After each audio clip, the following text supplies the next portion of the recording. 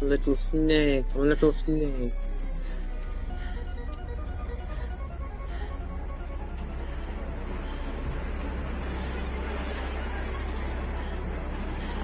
Can we just find the stream?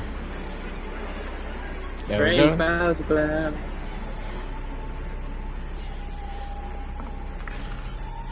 Stop! I can't. No, the stream can't see what you're doing, so see, I'm fucking delusional. I can't see. You're lagging my game. Stop it. Stop it. Oh, do you want to see? Do you want to see what I bought with my Iridium shards? Okay, go to killer. Stop clicking on shit. Stop, Gordon Freeman. Stop fucking with the microwave. Look what I bought. Oh. Hey! Yeah. I bought it with Iridium shards. Put it on.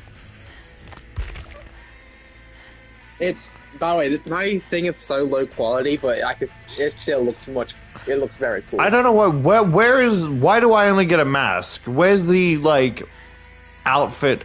Well, I guess it makes sense why there's no outfit, because then they'd have to make outfits for Frank, Joey, Susie, and, the other chick. The other chick. I am. If I go here, right? Oh, I'm up to the singularities, like the body of the singularity in the battle pass. Cool.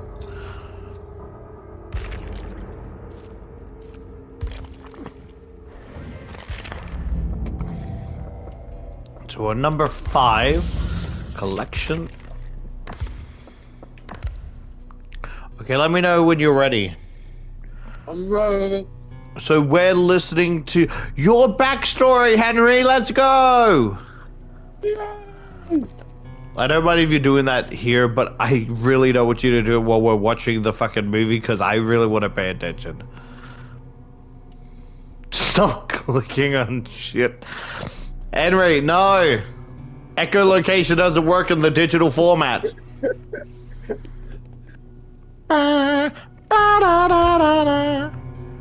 Mia skates over to Falls City Park, searching for her friend Casey, but doesn't find her. She skates to her home, and her mother says she's in the Narrows, handing out water bottles with a grassroots organization calling themselves Life Drop. Life Drop? The Narrows? What's Casey gotten herself into this time? You know Casey. Probably some Save the Bees organization that just doesn't understand the way the world works. No such thing as the American dream anymore, only the corporate dream. And the corporate dream and the American dream ain't the same thing. Ain't the same thing. She's read about the Narrows. Supposed to be the poorest and most polluted district in Falls City. Maybe it's because it's the poorest that it's also the most polluted. Maybe it's because of corrupt yet legal policy against those who can't afford the big lawyers to change or challenge the corrupt policy. I can't see where I am. Car factories, toxic waste facilities, all dumping on the land and water. Okay, we're A few here. politicians set the dollar price to poison the environment, and an entire community of blue-collar workers pay the price, the ultimate price, with their health and lives. Nothing new, same old, same old. The fat cats and the bureaucrats keep doing it because they can. So long as there's money to be made in poisoning the world, someone will be there to make it. That's everywhere. Every city she ever read about, and Falls City ain't no exception. She used to care, but then there was too much to care about. And so she decided it was easier not to care anymore. Funny how that happened. All she cares about now is skateboarding and finding the impossible place to tag. Whatever. Maybe she'll find something to tag in the Narrows. She skates down the street following Upper Falls River toward I'm the a poorest skater and most boy. polluted district in Falls I'm City. a skater boy. She said, "See you later, boy." It wasn't good enough for her. Well, go. I'm a skater girl. You literally are just picking the fucking Spider-Punk universe wherever you go. Oh, fuck yeah. Spider-Man. Spider-Woman. What are You said you and the Spider-Punk, me the moms man. doing? Mia approaches Casey and several middle-aged women handing out water bottles and cases to local residents. Casey turns to Nia. What are we doing? Anything we can to help. Nia laughs and nudges Casey. Let's go to the park. Casey nudges her back. Not today, Nia. This is important. Another day. Nia watches Casey and the other women handing out water to the poor. How many kids at home? 3? Okay, here's a dozen bottles. 4? Okay, take an extra container. When is our water going to be safe? Well, the hell if I know. Is it dangerous to shower? To do the laundry? Oh shit, How they're in bad Detroit, is the Michigan. water? Pretty bad. The water is killing our children. We need a center to treat the poisoned. Nia listens to all the talk with horror and disbelief. She's never really had to think about something as basic and essential as water. And now, she's thinking about water. Polluted water. And the poor in her city. They're saying it's the worst case of Minamata disease in the country. She doesn't know what that is. Minamata. But it sounds bad. Real bad. What's Minamata? Casey looks upset or disturbed as she hands out another container of fresh water to a resident. It's what happens when people are poisoned with mercury. Nia sighs, feels for the residents, but knows shit happens and there's just not much you can do about it. We can't save the world, Casey. What's a few containers of bottled water gonna do? Casey freezes and gives Nia a look she doesn't quite understand. It's a moment before she responds. Yeah, well, maybe we can't save the world, Nia, but we can sure as hell make it a little bit better, and that's good enough for me. Wow, Henry, you're kind of a fucking bitch. Hey, I hate the government. Yeah, but you also hate the poor as well, it seems like. Well, yeah, they should start working. Oh, you can't say that. Can't save the world, but we can make it a little Working better, hard or and hardly that's work. good enough for me. Nia thought about Casey's response. It's the just our entire character night arc as in she Split researched Fiction. The horrors of the Minamata disease. Yeah, but opposite. Deterioration of motor skills. Walking I and was speaking right about it, degenerate. Random convulsions. Paralysis. Children born with twisted limbs. All permanent side effects of mercury poison. Mayor cut a deal with a beverage company. They rerouted good, healthy water from a clean lake for a bottled water facility that bought the rights to the water and connected the Narrows to the old river system. They thought no one would notice. They thought it wouldn't be that bad. They thought wrong. When mothers began losing their unborn children and everyone began to lose their hair, 50,000 residents began to notice. They noticed. They complained. But no one did a thing. Business as usual. Nia takes a deep breath and How releases about it we slowly. just kill politics? She's never really had to think about water. And now that's all she's thinking JFK. about. No, not in the slightest. But Come see this creepy abandoned factory I just tagged. Abraham Casey Lincoln. shrugs. I have no time for your ego. Ego? What are you talking about? Casey shakes her head. Big deal, Nia. Your name on a ruined wall or whatever. Who cares? Why not stand for something? Say something. All that time and energy just to say you tagged a scary place? Whoopee. Big fucking deal. Nia scrunches her face. She feels under attack. What's going on with you? Casey shrugs. I don't know. If you'd at least piss off a tyrant, you would have done something with your art, if that's what you want to call it. Nia doesn't say anything. She doesn't know what to say. She takes her board and heads down to the Narrows. She stares at the overgrown and abandoned factories lining the river. They came, they profited, they left. It's so stupid and it's so simple. You poison the water, you die. No money or power or law will change that. Okay, I'm tagging this as everyone is the asshole in this story. The Zyder production mill. That's where I'll do it. They dumped crap in the river for years, destroying the camping and fishing industry all over the country. 20 years later, the Narrows dies a slow, agonizing death, and there's no justice, and there probably never will be. There isn't even an investigation or a hospital or a center to treat the poison. The environmental agency says everything's fine, but it isn't. It really isn't. No one wants to say it's mercury poisoning. To admit to mercury poisoning is to admit fault. To admit fault is to help the Narrows and pay for a cleanup. The city doesn't want a lawsuit. No one is moving or doing anything, and yet children are suffering and dying. Children are suffering and dying, and no one is doing anything, and Nia can't stop thinking about them. Takes a special kind of evil to poison children. Something about the whole thing makes her want to get involved. Real involved, like her friend Casey. Maybe she should tag those so-called public servants who only serve themselves. I had a weird dream last night. Want to know what I dreamt about? Wow. Oh wait, the fucking stream's like stopping and starting. Let me check something.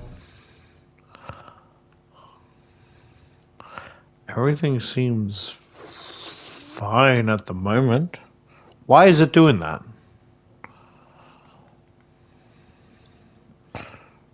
I don't know. It's like stopping and starting. Like it's almost gonna turn off.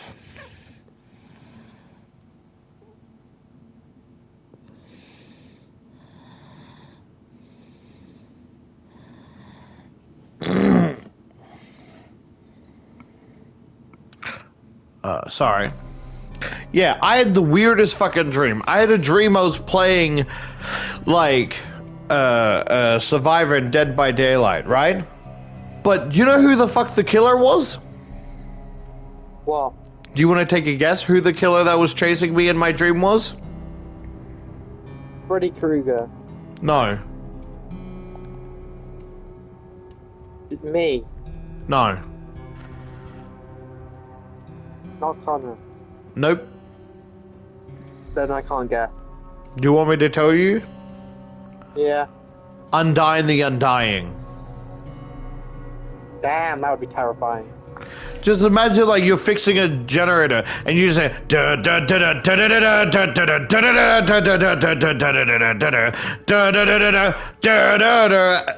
like, you know the thing where like how Pyramid Head can like not, I guess not Pyramid Head, but you know how Pyramid Head and Dracula have that ability where they can like summon an attack and like it's in a row and it flings upwards.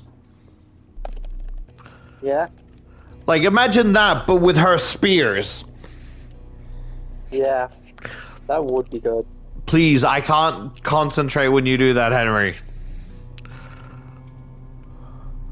Henry, I beg of you, please. Henry. Nia skates to the side wall of the bottling factory. They make glass and plastic bottles for fresh water and dump their chemicals and poisons in the river. How fucking stupid is this place? How stupid is the city and that bastard of a mayor to allow such a thing? She searches for the perfect spot, the perfect surface to tag. She sees a spot high up in the open. That should annoy them. She sneaks to the front door, sees a camera, spray paints the lens of the camera, begins to tag the wall. They poison water to provide bottles for good water. Absurd, ridiculous, unbelievable. Nia finishes her good work with time and paint to spare. She searches the premises and finds a large white garage door. Smiles. Perfect. She'll tag her name nice and big for everyone to see. That ought to piss off a tyrant, as Casey says. The cause is actually getting to Nia, and she wishes her art would piss the factory and the city enough for them to clean up the river. Wishful thinking. They came, They profited, they left an entire community poisoned. Gotta be laws against that, and maybe even a death sentence for those who knowingly poison children. So you tagged their building. Big deal. Means nothing. You got your name out there. That's what you did. But what does that name stand for? Nia doesn't know how to respond to Casey. She's never really attached a message to her street name like others. It's just not something she thought she'd ever do. It's not about a message. It's about art. Casey says art is the message. Art is rebellion. Some call it preaching. Who said that? Who made that up? The corporations, Nia. Of course they did. Get artists scared of using their art, of saying anything against their abuse, and they win. Centuries ago, artists protested tyrant kings, and those tyrants did all they could to own or stifle their art through fear of poverty or fear of death. Nia, kings still exist. They do, just in different ways. Today, the kings are CEOs, and their kingdoms are corporations, and some are good kings, and others not so good. And the not-so-good ones have found other ways to keep artists in line, scare them in school, tell them not to make a statement, tell them to stand for something, appeal to all, just entertain and inspire, but don't say something. Don't be political. Uh-oh. Nia, everything is political. Not to say something is to say something. Turning your back and ignoring corruption is a choice, a political choice of indifference. Nia sighs. She doesn't know. She's not sure. She's never really done it before like the others. It's always kind of rubbed her the wrong way. Casey scoffs at her tag. Stand up for something or stand for nothing. Your choice as an artist. Your political choice. I just wanted to draw cool, like, self-insert OCs. Why does shit have to be political? Make it political. Come with me. Casey jumps on her board and leads Nia into Are you the telling meadows. me She leads that her to a Bugs home Bunny where is a father Jewish helps his son communist? eat food in his bed. He's only 11. Never had a chance. The only mistake was trusting those who were supposed to protect him. He's dying. Mercury poisoning. Before, people in the Narrows died of natural causes. Now it's all mercury poisoning.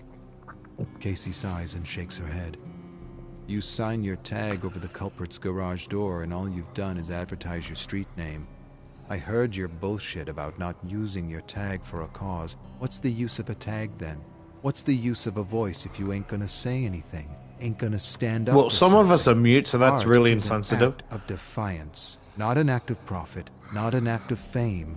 Say something, Nia. Say that Let to the furry world know artists. what's in your heart. Someone just might listen and do something. Lend your voice to the voiceless. Not rebel without a cause. Rebel with a cause.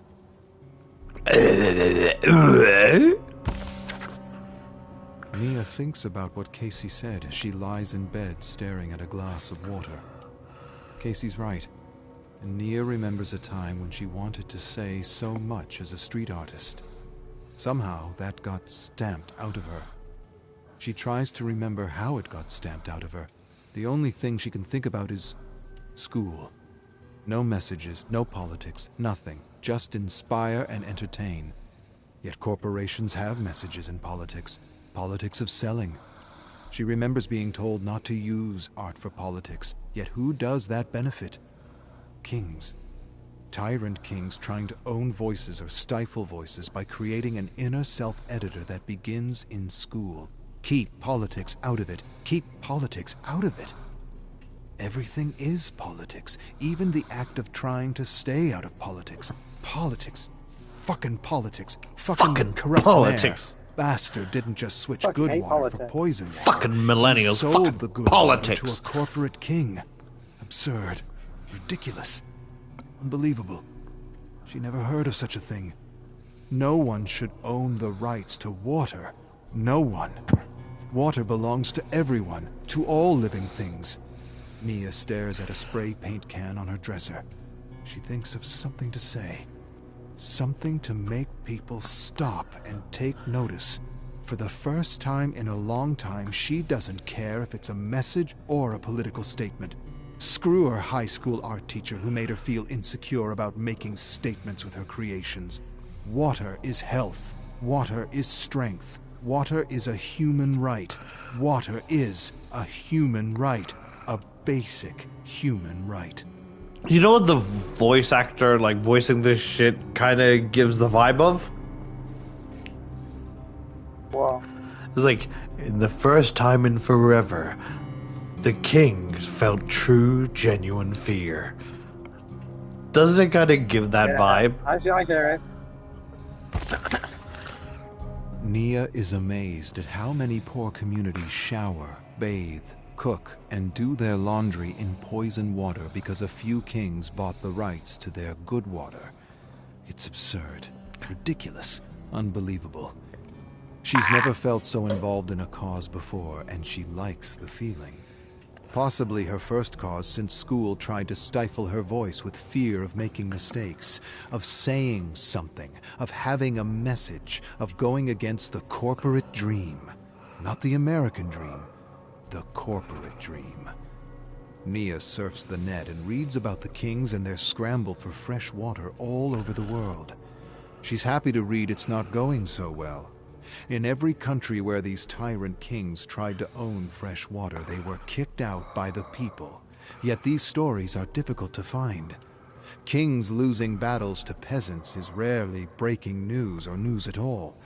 Almost like the kings want to make sure no one gets inspired to fight against them as they desperately scramble to buy up all the water they didn't poison. They want it all. They want to sell it, and they don't want peasants getting in their way. Water is everything.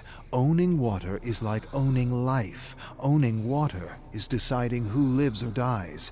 And that's what the kings and the mayor did in Falls City. They condemned and poisoned an entire community and did nothing to help them. And did nothing. Nia hopes in a higher justice, one that can't be owned or bribed. And she swears she'll turn the mayor's new luxury car into a work of rebellion. Can't change the world, but you can make it a little bit better. A little bit better. That's enough for her. Before we watch the movie, can I fucking tell you what Knockotter fucking messaged me? You want to know what he said? What? I wake up this morning and he has the fucking nerve to say, "Unblock me on Discord. I've got a video I need to send you after you complete Secret of the Mimics. You're gonna love it." For fuck's sake. We both know I'm not unblocking him. He doesn't learn his lesson. That's why he's blocked in the first place. Are you ready for the Block movie? me, I know I commit all these heinous crimes. But come on, unblock me. I need to send you something. Are you ready for the movie, Henry? Yeah, I'm ready for the movie. What the fuck? Who is that? Red Lobster? Oh, that's the water with the mercury poisoning. Oh no, that's regular water. Or bear. Hey.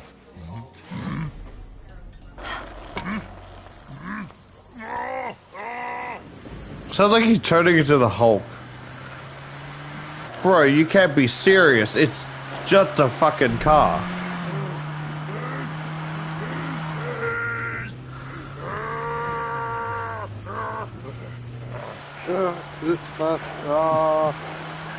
Subway Surf ass fucking thing.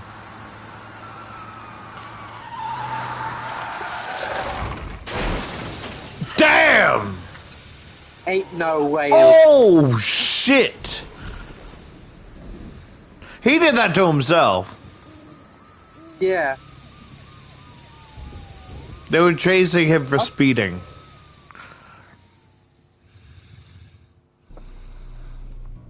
Next one is Max Thompson Jr.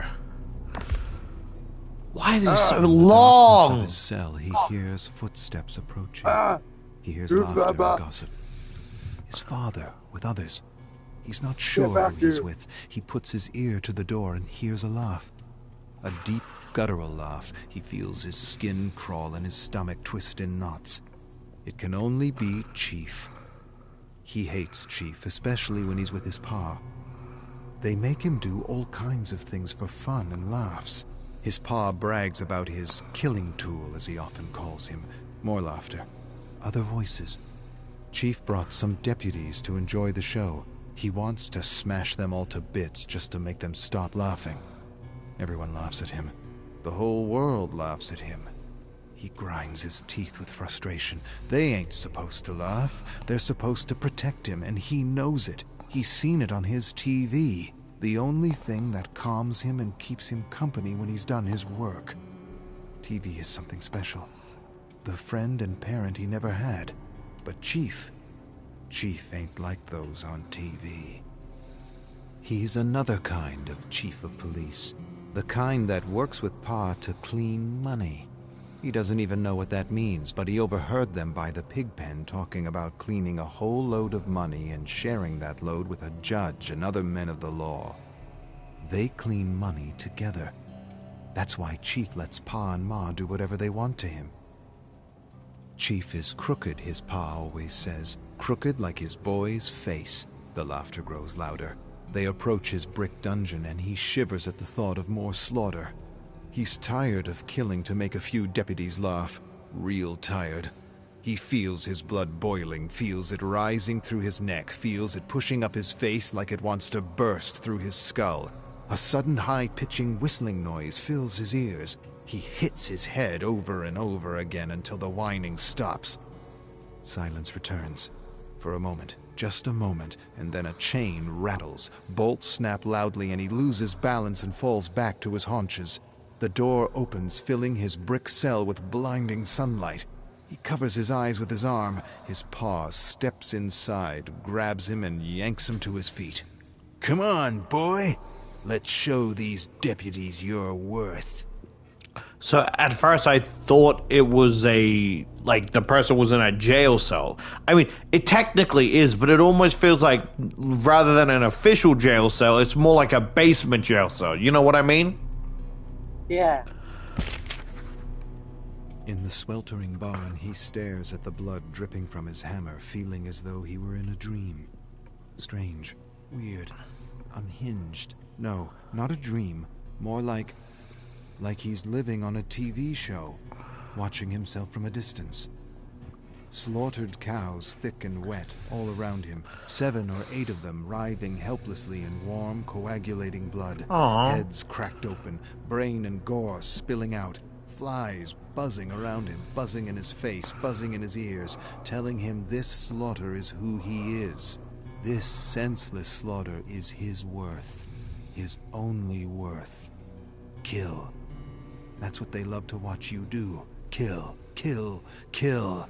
The flies are laughing at him, laughing with Chief and his deputies, telling him he's so useless he don't even have a name. "Boy, what kind of name is that?" His pa shoves him toward another cow. "You ain't done yet."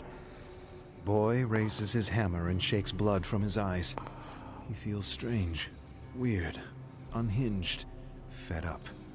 He's had enough of this life. The cell, shoveling manure, slaughter, endless slaughter, and taking care of those pigs, those prized pigs, pigs given more love by his parents than he ever got. The flies circle his face and laugh at him. The high-pitched whining returns. The pigs got names and you didn't. Duke and Donnie.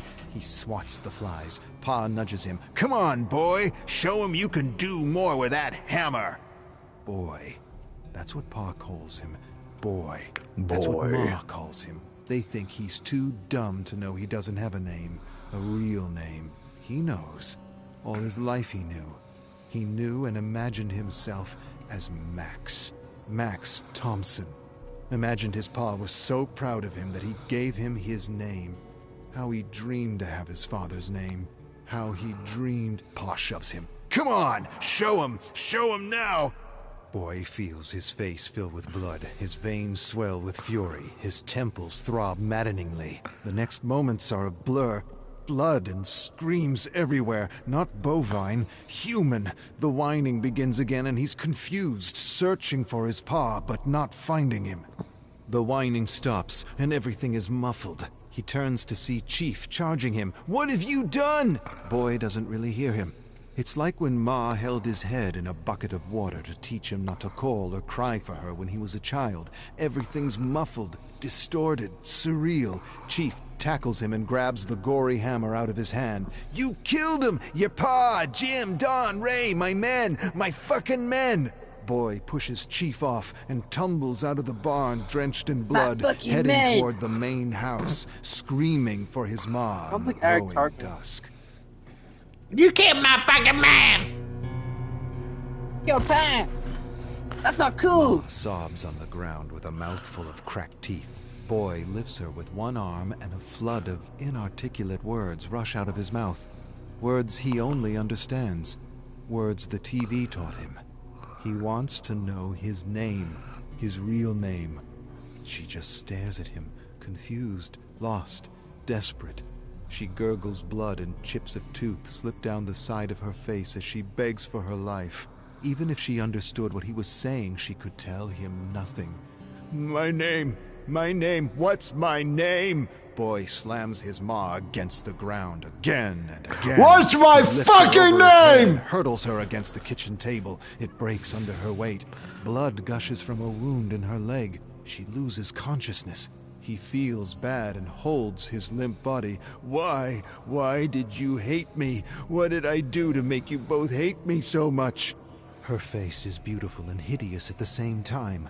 Evil veiled by beauty. He hugs her harder and harder, wishing everything would have been different, wishing he were one of those damn pigs. They spoiled them with love, affection, and time. All that time they spent with Duke and Donnie while he groveled nameless and alone in a dungeon built just for him. He tries to lift her, but slips in a pool of her blood. She struggles in his embrace. Every time he asks the question, he squeezes her tighter and tighter. My name? What's my name?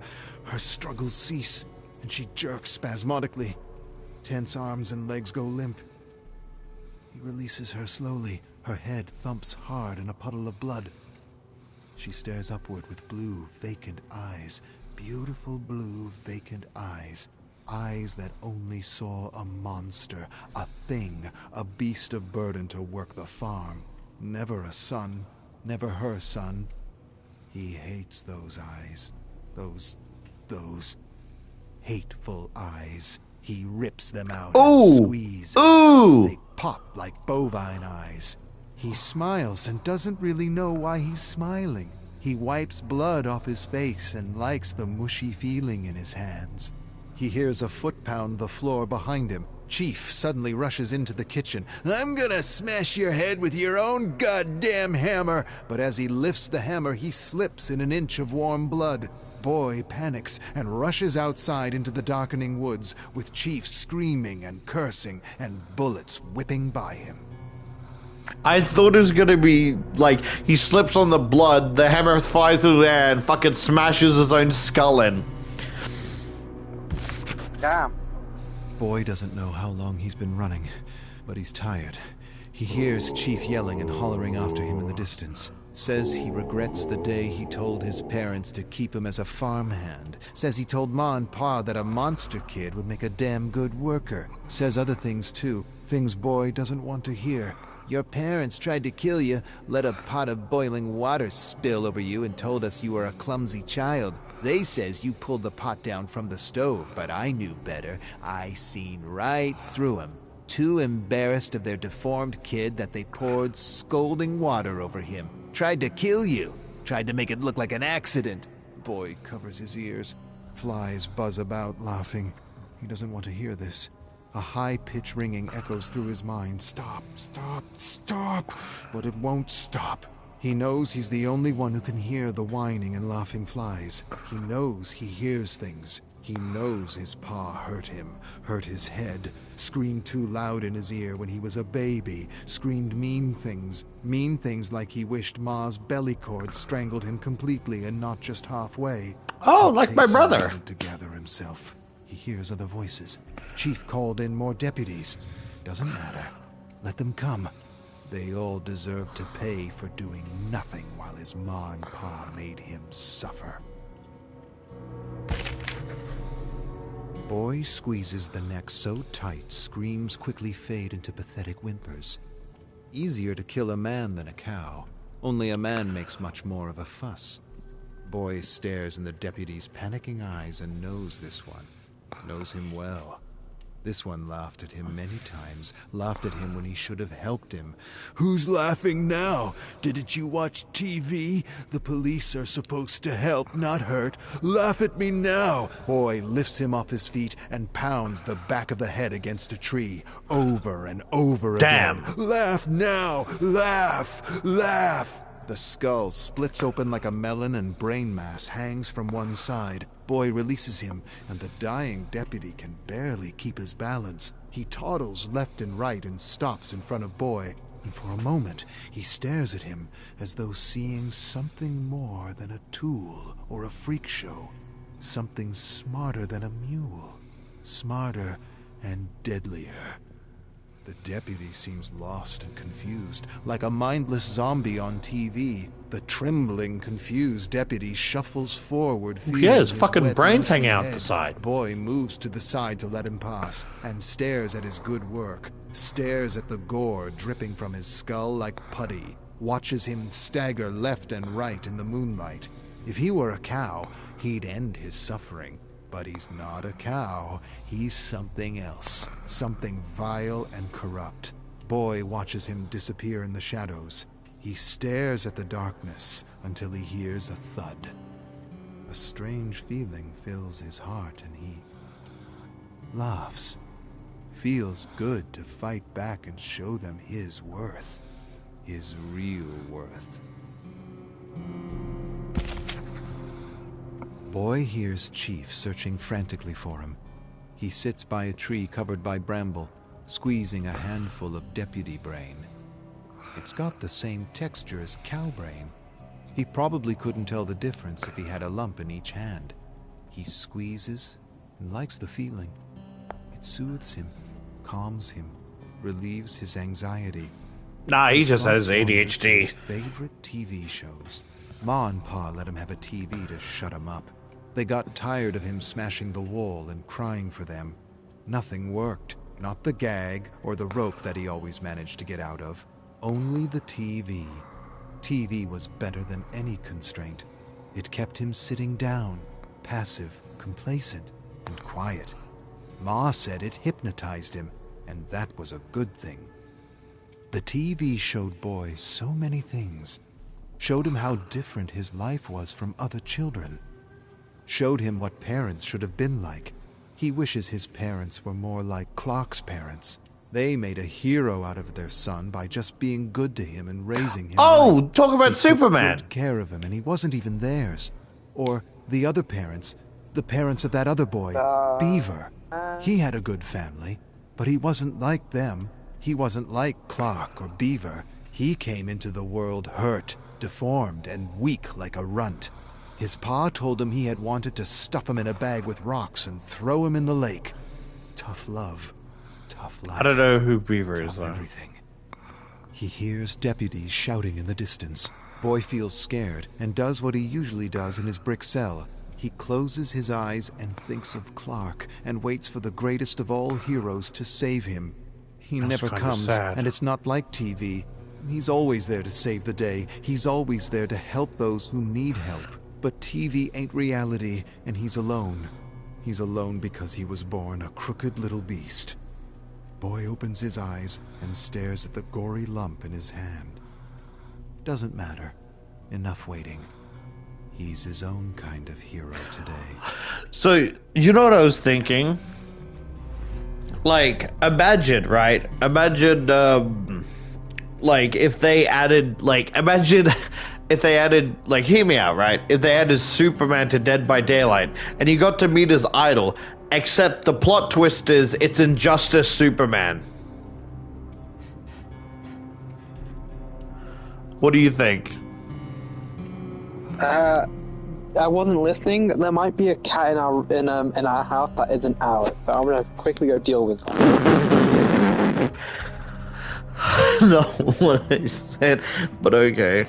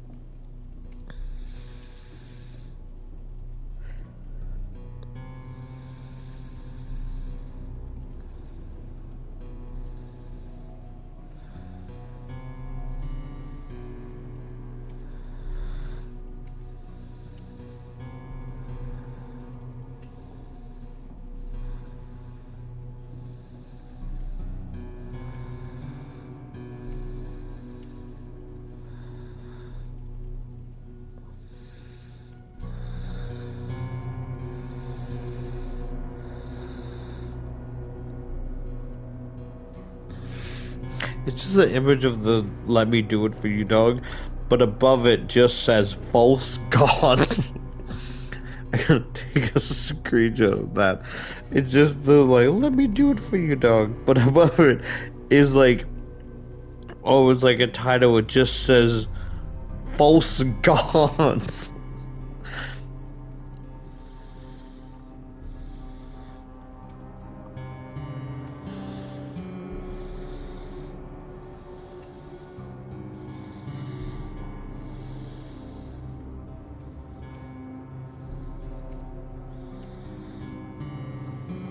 It wasn't a different cat.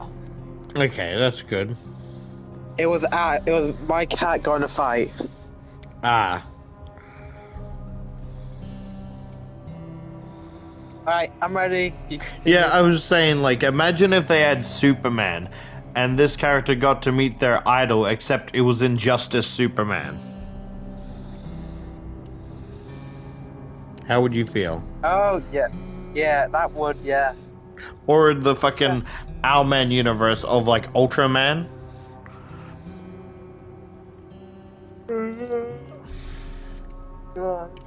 Okay, X1. Chief screams his anger, found bits and pieces of another deputy. Boy is picking them off like cattle in a barnyard. Chief swears to hell and beyond he'll make him pay. Make me pay? Me? You're the one who's gonna pay for letting me rot in that cell for all those years. Chief calms down and calls someone.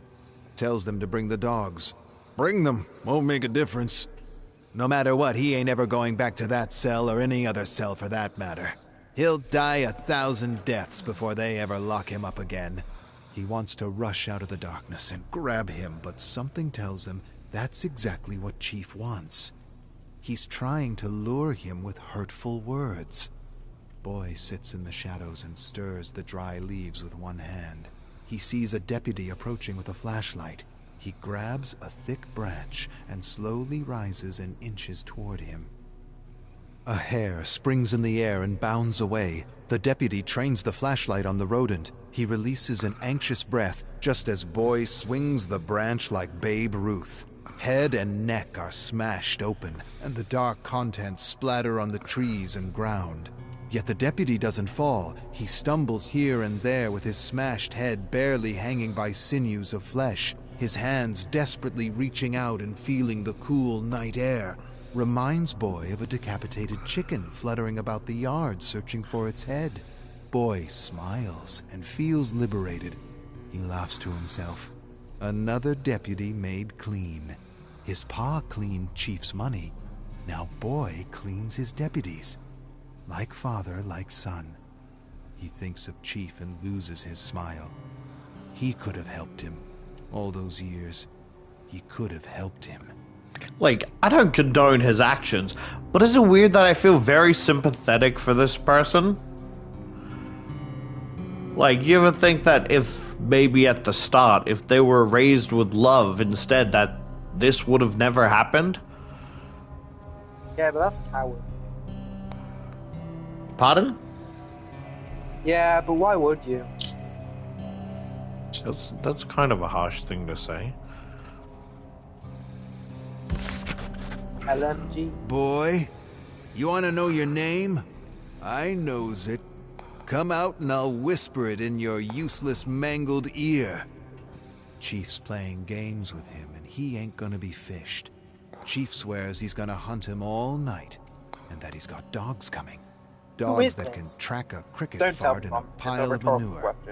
Boy didn't even know crickets farted. What we're listening to. Never that. The thought of a cricket farting makes The Boy killer? smile. He likes Yeah, I don't smiling. know. He crawls closer to the police crew. It says Two new Max men on Thomas the hunt with Jr.. Chief, but he doesn't see any dogs. He figures he'd best take them down before the dogs arrive. He's seen police dogs on TV. They can sniff out anything. These deputies seem angrier than the last. He's not sure if it's because he felled their friends or if he ended their cleaning racket with his paw. Maybe both. He just gets the sense if they catch him, they'll make him suffer and squeal like a pig. Those pigs, those damn pigs they loved so much. Why did they have to love them so much and him so little? Had they treated him like those pigs, he would have been happy. He would have been happy and he would have been something else. He would have been a hero like that boy who wore a cape and helped the world. All because of how his ma and pa raised him. Hey, Henry. Yeah? They probably won't add him, but how would you feel if they added the kid from Brightburn into Dead by Daylight? I don't know what that is. It's basically a kid that's an evil Superman. It's like a horror movie. Yeah, I still don't. Boy creeps up behind two deputies he can barely make out in the moonlight. He slowly raises a pointy branch, leaps out, knocks one head, and thrusts the branch through the mouth of the other before he can yell for help. He stares down at the blood gushing out like a geyser. Reminds him of a scene in a cowboy movie. He approaches the other deputy. The deputy turns and grabs Boy. They roll over the crunching leaves and fallen branches, exchanging blows. Boy manages to wrap his arm around his neck and squeezes. Legs thrash wildly here and there. Boy squeezes until they stop at once. He hears Chief calling back his deputies. He tells them to come back, says the dogs have arrived. Boy retreats into the bramble and shadows. He closes his eyes, imagines a different life for himself. He's the Beaver Boy, sitting at a table, eating a wholesome meal with his pa and ma, and they're asking about his day. Then everything changes when he speaks. The sounds upset his ma. She beats him across the head, holds him down, and pours hot sauce down his throat and tells him to never speak again. His pa grabs him and gives him a lashing with his belt. His eyes spring open. Everything could have been so different had he not been born a monster. Remember, monsters aren't born, they're created. Monsters Except aren't born. They're made. I just Made in a crucible of hate, cruelty, and abuse. Hot sauce and belts. That's the stuff of monsters. Well, like, because I want to say monsters aren't created, they're made, right? That is partially true, but there are people that are born that are just fucked up from the start. You know? Like, because, like, fucking, Jeffrey Dahmer, when he was a kid, fucking started torturing and disemboweling cats and small animals from a young age. You don't fucking learn that from anywhere. You're just kind of fucked from the beginning. You know what I mean? That's normal. I do that every day. No, don't say that. That's not normal. Your pa says you want to know your name? Stop running and I'll tell you your fucking name. Your fucking name. The barking of dogs grows louder Yeah, and louder. yeah, He Cartman. turns I'll tell you toward your Chief's fucking name. voice and sees moonlight dappling through branches and leaves. He shifts about in the silence, not sure what to do. Chief's voice grows louder. Your pa gave Fuck you you, a buddy. name I'll before tell you he fucking name. realized you were a crooked freak of fucking nature. Your name shames him. That's why he hides you. You want to know your name? Come out with your hands up and I'll tell you. Before Boy realizes what's happening, a dog rushes out of the darkness and attacks his arm with a vicious mouth of sharp teeth and dripping slobber. Boy wheels towards a vague, fast-moving shadow and grabs the wrist before the hammer crashes down on his head. He throws the dog against the tree.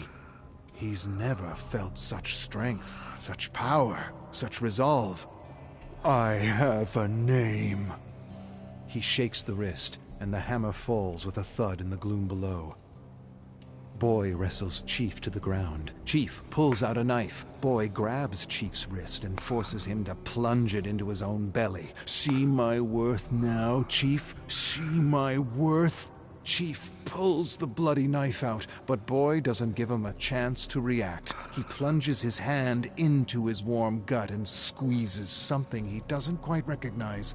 Chief shrieks in agony, "Son of a bitch!" The dogs leap at Boy and rip him off Chief before he can do more damage. Boy smashes the dogs to the ground and searches for his hammer to finish his good work. Dogs slowly rouse and bark. He grabs a branch, smashes them hard, and charges away before they attack again. He runs for what feels like forever through the cold, dark woods and heads toward the farm. Toward the house where he always should have lived. It's still not too late. There are secret rooms in the basement. Rooms where his pa hid his money, and where his pa and ma could hurt him without anyone hearing his screams. He bets he could hide there a long time before anyone ever found him. He bets it would be real cozy, especially with his TV. And he bets he'll find his name. His real name in his pa's stuff. But not before he cooks himself some bacon. Some prized bacon. I see. Finally killing the fucking prize pigs. Are you ready for the movie, Henry? I'm ready for the movie.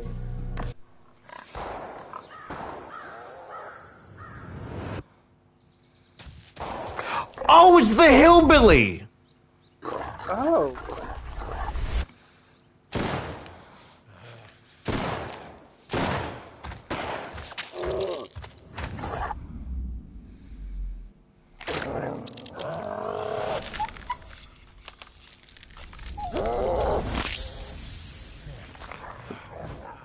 So I can... Okay, so that's... I see what they mean by deformed.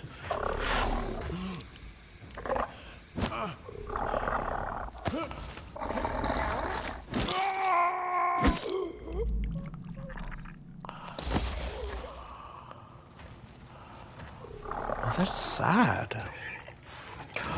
Oh! Oh, the pigs are gonna eat him while he's alive. Oh god.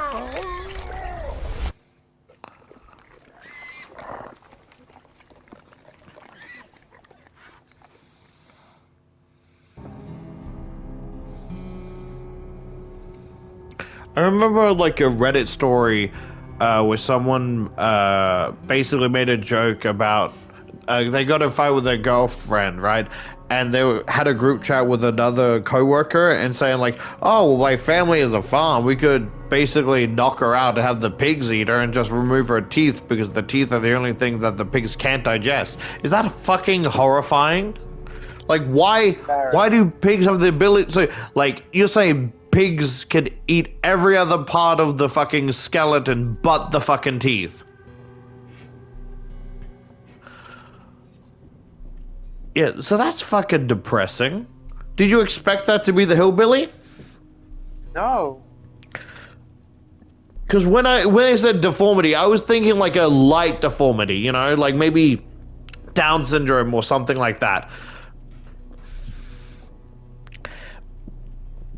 I don't know what the fuck the fucking chief was expecting. He killed like, I assume, maybe 12 of your men, and you keep sending more, and you think it's gonna turn out in your favor. You get what I'm saying? The dog's there. No. I wonder if he has any, like, on his model. Oh, I wonder if there's any, like, Easter eggs on his model. Like a bite wound or something. Maybe. Yeah, but I'm saying that the chief of police, right, kept sending more fucking officers after he mutilated, like, the previous ones and thinks it's gonna turn out in his favor.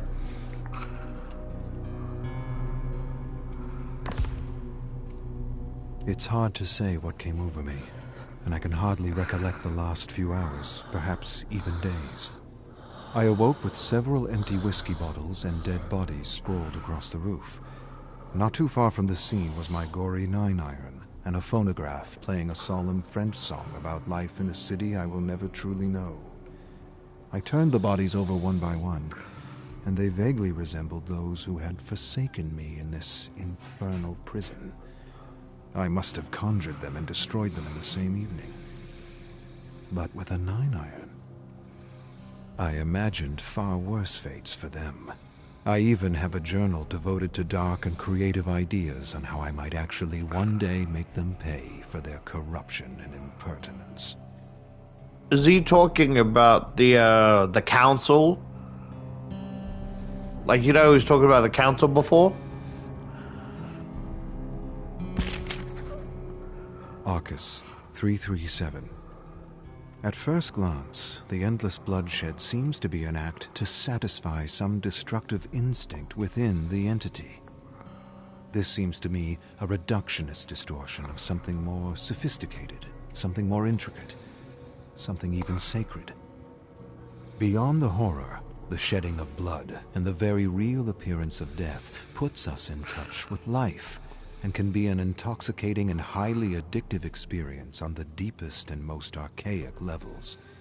When our blood or our life force is offered to the entity, it can be seen as a gift that is soon returned to us so that the horror may continue again and again.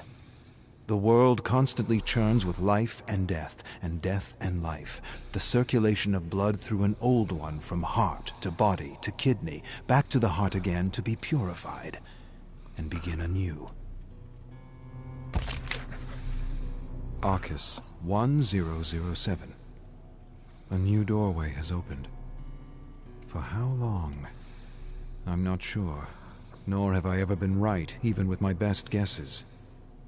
Through the door of my study and into a lost and forgotten realm, moss-grown, stone homes, with doorways barricaded with wagons, planks of wood, and decaying corpses tangled in barbed wire.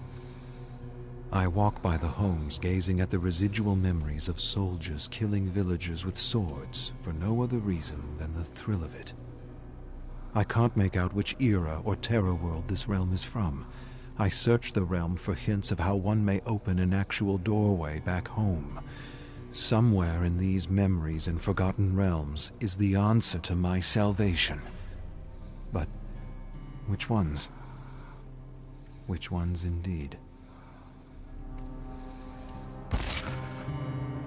Arcus 2217. I have uncovered to my amazement and bewilderment memories of Claudette that are unlike any of those I've previously experienced. Ooh, Claudette. One might even say they should not belong to her. Yet, they are hers.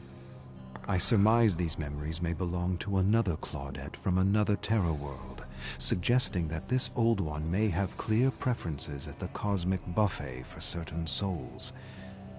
It will take more samples of these memories to know if they are in fact from another Claudette, or if, and it is possible, I am having troubles deciphering between her actual memories and her creative musings. Ah! Arcus 8557. I tremble as I scribble this down. Squid-like creatures difficult to describe attempt to penetrate my tower, trying to destroy my study and tools to explore and manifest. I held them off for as long as I could. Then, taking the Orus and other valuables, I rushed through a doorway and hid in a lost realm. When I returned, the tower was upside down. My study completely ransacked. The creatures lay dead on the floor with black, putrid blood leaking out of them, and the smell of decaying fish was everywhere. What are these creatures, and who is sending them, if not this brutish monster of an old one? I spent hours cursing and throwing these fetid carcasses out my window and back into the abyss. Arcus, 5738. An odd impulse caused me to climb to the roof and light a single candle in the pitch blackness of it all. When the candle extinguished, I thrust myself off the roof and plunged to my certain death, but somehow ended up back in bed as though I was waking up from a nightmare. I don't know what I was thinking, but what it has shown me is this: death is not an option. Interesting. You know what I kind of want to know? Who is the new character, like, in the masquerade mode? You know that woman that talks to you when you get hooked or when you start up the game? Oh, yeah? Like, I want to know, what the fuck is her deal? Because she ain't a fucking survivor or killer, but she's not the entity either. I'm the entity. Arcus, 1275. I have often wondered if those trapped here have ever paused to reflect upon the inexplicable significance of this world that defies not only time and space, but death. A world made of memories that is neither consistent or constant. Something akin to a collective dream, made of the collective memories and beliefs of its inhabitants. Sometimes I wonder if not all worlds were like this in some respect, and that reality is what we in fact dream it to be, or believe it to be. Wow, our dreams fucking suck. Arcus, 8545. I was woken mid-slumber by a delirium of shrieks and destruction, so that I rushed to the closet window to see only the endless black fog swirling outside. Things in the fog were coming to life and dying simultaneously, as though the entity were sick or in some kind of shock. Creatures roared and fought and tore each other apart somewhere in the raging abyss, and it was both entertaining and unsettling. I grabbed a 9-iron and held it at the ready, waiting for some apparition to attack me, but within moments it was all over, and I couldn't sleep. So I took the edge off with a little whiskey and gulp on the roof, the whole while cursing this blasted old one, and hoping that what I had just experienced was nothing more than cosmic indigestion. Arcus, 8789. There are dead bodies in my study, and I have no recollection of the last few days. The bodies have been flayed from head to toe, and the faces have been beaten to an unrecognizable pulp. I dragged them to the window and thrust them out into the abyss, wondering who they were and why were they in my tower. Did I manifest them? Did I create them for company? Or did they come from somewhere else? Had I been the one who butchered them? Had I lost myself so deeply in a memory that I became someone else for a short time? Perhaps they are not my creations, but apparitions from the fog sent by the entity, like the creatures I hear lurking about in the fog now and then. Arcus, 5798. Incidents don't make sense anymore. Nothing does. Everything is a chaotic blur of unreal apparitions and jumbled memories. I can barely recognize my own thoughts or distinguish my memories from those I've been studying. Last night, I relived the most horrific murders in my collection with a strange kind of pleasure. When I had had enough, I looked in the mirror and did not see myself, but dozens of faces morphing in and out of each other, every possible face except my own. I thrust my fist into the mirror, and my hand split and blood was everywhere. What cruel fate has befallen me that I should lose myself in the darkness while trying to escape its deadly grasp? The Orus will either be my salvation or my downfall. Oh shit! Henry, you know what I realized? What? Do you remember one of the previous things of the librarian where he was saying he was watching a character named Max like murder someone, right? And we didn't know who Max was? Yeah? Max Thompson Jr., the previous person, the hillbilly. He was watching the hillbilly. Oh. And now we're on to Tome 6.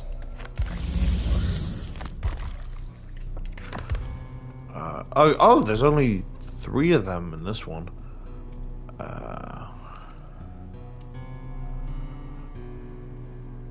Okay, you ready? Yep. Damn, there's a lot. An engine echoes through the darkness. A roar vibrates through Yui's body as she accelerates through a thick churning fog across a wasteland of crumbling pagodas and buildings. She passes a wrecked motorcycle on the side of the road. Not far from the bike, a rider tries to stand but collapses on a shattered leg. She can't stop. She won't stop. She needs to win. She needs to reach the... She's not sure anymore. She looks left and right as she zips past the ruins of her hometown. She passes the same rider again, trying to escape the blazing wreck. Doesn't make any sense. Nothing makes sense. A demon yells in the fog. Seems like he's right behind her, lurking in the fog, waiting to jump out at her. She maneuvers through piles of flesh and gore of fallen riders, burning and sending puffs of swirling smoke up into the darkness. She yells helplessly, and the dead, smoldering riders begin to evaporate into a column of light breaking through the darkness. A rider suddenly stands in front of her. She skids, loses control, and tumbles over the road. Her insides feel like mush. Things are broken everywhere. Cracked bones rip through her skin, spitting out black, warm fluid. She tries to rise, but a bone jutting out of her black jeans won't let her stand. Like the fallen rider she ignored, she's broken, helpless, and soaked in gasoline. I think... So I know who this is only because of a chapter trailer, but I don't want to spoil it. Misato studies Yui closely. To dream of fog and darkness means you see yourself as an imposter, perhaps even a failure. Yui nods and absorbs her friend's interpretation. Misato sips her beer. To see light means you'll overcome whatever is holding you back. To dream of a crash or a dead end could mean the death of something you want, something you wish for. Yui sighs and doesn't know if she wants to hear all this. The demon? The Oni? Why was it chasing me? Misato nods. The Oni could mean you're struggling to maintain your humanity as you chase your dreams. That you may be torn between right and wrong, between good and evil. Misato laughs to herself as she finishes her beer. Maybe winning isn't everything. Maybe you're greedy. Maybe you're trying to swallow an ocean when a glass of water would suffice. Yui scoffs. Greedy? I'm broke and you're paying for the beers. Misato shakes a drunken finger at her. Greed isn't just about money, Yui. It's about wanting more of anything. More races, more trophies, more fame. Maybe your need to prove yourself is killing something in you that doesn't want to die. Yui sighs and downs her beer. Enough stupid talk and more drinking. Behind her dismissive smile, Yui believes her nightmare has nothing to do with ego or greed, but the anxiety of not having the money to pursue her dream. Maybe winning isn't everything. Might not be everything, but it is rent money and groceries and beer for the next few weeks if she wins the Secret Four. But before she can win, she must be given a chance to race. Shinji, the favorite, has found a way to keep Yui out Shinji, of the crank race, that soldier convincing boy. the organizers that a female Soldier racer boy, would undermine bada, the Secret Four. It's chauvinistic, barbaric, dated, but it's also her reality. They're not used to someone of her caliber. Shinji has no caliber. He cheats and humiliates and ridicules to get a psychological edge. She knows his game, and he knows he's going to have to race her one of these days. But for now, he tells them if she races, he won't. And since he's the current champ, they somehow believe they need him to attract the money.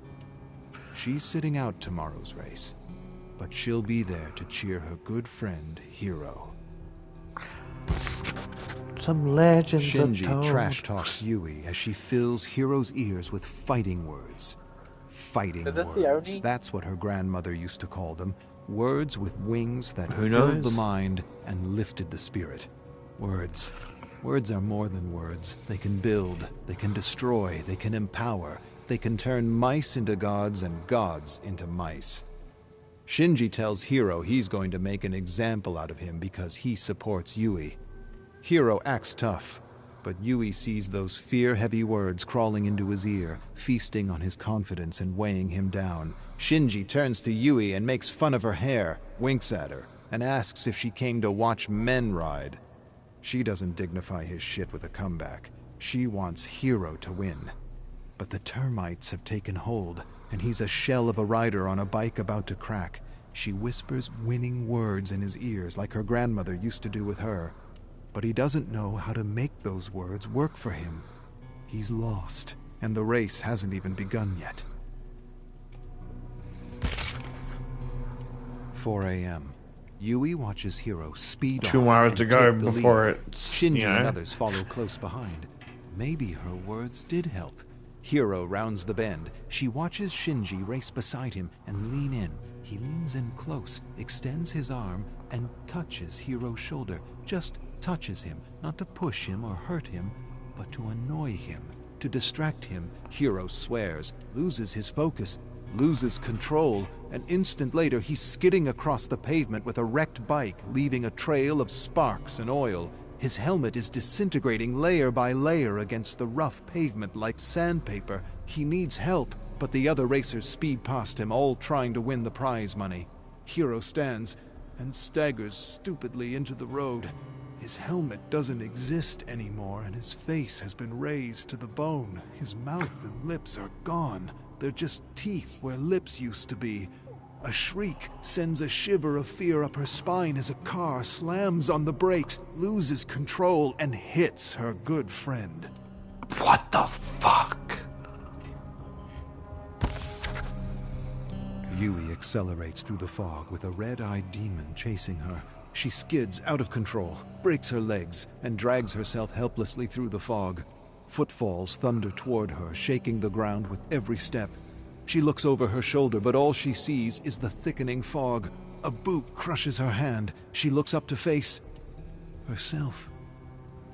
Yui awakens in a hospital by Hiro covered in bandages with tubes sticking out of him. Authorities don't know it was an illegal race. If they did, they'd all end up in jail. She's not sure if Hiro can understand her, but she tries her best to comfort him. Doctor says, "You're lucky to be alive." She wants to tell him he'll never walk again, but she can't bring herself to do it. She doesn't say anything. She can't say anything.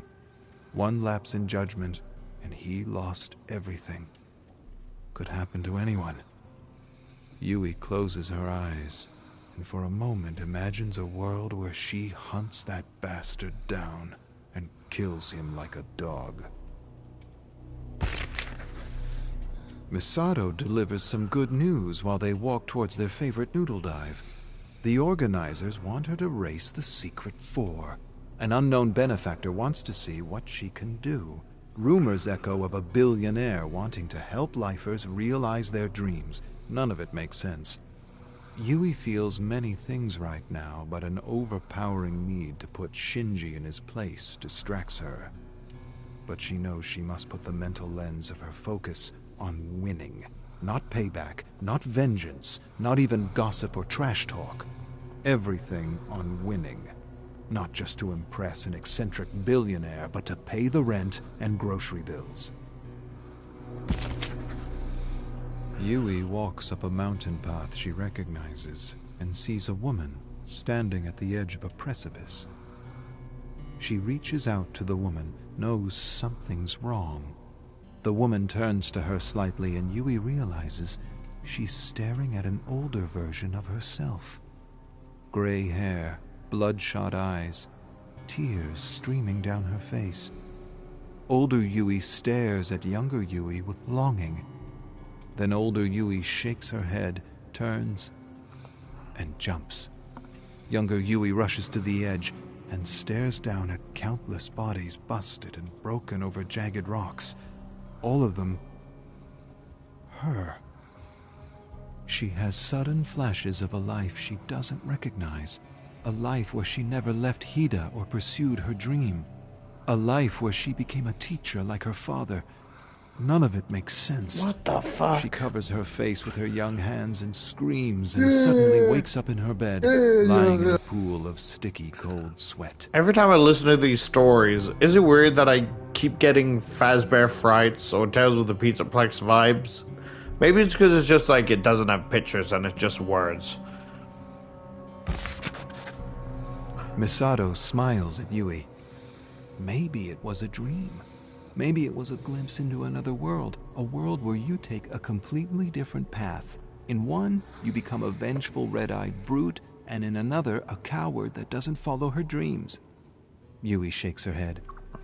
I don't believe in any of that multi-world magical bullshit.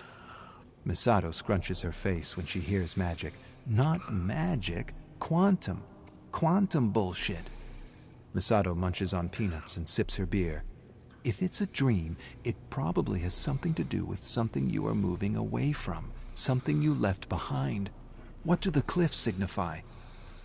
Yui remembers a moment with her grandmother. She remembers she was at a recreational center with her friends and cousins.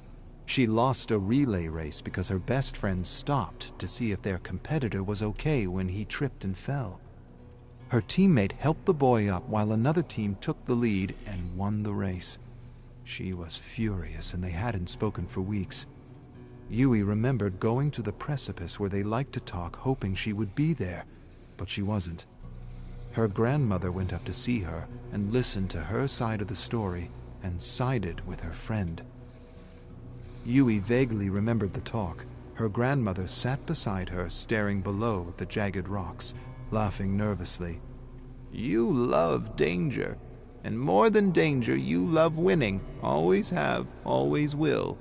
But winning isn't everything, Yui. Tell me, what's the use of winning if you lose all your friends? Who are you going to share your victories with? Yui laughs at this and calls her best friend weak. Her grandmother places a concerned hand on her shoulder. She's not weak. I would say she's quite the opposite, to sacrifice winning to help someone in need. Empathy is what makes us human, and if you lose this, you are just a very good machine that wins. What does it matter if you gain the world if you lose your humanity? Yui closes her eyes and knows her grandmother is right. And yet, there's something inside her that hates to lose, that refuses to lose, something that will drive her to win despite it all. A thing that brings out the best and worst in her. Engines rattle and roar in an endless cacophony as Shinji messes with Yui. Everyone wants the jackpot and she needs this money more than ever. She's been working as an assistant English teacher at a high school, but it's barely enough to get by, let alone fix her bike. Yep, that seems about right. Her bike feels sick. She used to love the sound of her bike, but recently she's noticed a change. A few notes are off, and the sound just doesn't travel through her body the way it used to. All these engines singing their unique song and her bike singing something strange and off. She needs the prize money, and the sponsorship of a billionaire wouldn't be so bad either. Last thing she'll do is let this fool disrupt her focus. She smiles at him after he levels an insult at her and threatens to run her off the road. Yui meets his gaze. You'll try, but you'll crash and burn just as soon as you do. She says it with the weight and certainty of a curse. Shinji tells her she should stay out of this one and let the men race. She knows what he's trying to do. He's trying to disrupt her, get in her head, change the vision of victory in her mind. He tells her the race is his. She flashes a smile. Not while I'm alive. Are you ready for the movie, Henry?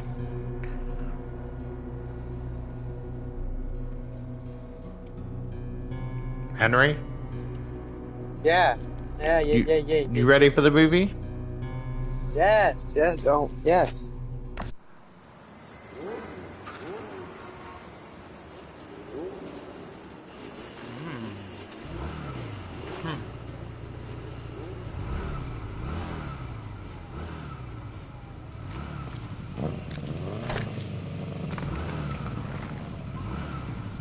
Oh, you fucking idiot.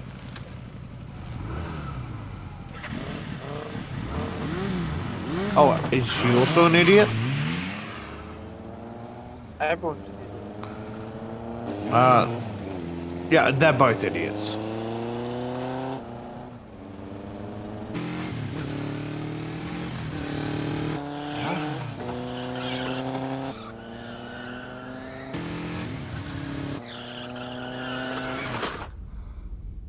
Oh.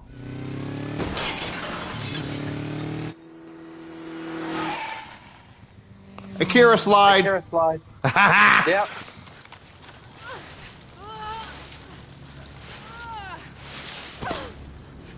No, bro's dead.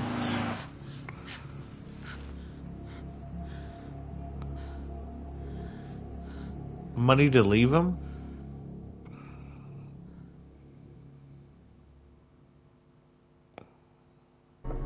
I want to know what happened. Damn. Yeah, but you were partially right. That was the the character chapter is with the Oni, but it barely had the Oni. There is a reprieve this night in the asylum, and Sally does what any sane person would do. She clings to it with all her strength. The weight that sits in her chest melts away, allowing for one starving breath. The scent of sweat and dusty linen is willed from her mind, replaced with memories of tomatoes and fresh soil. Her feet take her down the hall, heels clicking, echoing into an expanse of shadows.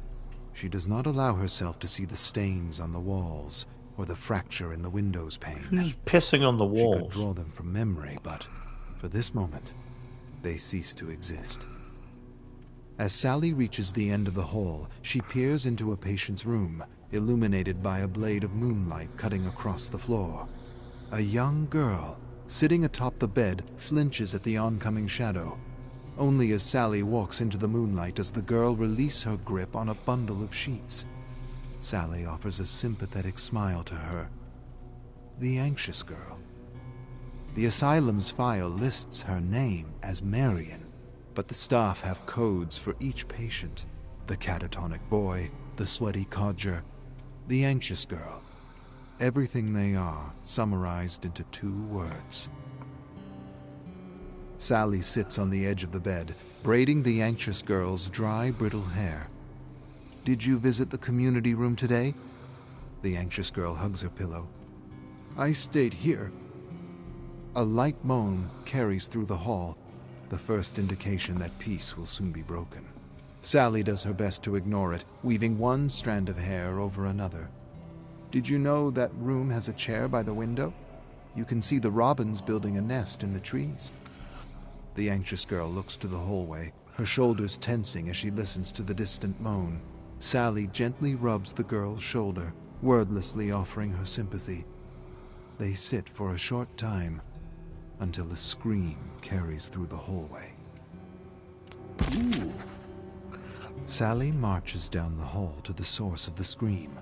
Patients, each in their own rooms, react, an interlude of cries and shrieks joining in, accompanied by the thumping of a head slamming into a wall. The volume builds louder and more chaotic until finally, as if reaching a crescendo, a patient howls.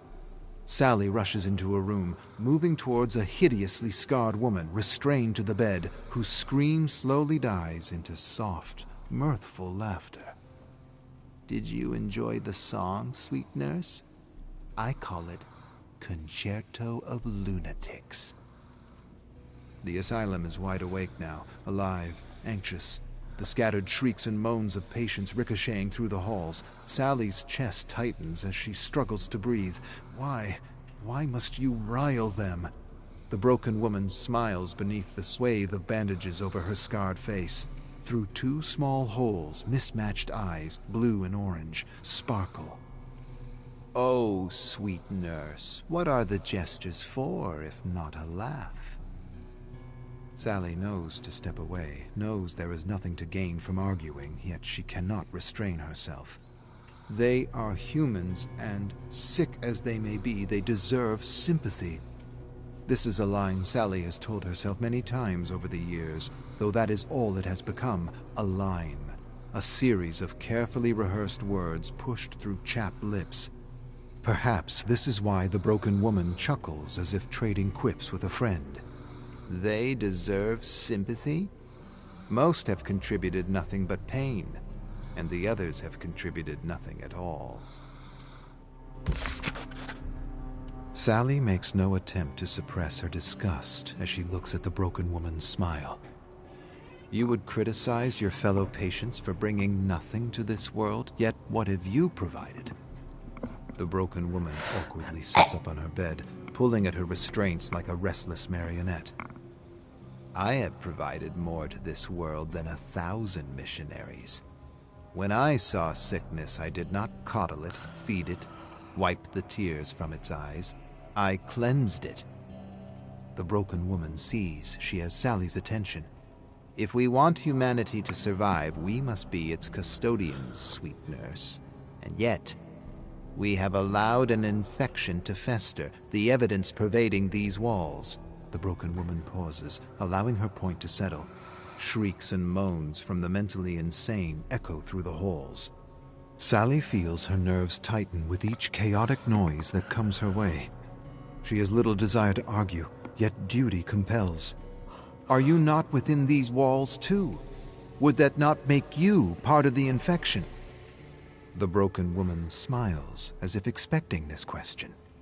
I am the solution, condemned to the halls of the infected. Like you, I was a nurse, but I served not the patients, but the greater good.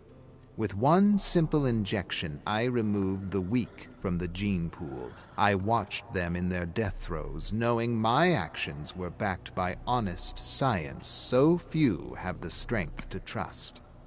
And do you know what the courts called me for following logic? Insane. Henry, did you notice she has the homophobia in her eyes? Hell yeah, homophobia!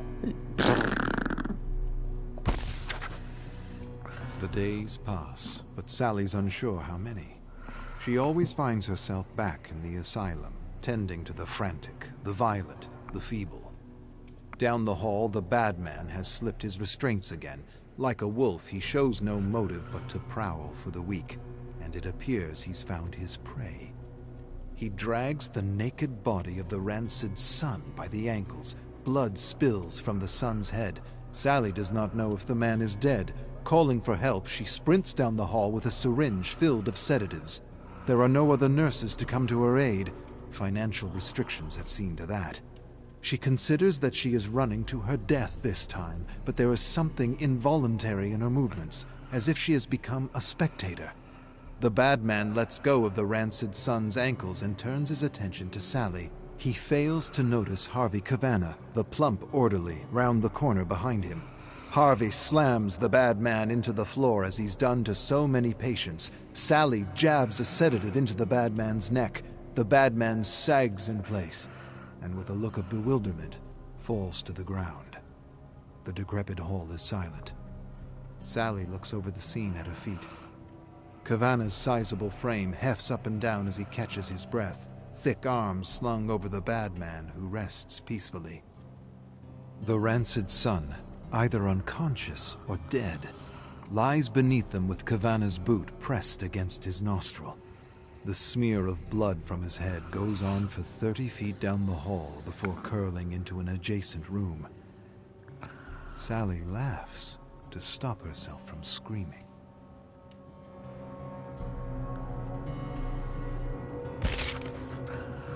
Sally finds herself in the broken woman's room. The mismatched eyes of the broken woman appear sympathetic as the sunlight shimmers over them, yet she speaks with sharpened words. Shame about that bloody disturbance yesterday. Boys like that are made a certain way, not built for civil society. The big brutish one, well, it is as plain as the skin on his face. And the other, oh, the other one hides it well.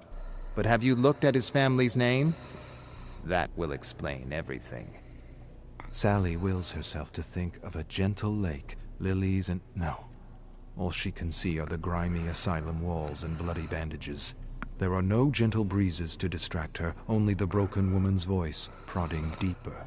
Did you not have a husband, sweet nurse? I recall the newspaper article. Hand to heart, my dear, I cried at his unfortunate death. You would have had beautiful babies. To now be here, a widow of pure genes, serving the filth of the world.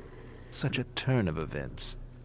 Sally gets up, leaving a bandage half-wrapped. Sorry. Her feet shuffle imprecisely as she moves for the door. She tries to push her thoughts away, knowing she shouldn't think it, but it is such cruelty. Her love was pure, her husband pure, and those who live in these holes are anything but. Yet these sick, twisted beasts receive the care and attention deserved to the man she lost. Her throat catches on each breath. Her vision blurs. She wants to run, but knows it's no use. No matter where she goes, she always finds herself back in these halls. With swirling thoughts, one stark realization breaks through. It is not she who keeps the insane confined to these halls, but the insane who confine her. She falls to the unforgiving floor. A lush green field dotted with salmon-colored lilies and patches of pine trees surround the lake. The colors are more vibrant than Sally remembers, and though it smells of fresh rain, the sky is clear. Andrew sits next to her on a blanket, his blonde hair nearly white in the sun. She wears the dress he had bought her. A symbol of my love, he had written on the card, and for a man of few words, it meant many. He wipes the grass stains from his calloused hands and turns to Sally. We should get home. The lake will still be here tomorrow. A cold breeze sweeps through the meadow, bringing with it the scent of sweat and dusty linen. She grips his wrist with both hands. Just one more minute. Please, one more. She hears saws ripping through lumber, the sound heightening with each violent slash. Tighter, she holds Andrew's wrist, pressing her head into his shoulder and bracing herself. An immense tree slams to the ground behind her, sending twigs and dirt into the air. One after another, they come down in booming, ground-shaking jolts. Sally coughs through a cloud of dust, keeping her grip on Andrew the entire time. A bead of blood trickles down his arm, coming to rest on her finger. She looks up to see her husband's skull broken open, spilling blood and chunks of brain. One stark white eye looks out from the carnage, focused intently on her. We would have had beautiful babies, Sally. She collapses into the crimson muck of his chest and cries. The skin on her hands flakes away, turning to dust. She loses her grip on him. Everything she was, down to the dress she wore, decays, blown away in the wind. The sweaty hands of Kavana shake her as she awakes on the asylum floor. You know when he's voicing the crazy old woman? You know what he sounds like? What? You and I aren't so different, Spider-Man. Oh, no. Doesn't he sound like Willem Dafoe's Green Goblin whenever he does the voice of the old woman?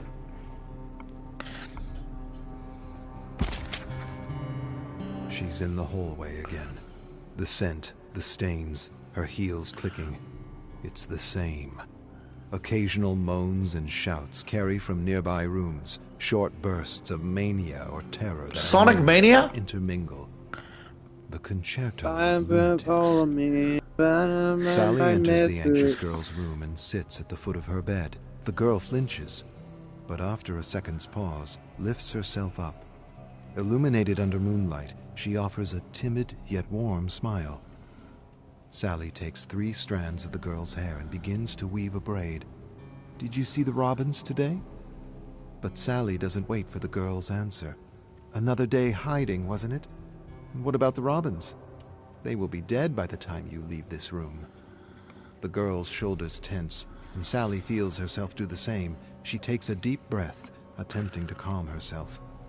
As she parts the hair back from the anxious girl's skull, she spies tiny writhing creatures. An infestation of lice crawls through the girl's hair. Sally pulls her hand back and slaps the girl across her face. "Filthy!" Their eyes lock. Confusion and startlement among them both. Tears trickle down the anxious girl's helpless face, wet chin trembling. Sally takes a step back. She thinks to apologize, to explain the stress she's been under, but something in her refuses. "Filthy girl!" She storms from the room. Damn. Sally, her face emotionally void, sits next to the broken woman's bed. She finds herself more and more in this position, listening to the woman ramble. The broken woman fidgets with her restraints, fixated on an unscarred piece of skin at the base of her hand. "Purification comes in many forms. We must all make sacrifices." She curls a finger inwards and scratches at the clean piece of skin until it's torn off. "For the most grotesque offenders, the genetic abominations, we must take extreme measures. Otherwise you get, well, the results surround you." Sally sits motionless, her tired eyes the only indication Coward. that she's Look conscious. at you hiding the in broken the dark. woman speaks as if chatting with a friend over tea. "Do you know what I could do? I could tell you the ingredients for my special injection, the one I used on my patients.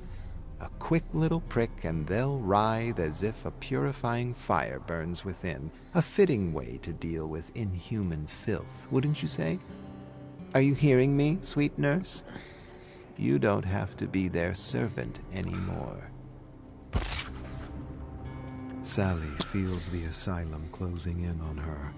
Whispers of paranoid Fuck, does Sally lunatics work spill at through the Arkham? cracks. She wonders how long she can walk this hallway. Questions if it ever ends. She passes the catatonic boy in his wheelchair, staring deep into the walls. He gazes in her direction, though his eyes look through her. "Has the trial begun?" He lets out a scream, pausing as if having startled himself, then laughs.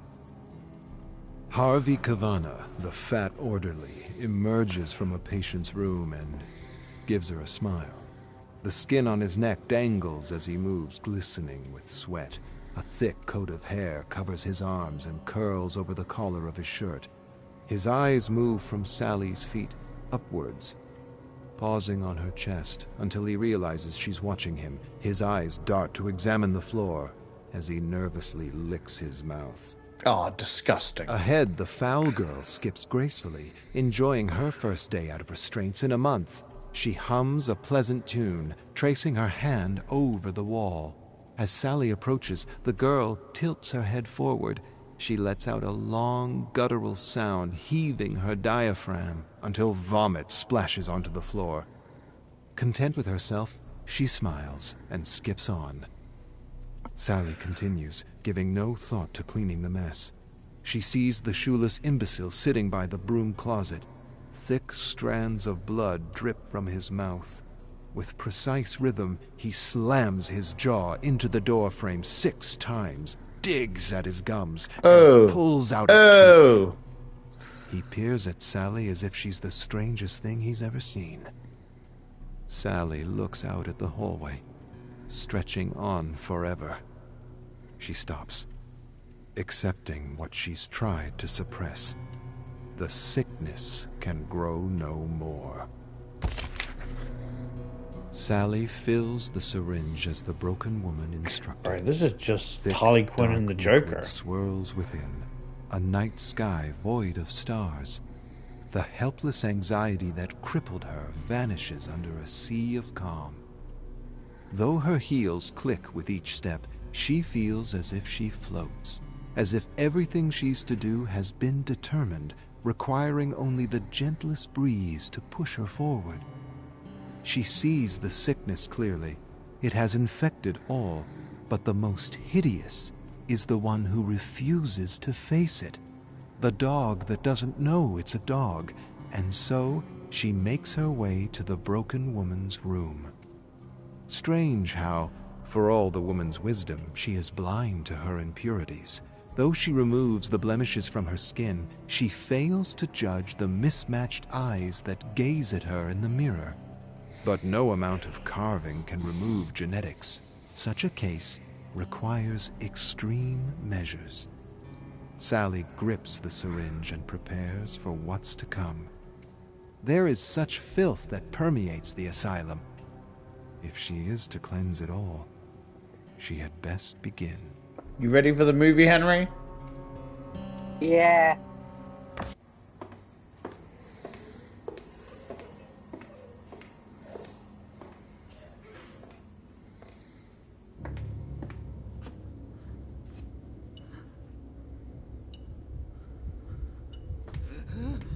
Bro, is that Two-Face or Hush?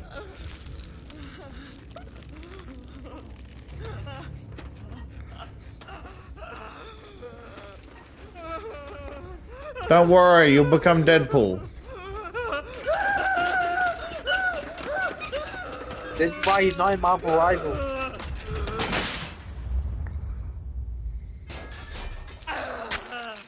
Oh. I don't know what you expected.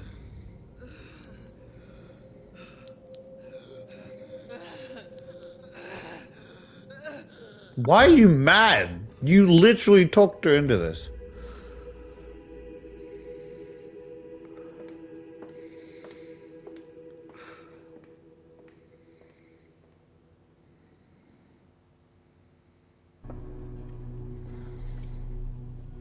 I guess we'll never know who Sally Thompson is.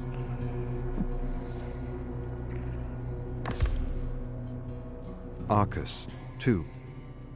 I am going through some past scribblings and the notes of the previous unknown occupants, and I realize I should at least try to organize them.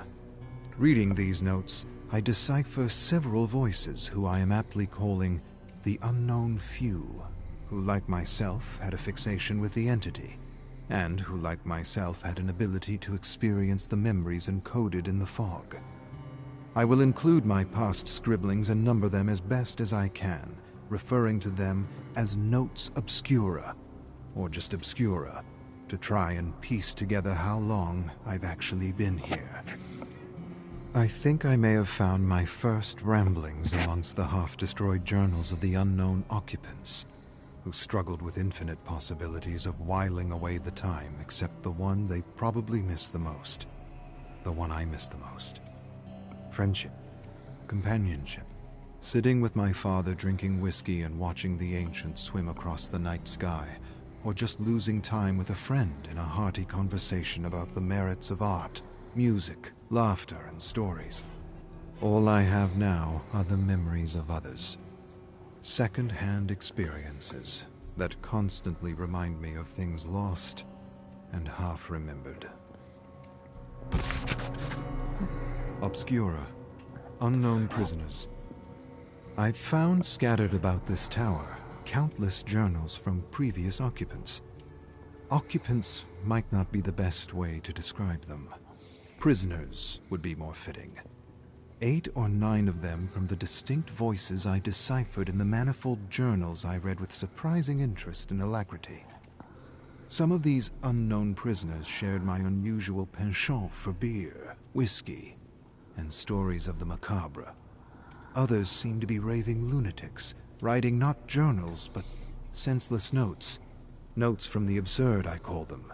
Strange musings and endless contradictions about places and characters observed and consciously or unconsciously improperly described. These notes from the absurd seem to start with unintelligible gibberish. They are quite different from anything I've seen or read, as though written by someone driven by madness or some other motive to undermine any attempt to make sense of this world. Along with the notes, I found illustrations and survivor statements from police files, and thousands of short stories in a dark chamber in the basement. They had been piled up and set ablaze, but quickly extinguished with some sort of a putrid rotting sludge. I cleaned the chamber and stacked all the stories in piles to go through and organize at a later date. For the time being, I see no reason to remove them from what I am now calling the Chamber of Blood. Chamber of Blood. Survivor Statement. Falls City Police Department. August 7th, 2011. Sean Dint. I was listening to a podcast of creepy stories with my friends, Adrian, Mia, Tina, and Bill. I can't remember which one of us figured out how to do it, but we realized that the stories were codes to pass on coordinates of locations of interest for some group or cult or whatever. We decoded a few other stories and came to the conclusion that these people were sending encrypted locations of places where they believed there would be ghosts. We didn't buy any of that paranormal crap, and we were just having fun drinking and decoding the stories and looking up the places on satellite maps. But when the coordinates of one story turned out to be close to us, we thought we could check out the place for fun. Adrian rented a car and we headed up to what was left of the crumbling asylum. There was nothing but overgrown ruins, but I remember this unnatural black fog, and it was like we were at the asylum, but some other version of it. It was really strange. And that's when we saw this thing. This giant samurai with a demon mask, lurking about as though it had stepped out of one world and into another. He killed Mia first. I don't remember what happened exactly, I just saw. I saw her head thump and tumble across the ground. I don't remember much. I remember crawling out of the fog, and that demon or apparition or whatever that thing was couldn't follow me, like it was blocked by something invisible. Not long after, a man who called himself Hans and who identified himself as a detective arrived and asked me questions about what I had seen. He took some notes and seemed a bit strange. Then when he heard the sirens approaching, he disappeared, just like that.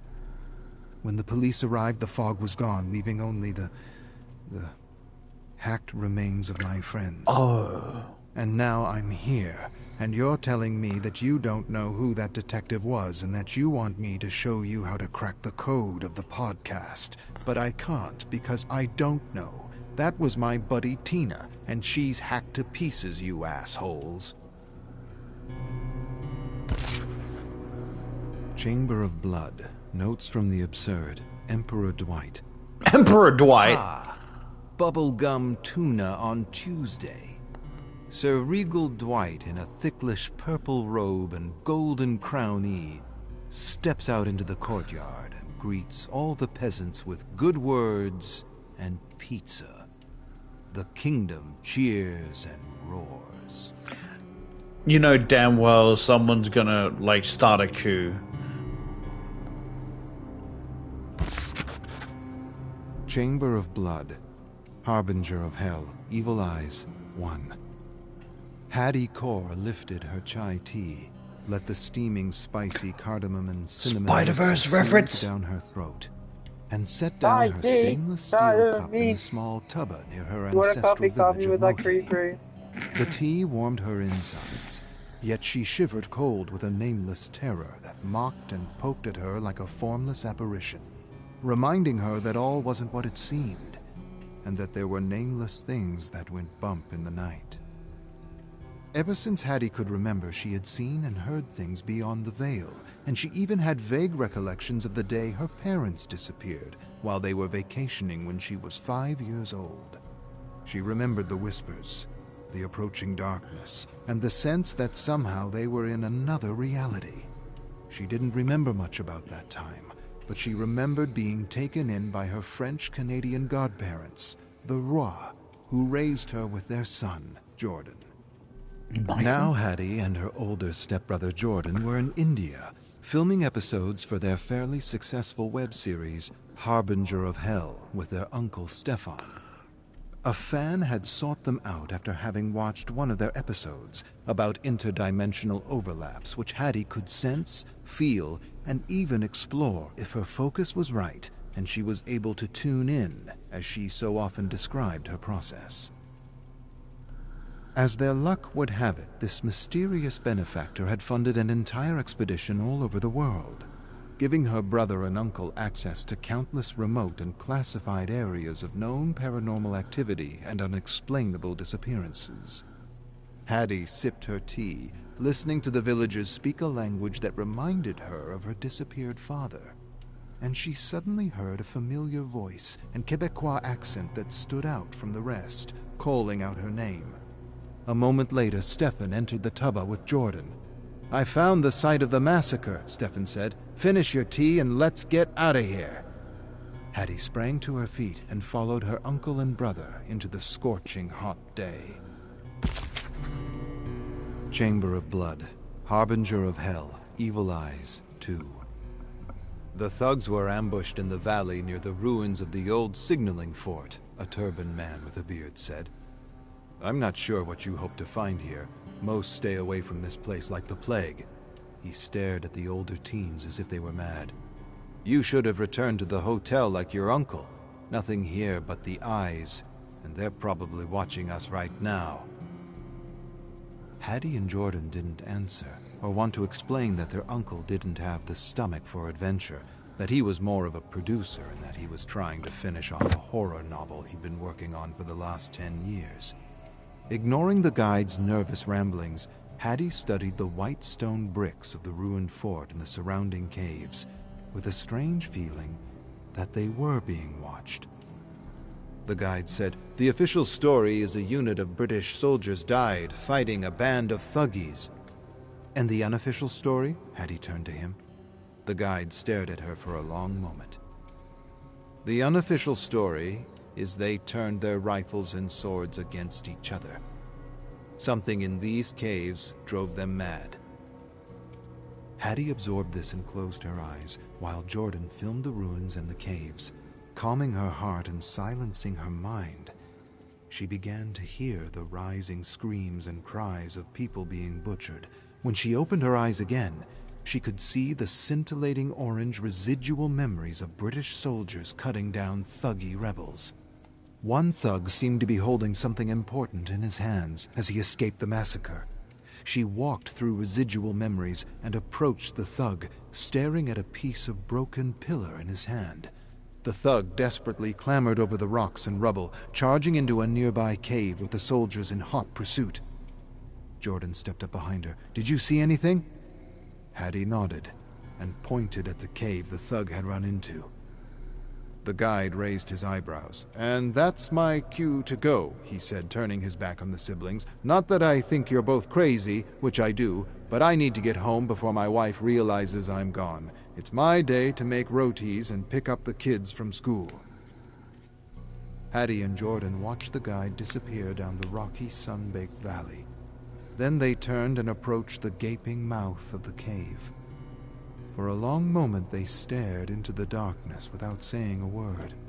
Jordan turned on the flashlight of his cell phone, and just as they prepared to enter, they heard the crunch of stone behind them. Brother and sister turned slowly to face the barrel of a rifle. Oh. Chamber of Blood, Harbinger of Hell, Evil Eyes 3. 3 men speaking an ancient unknown language forced Hattie and Jordan through the dark and seemingly endless cave with flickering flashlights to illuminate the way. Somehow these captors knew Hattie had a gift and were barking orders for her in broken English to lead them to the place where the thuggy rebel had hidden the relic. She didn't recognize her captors, but it wasn't the first time someone had forced her to find something with her special abilities. Hattie followed a trail of residual memories, memories and whispers only she could see and hear. She could sense they were walking through an overlap of realities which heightened and reinforced her abilities in an inexplicable way. She followed the scintillating orange trail and froze when the residual soldiers suddenly disappeared.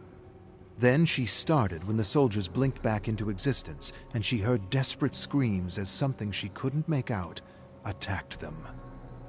"What is it?" one of her captors asked. "She's seeing something," Jordan said. "Let her do her thing. This had better not be a trick." Hattie watched the indiscernible creature rip the soldiers into an unrecognizable mess of flesh and gore. The creature then snatched the thug and dragged him screaming through a series of interconnecting tunnels. She chased after the fading memory, entering a small cavern as she watched the thug release the relic as the creature dragged him into a smaller tunnel that she imagined led to a feeding den. Memories burned out like dying embers to reveal a cavern of human bones piled over thick, rotting sludge. She winced at the stench of fermented organs and fluids and waved a cloud of flies away from her face. Near one pile of bones was a corpse, still warm, flayed from head to toe, eyes missing, mouth transfixed in an agonizing scream. The captors stared at the corpse for a long moment before one prodded Hattie with the barrel of his rifle. "What the hell did this?" one of their captors murmured in disbelief. "There must be a bend in reality here," another captor offered as an explanation. Hattie noted that what she called an overlap, these men called a bend. It was clear that they had an understanding of other dimensions, and that somehow this piece of column was more than just a relic. "Where is it?" the leader prodded Hattie. "Where's the relic?" Hattie took a moment, then pointed at a pile of bones. "But it could also be in there." She motioned toward the tunnel that led to the feeding den. "Check the bones," one captor ordered the siblings. Jordan and Hattie kneeled in the sticky sludge and rummaged through the bones as the leader turned toward the shadowy tunnel. He inched close to the opening and flashed a blade of light inside. While the other two captors were dealing with flies and covering their noses, Hattie found the jagged piece of column and stealthily slid it over to Jordan. A sudden chatter of teeth and hissing made them all turn to the leader. He searched the darkness with a beam of light that suddenly, momentarily revealed a grotesque creature with a face covered by dozens, if not hundreds, of glowing red eyes. The leader brought the beam back to his face as the creature hissed and revealed a mouth filled with needle-like teeth. An instant later, the creature grabbed the flashlight and pulled the leader inside the den. The other captors stumbled, dropped things, and fired stupidly into the darkness. Hattie instantly grabbed a fallen flashlight, looked at her brother with wide, desperate eyes, and yelled for him to run! Chamber of Blood. Harbinger of Hell, Evil Eyes, 4. Jordan and Hattie rushed through the cave with the screams and cries of dying brutes echoing through the bowels of the mountain. What was that thing? "I didn't get a good look, and I don't really want to," Hattie yelled, and she could see the sunlight ahead, but sensed they wouldn't make it. "Keep going," she yelled, and turned to face the darkness with only a flashlight. The hissing and crumbling faded to silence. She had no idea what she was going to do next. She narrowed her gaze, waiting. Teeth suddenly chattered, and 100 red eyes bore down on her. Hattie inched back and fell to the ground beside a skeleton holding a kukri in one hand and a revolver in the other. She instantly wrenched the weapons out of its bony hands and clambered to trembling feet. The creature approached. I really slowly, don't know what the creature could hissing be. and chattering, its terrible eyes fixated on her. She stared at long arms and fingers with claws like knives. She lifted her arm and aimed the revolver at its head. Then she pulled the trigger and nothing happened. 100 eyes stared down at the revolver, then back at her. Do you want to know my theory, Henry? The creature hissed, then attacked Wow. with a roar. Wait, no, there's Hattie still more. evaded. Terrible claws swished overhead and hit the wall. Bits of rock and stone rained over her. covered in debris, she sprang up and ran, with the creature in pursuit. She turned in the gathering dust and instinctively felt the attack before it came, as she often did. With one quick thrust of her arm, the blade of the kukri severed the hand. The creature shrieked something terrible. Hattie seized the opportunity to sever the head, but the creature lunged away and the blade hit the stone wall. The kukri vibrated out of her hand, and she dove to the ground as the creature charged her. Tumbling away, Hattie instinctively grabbed a slab of stone. The creature attacked and missed, hitting the wall. Without hesitation, Hattie smashed the slab over its bewildered head with a terrible crunching sound she wouldn't soon forget. The creature collapsed, and Hattie, adrenaline rushing, bludgeoned the head and eyes. When there was nothing left but a sticky, warm pulp, she released the gore-covered stone and fell back on her haunches to gather herself. But no sooner did she relax than she heard the rising crescendo of chattering teeth echoing through the darkness. With an almost defeated sigh, Hattie staggered to her feet. White fear flashed through her mind as the chattering and hissing grew louder and louder. Teeth clenched as thousands of red eyes flared up in the inky blackness of the cave. She backed away slowly, then spun on her heels and ran. This is just a guess, but it sounds like well, the killer that, or whatever the fuck, right? The thing that's chasing them. What comes to my mind is the dredge. The dredge. I don't know why I'm thinking of the spirit, but I know the spirit's story, and this doesn't sound anything like the spirit. Just think about it, right? It said that, like, think about it, right?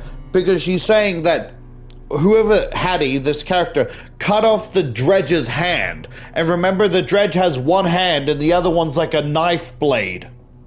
So so because she cut off the other hand, it probably replaced it, because it consumes things into its body and then like uses it as a part of its own, Chamber of Blood, Harbinger of Hell, Evil Eyes, 5. Hattie charged toward the mouth of the cave with millions of eyes and chattering teeth on her heels. She felt the swipes at her back, but never wavered. She vaulted wildly out of the mouth just as one creature lunged at her. Hattie tumbled out of the cave as the creature hit an invisible barrier where the overlap of dimensions ended. She turned to see the dark mouth of the cave fill with scathing red eyes. Jordan stepped up behind her. "Helly Hattie does it again," he said with a laugh. Hattie gave her brother a dirty look. "Don't call me that," she said curtly. Even though he had meant no harm, it was a name along with the Harbinger of Hell children used to call her because bad luck, strange things, and unexplainable accidents seemed to follow her. Years of therapy gave her the courage to accept her abilities and to boldly call her series the Harbinger of Hell. Exhausted, Hattie sat on a sun-baked stone and watched the red eyes slowly disappear from the gloom of the cave. "Did you catch the creature on your shirt cam?" Jordan shook his head as he sat beside her. She didn't think he would, as creatures or relics from other worlds didn't register and often left blurs or glitches. Jordan sighed and handed over the relic they had recovered. "What do you make of it?" Hattie held it and felt great misery. In her mind's eye, she saw cloaked figures hiding pieces of the same pillar in another world. She shrugged and kept what she had seen to herself. Then she pulled out her cell phone and handed it to Jordan. He centered her in the frame and indicated he was filming. Hattie cleared her throat, mopped her forehead of sweat and soot, looked into the lens, and proceeded to address her online followers. "My name is Hattie, and I was born with a wonderful curse. All my life I've attracted strange and unusual things, and when I was 12, I realized I was able to acquire insight to unexplainable events and otherworldly places." She took a moment. Just quick, easy. She swallowed her fear, remembered she had a series to I sell, can't really and force forced it. energy and pep Yeah, into her I'll voice. keep listening. I'm not. "What do you need to know about India?" It's where my father grew up, and it's where I am today to explore the urban legends of this amazing country. Hattie took a moment to find her words.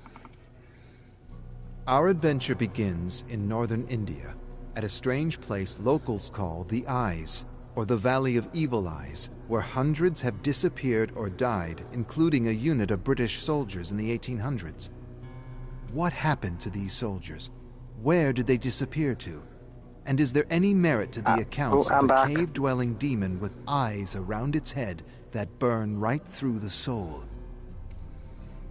Hattie stared meditatively into the camera and wanted to say yes to every one of her questions, but decided it was better to leave them up to interpretation. After a dramatic pause, she finished. Take a look at what we discovered. Judge the evidence for yourself, and see if there is any truth to the evil eyes of the Himalayas. You ready for the movie, Henry? Yeah.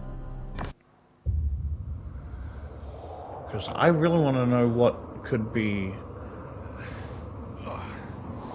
Oh, it's the librarian, I think.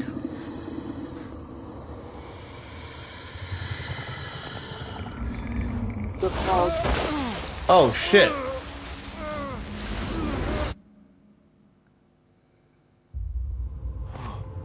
Oh!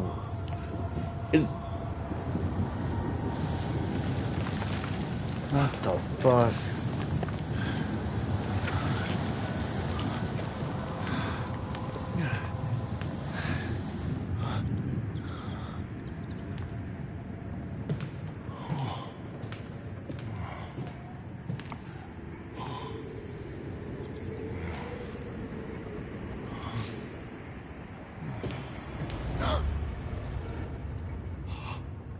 It's him. Oh shit.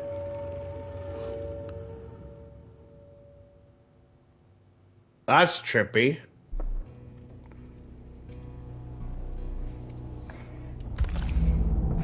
We're on tome 7, right?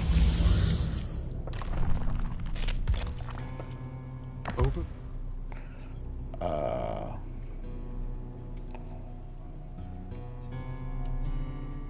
You ready, Henry? Yeah. I'm kind of like a bit upset we didn't get to see what the creature they were seeing, but honestly, it's better to leave it up for interpretation. What did you say? Overbeck staggers out of his house with a canvas bag, still trying to process the last few hours of his life. Everything's a blur. Nothing makes sense. And his veins are still pumping with a tingling concoction of anesthesia and adrenaline. Feels like Nam all over again. One minute you're drifting off to some faraway dreamland, the next you're fighting off the surgeon in a strange, foggy half-nightmare. He remembers seeing the nurse twitching, convulsing, changing into something he didn't quite understand, and still doesn't, even though they're everywhere. He remembers sensing something was off. Way off. He remembers his gut churning, twisting, fighting against the weight of his eyelids, trying his best to keep them open as bloody hell erupted all around him. He remembers falling to the ground with the nurse, the tray clattering, the knives and tools scattering. He wanted to sleep, just sleep, but he ordered his eyes to stay open and spotted the syringe rolling over the antiseptic floor. He remembers jerking his arm out, grabbing the syringe, and smashing it into his heart. Or was it his arm? Or maybe both. He doesn't remember anymore. Doesn't matter. All that matters is he made it out of that hell alive. He shakes his throbbing head and clambers over a barricade blocking an alley, winds his way through the burning city toward the market. Most of the city has been reduced to shit. Smoke and fumes seep through the streets. The air reeks of burning civilization, burning humanity. He recognizes the smell, brings him back to places he'd rather forget. Emergency sirens keen endlessly over the echoing shrieks of the infected. Flames erupt from the ruins and barricades, making Philly look like a smoldering wasteland of death and destruction. He had read articles about the so-called green flu. It had only been a few days, and it already felt like it was bringing us all back to the goddamn Stone Age. This is worse than Nam. Way worse. Philly in chaos and overrun by the infected. It was more than a common flu, no kidding. Dozens of conspiracy theories, and now it doesn't matter. It just doesn't matter. All that matters is surviving. Been here before, many times. He hears someone shout out a curse and spots a young woman clobbering an infected horde by the market entrance with a rake. Impressive. Up and Adams, soldier. Mind if I cut in? They slash through the infected until all that's left is writhing flesh and gore.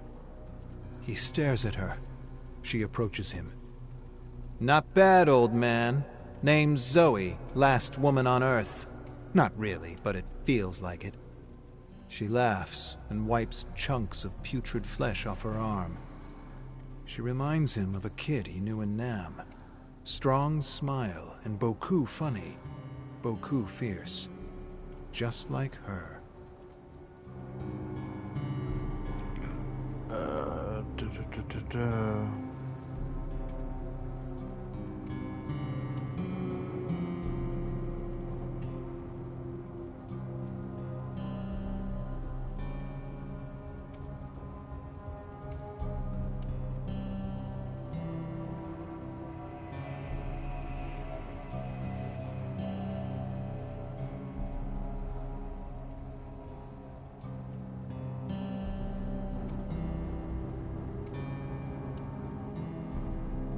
Okay, I thought I misheard. I thought it was this person with the POV was one of the victims of like the nurse story we just heard with the crazy lady.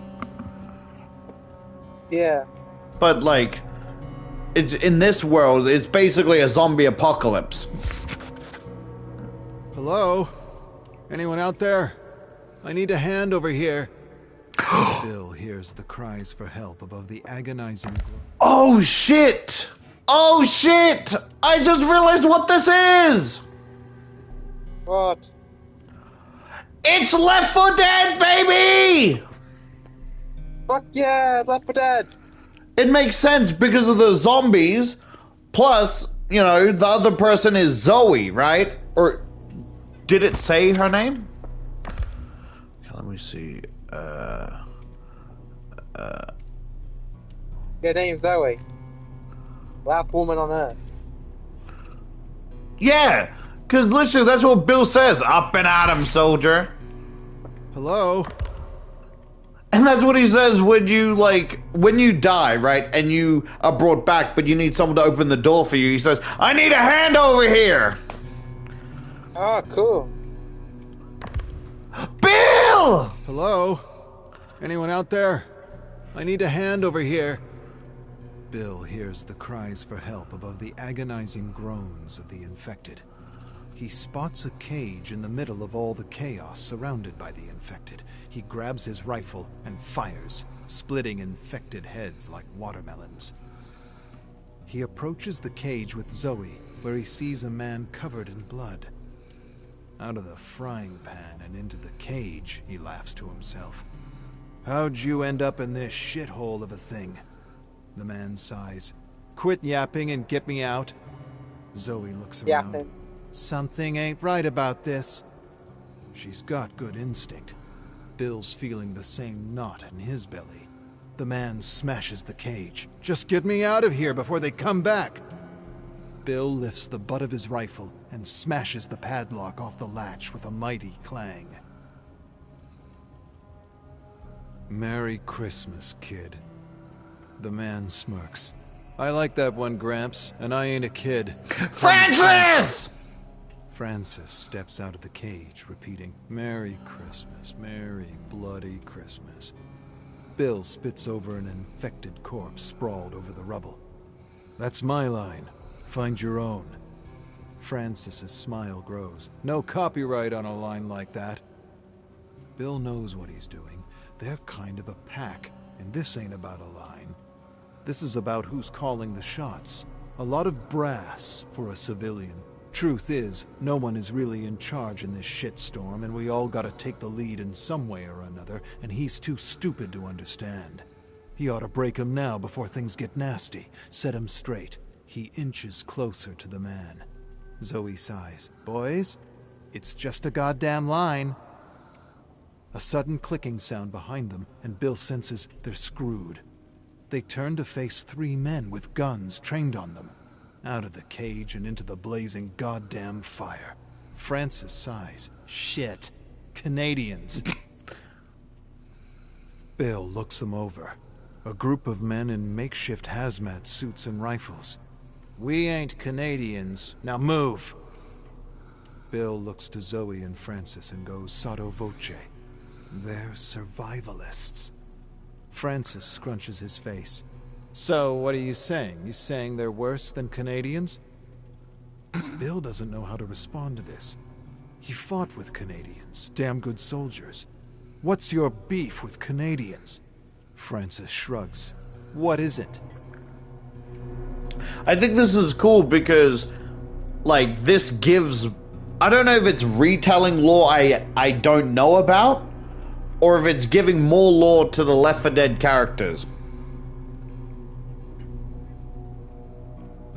Want to know a really fascinating fact, Henry?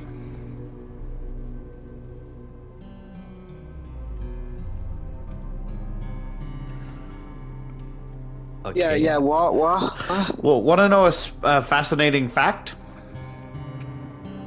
You know how the Left 4 Dead, there's special infecteds, right? Yeah. Did you know the survivors or the people you play as are actually special infected themselves? Because they are immune to the infection, they're referred to as spreaders, where, like, they don't really spread the infection, but the longer you're around them, the more likely you are to get infected just because they've been around hordes of zombies. Ain't that fascinating? Yeah. An idiot prods Bill into a room with some kind of makeshift electric poker. Watch that thing, Sita. The idiot prods him. We ain't Sita. He pushes Bill into the corner with Francis and Zoe. He sees they got a geek on a computer. They're telling him to hack into the machine, but he's telling him he can't. He's tech-savvy, but he ain't no hacker. After a few tries, they push him aside. They call him Boy. He says his name is Lewis, not Boy, and that gets him a gun shoved in his face. Geek has spunk and attitude. Yeah, but calling Lewis the boys talk amongst themselves. One of them sits in front of the laptop and hacks his way in. Bill overhears bits and parts. Search the computer for the locations of the safe houses. The flu took hold faster than anyone expected. Those who prepared the safe houses turned before they could use them. These assholes are mapping a path through the city using the safe houses as checkpoints, like the old underground railway. Like in the games. Fitting for Philadelphia. They probably got hundreds of ideas on how they're going to use us.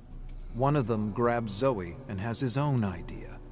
Bill jackknifes to her side despite his restraints. Get your filthy mitts off her. The brute inches up to her, and she gives him a kick he ain't ever gonna forget. Bill didn't think anyone could scream like that. He stares at Zoe with wide, approving eyes. The brute continues to scream something terrible and collapses to his knees, holding his gonads. His buddy rushes to his aid, helps the screaming man up, but he looks different. Real different. Something in his eyes. Or rather, something lacking in his eyes. Shit. Lewis leaps back from the man like he were the plague. Francis panics. Get us out of this! Lewis grabs a knife from the floor and frees Bill as the survivalists turn pale. Screams and yells echo around them as Bill frees Zoe and Lewis frees Francis. They step back. Zoe gasps, "What do we do?" Bill shrugs and sighs. "Nothing we can do for them." An infected suddenly charges Zoe. Francis clubs its head off. "Merry Christmas!" He looks to Bill for a reaction. Bill shakes his head and seems unimpressed. "Find your own line, kid, if you've got the gray matter to do so." Francis scoffs. Lewis adjusts his tie. Francis makes a face and nudges Lewis. "Lose the tie. Lose the goddamn tie." Lewis ignores him. Zoe motions for the boys to shut the hell up and follow her. "Let's find an island we can rot on and then fight over ties." Bill raises an inspired eyebrow. That sounds like a plan. He actually likes the idea of rotting on an island while the world goes to hell. Kid's right. Grab some gear and let's get out of here.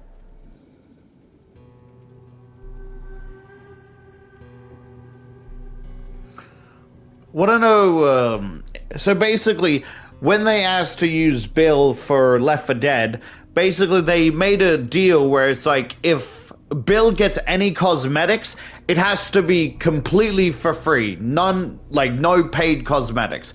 And that's why he doesn't have a lot of cosmetics other than, like, a Christmas outfit. Isn't that fascinating?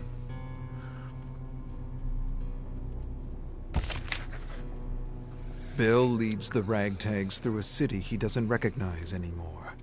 It's crazy how fast the flu changed everything. Change. It's the one thing that never surprised him. The one constant in his life. Change and surviving in the new normal. But this new normal could take some getting used to. Ain't like they're going to tear each other apart, apologize, then be friends again.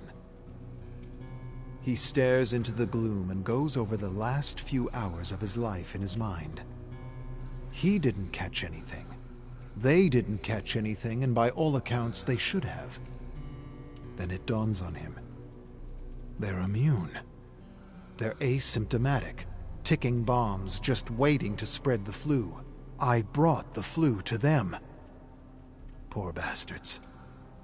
Lewis steps up beside Bill.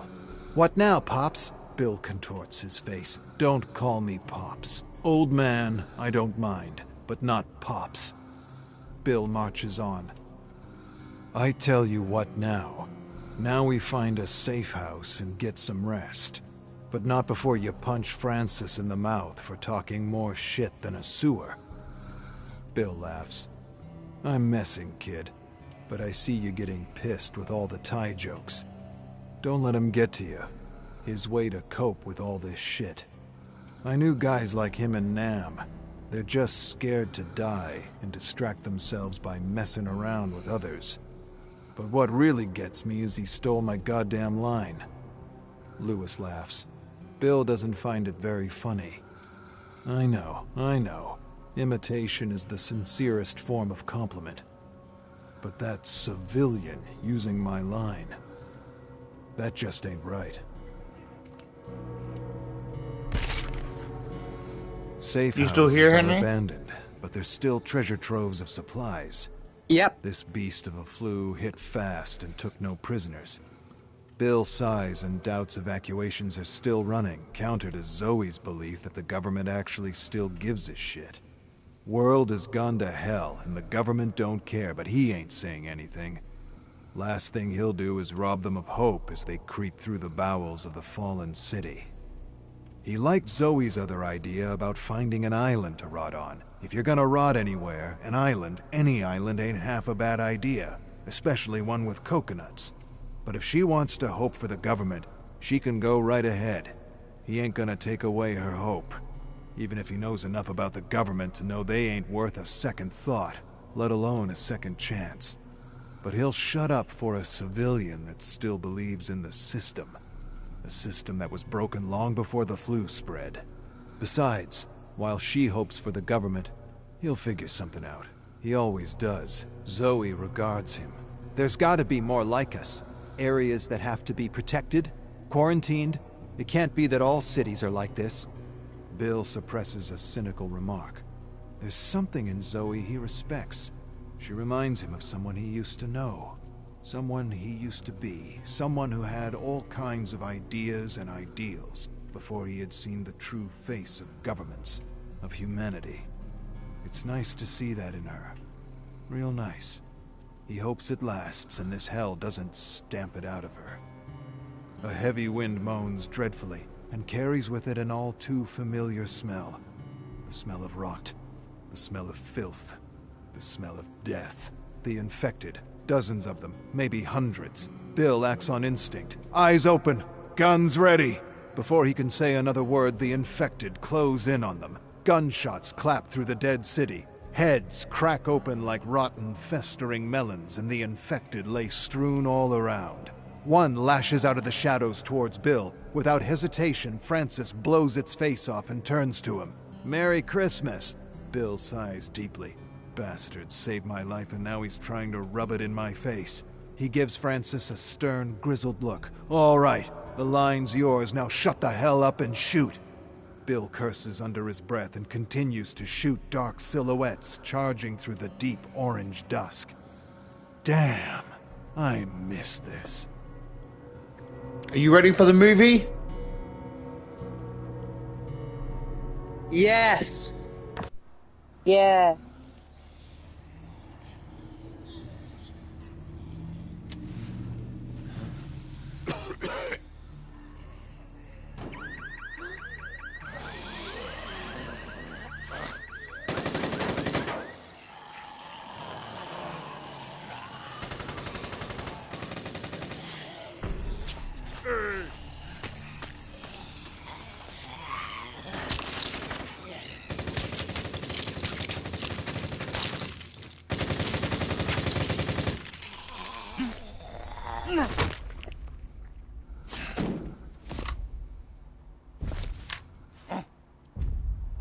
Tank!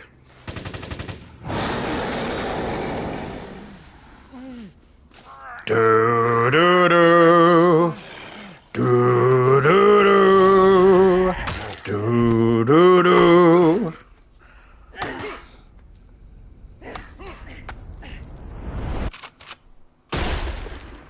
Damn.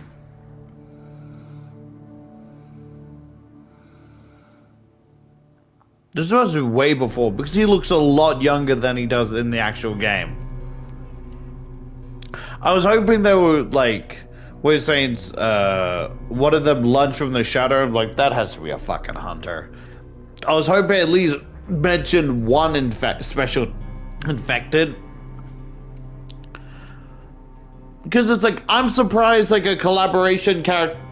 I thought all these tomes, right, would only be about like specific original killers, because they wouldn't have the right to make backstories for the like celebration, or it's a you get what I'm saying, right? Yeah. May your voice reach the beyond. May your voice. Hey Henry, Yeah. in the future, right? In the future, would you want to play Left 4 Dead 1 and 2 with me? Yeah, probably. I mean, it might be a while because it's like specifically a PC thing, but I think it'd be a really fun.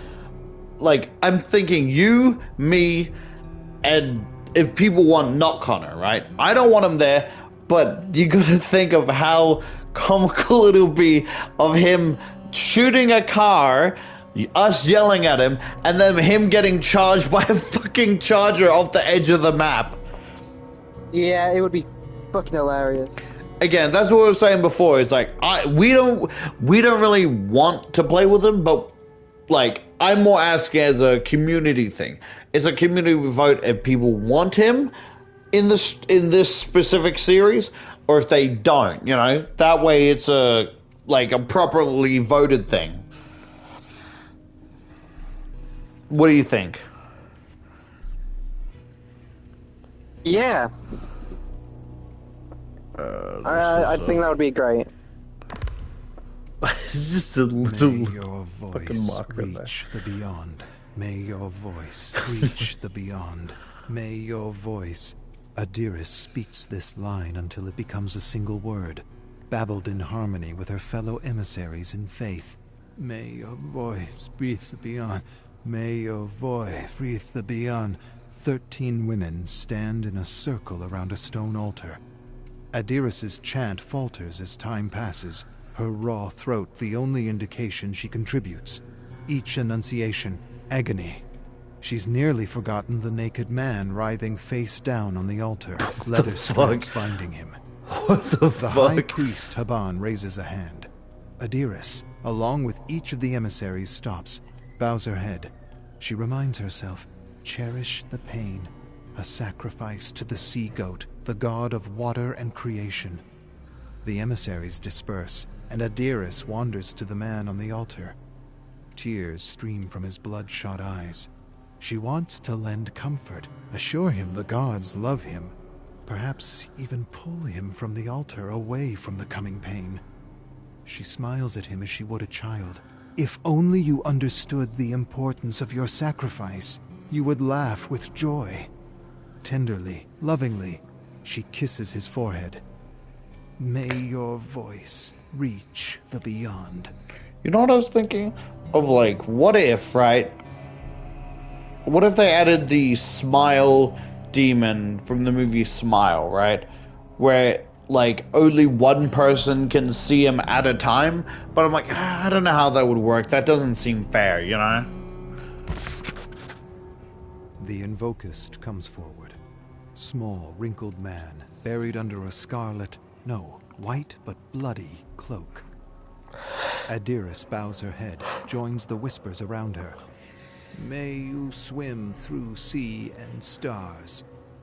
The Invocus stands over the man bound to the altar, nods, pulls the sleeve back, reveals a spear gripped in hand, raises the weapon, and plunges. The tip pierces the bound man's lower back. He arches upwards and screams, shakes, convulses, lower body remaining immobile, bladder emptying onto the altar. The Invocist hefts his leg onto the stone slab, pushes the spear until a gruesome snap.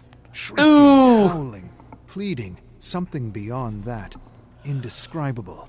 A vertebrae bursts from the gaping wound. Blood Yikes. gushes. Bile rises in Adiris's throat as she turns away to stop herself from retching.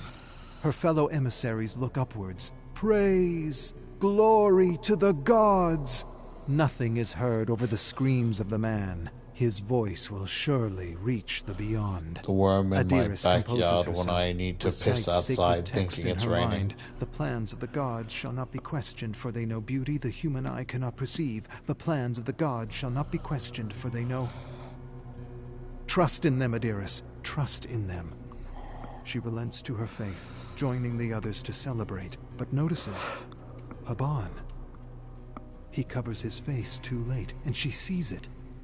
A tear spilling from his eye. A face that seems heartbroken.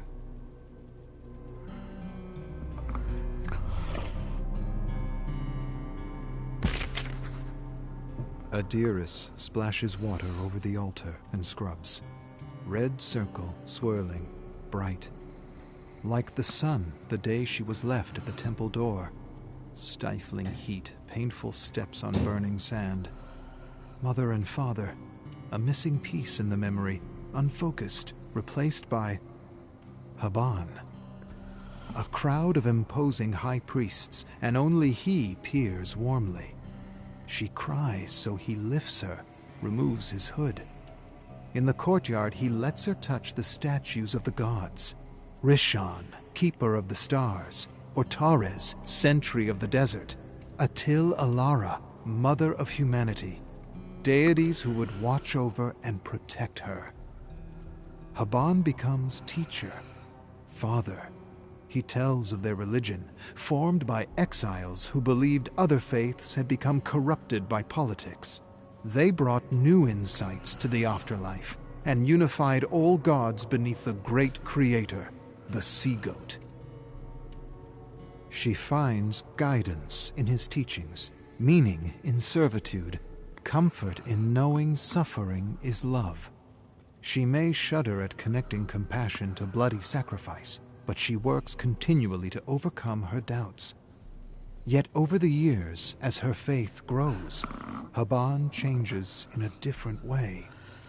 She sees heaviness in his walk, hears his voice trail off when he reads the sacred texts. While he once stood energized by generous sacrifices to the gods, today he shows anguish. What darkness could snuff the desert sun?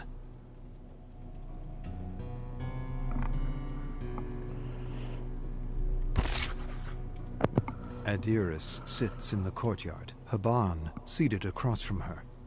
Eyes are fixed on a game board between them. She rolls a wooden die, moves a black disc over the board's squares, lands on Haban's piece, places it to the side. No reaction from Haban. Adiris looks to him, sweet expression of concern. A joyous sacrifice this morning, would you say? The gods rejoice, praise be. Haban hardly lifts an eye. Praise be. A cool breeze, birds chirp unseen. Haban seems to scan the courtyard. Upon seeing no other occupants, looks Adiris in the eyes. He was a good man, a friend, and the world is darker without. Adiris wonders if she's being tested. She knows what to say, interrupts him with a line that's been delivered to her thousands of times before. It was commanded by the gods. He swims in the wake of the sea-goat now. Haban turns his attention to the game board, flicks away Adiris's disc and positions his at the end. It seems I have won, as was commanded by the gods. Adiris pushes her chair back, objecting. Haban sweeps the board off the table. I shall write the rules of anew. I shall include decrees, punishment, theft, and sacrifice. And should anyone object, I shall preach those momentous words. It was commanded by the bloody sea-goat and his damned gods. What the fuck? Adiris shakes her head, the shock of words she never thought she'd hear rattling painfully in her mind. This is blasphemy. Deep bags under Haban's eyes seem to swell. Yes, the truth often is. What the fuck? The day of virtue arrives. A monthly ceremony to purify the congregation of dire sins. A bell tolls. Adiris and the rest of the temple's crowd drop to their knees. Forehead touches cold stone. She peeks up, sees the maiden guard arrive, stepping through the crowd, guided by faith to seek out sinners. She waits, counts the scratches in the floor until a scream, a woman pleads, and coughing, choking. Adiris looks up, sees a commoner dragged from the temple by her throat. She hardly notices two olive-brown feet step in front of her. Rise, rise. Adiris shrinks under the maiden's gaze, notices the hint of ripened dates from her open mouth. Under the eyes of the sea-goat, speak of the evil you have witnessed. Deliver us thieves, adulterers, and blasphemers, so You know we what this may shit reminds purge me of, them. Henry? Shoulders stiffen. Adiris sees the face of Haban. What? The face of the man who You raised probably her. won't get it, but She hears it's his gentle giving voice Outlast and 2 the agitated vibes. voice of a blasphemer. Indecision knots in her chest, tightening, twisting. I have witnessed no evil. By the gods, my eyes are pure. The maiden examines Adiris. Seconds trickle by, ever slowing, stretching reality to its seams until the maiden nods. May you swim through sea and stars. She turns away, and Adiris summons every bit of strength to keep herself from collapsing.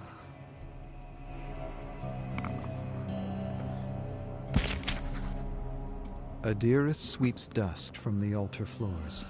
A set of hurried footsteps click along the stone, marching closer. She turns to see Haban. Gentle face tensing, he hushes her. My daughter. Curse the man I once was. I took you as a child and tainted you with notions of divine judgment and punishment. Now I see you struggle, as these thoughts nearly take hold. I beg you, cast my teachings aside and see the blood spilled in this temple. No cleansing can purify the horror perpetrated here. The doctrine overflows in her mind. The will of the gods is law. No man shall question the divine. He who battles the tides will perish. But she surprises herself by remaining silent, and Haban seizes the moment. I am old and have wasted this life, but I cannot bear to destroy yours. Meet me here at nightfall in a fortnight's time, and we shall escape the clutches of deceit. If you have doubts, I ask you to consult with your gods. My daughter, may their silence be your answer. Damn. Though Adiris's heart beats, she feels emptiness where it should reside. A hollow space dripping acid into her churning stomach. Knees bruised, she prays to the gods, pleading, silently screaming for an answer. Nothing. The wind remains calm. She is alone, surrounded by stone, looked down upon by statues of gods, unmoved. Dust floats through the air, settles on her skin, more real than anything she ever believed. A lifetime of faith, security, crumbles. She feels unsteady, the only certainty in her mind that she must leave this place. She rises to her feet, turns her back to the temple. Only then, a whisper. The hushed chitter in her head is unclear, inarticulate words passed through a forked tongue, but she feels it, understands a remarkable truth. She will never be alone. Ever. Shame washes over Adiris as she retreats to her room. She dared doubt the gods. Within their chaotic whispers, pain, anger, bloodlust, atone. She removes her robe, reaches for the lash, a crude whip of thorns and bronze spikes. Atone! She swings with great force. Spikes pierce her back, hooking into flesh as she pulls away. Ooh. Through gritted teeth, she screams, keeping the sound in the base of her throat so no one can hear. Atone! She swings, droplets of blood sprinkling to the floor, spasms of pain as skin tears off, hanging on pale threads. Braces herself and whips again, till the crimson pools. Atone! How much blood is enough? Her body screams in agony. She thinks to drop the lash, run from these walls, but remembers the doctrine Haban taught her. Suffering is the heart of love. She tightens her grip and swings again. Sweat weeps from Adiris's pores onto her bedsheets. Thick scabs tear from her flesh as she shifts. With great effort, she lifts her head, looking to the sound behind her. Haban. He kneels over her, wet cloth in hand. She's too feeble to speak, but the whisper does it for her, hissing, thrashing, communicating a hurried feeling in her mind. Blasphemer. He washes the blood from her back, bringing his mouth to her ear. Is this the doing of the Maiden Guard? What has their blind faith wrought? She slips between consciousness as the blasphemer takes her hand. I have failed you, my daughter, but no more. Have strength, and we shall soon escape.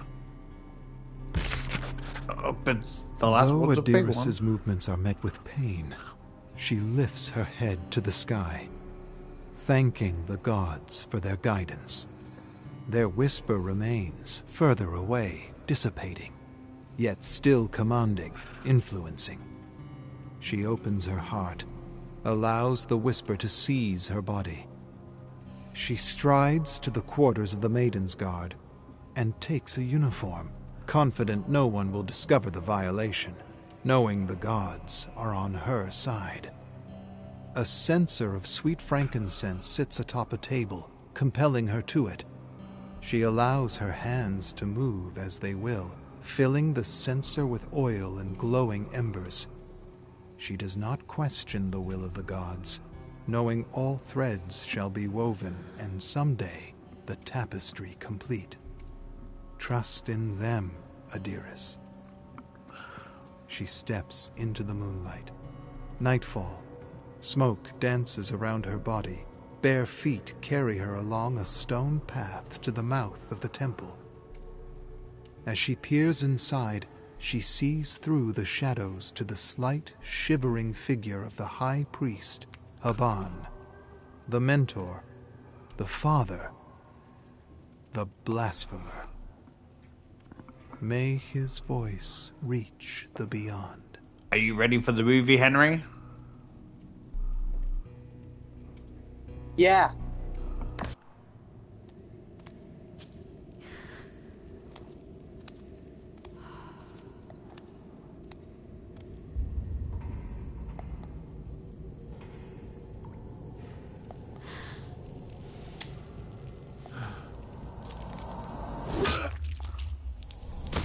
Oh, damn.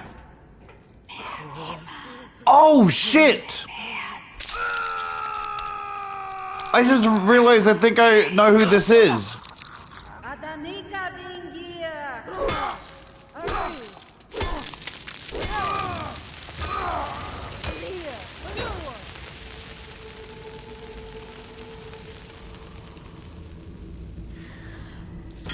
Do you know who this is, Henry? No. This is the I can't remember. I think the killer, the priestess. Oh. You know the character that throws up everywhere, and you have to like try and like cleanse yourself in like these little pools. Oh, yeah. Arcus 3. Spent the entire day doing unnecessary mundane tasks, like sweeping the floor, dusting statues and furniture, and polishing silverware, all in a fairly successful attempt to keep my mind busy. I imagine once I have the Orus working as it should be, I'll be able to keep myself distracted with what seems to be dreaming black fog. Toward the evening, I tinkered with the Orus, and when this proved frustrating, I worked out mathematical equations and theories while talking to myself and engaging in stimulating debate and what I believe to be meaningful discourse. One of the lessons of those on assignment within the boundaries of an ancient is to keep to a rigorous routine of writing, reading, and self-talk to not let the pillars of the intellect crumble under the weight of laziness, alienation, and boredom. Thinking and speaking are skills, and like any skill, they can decay and wither away if not practiced regularly.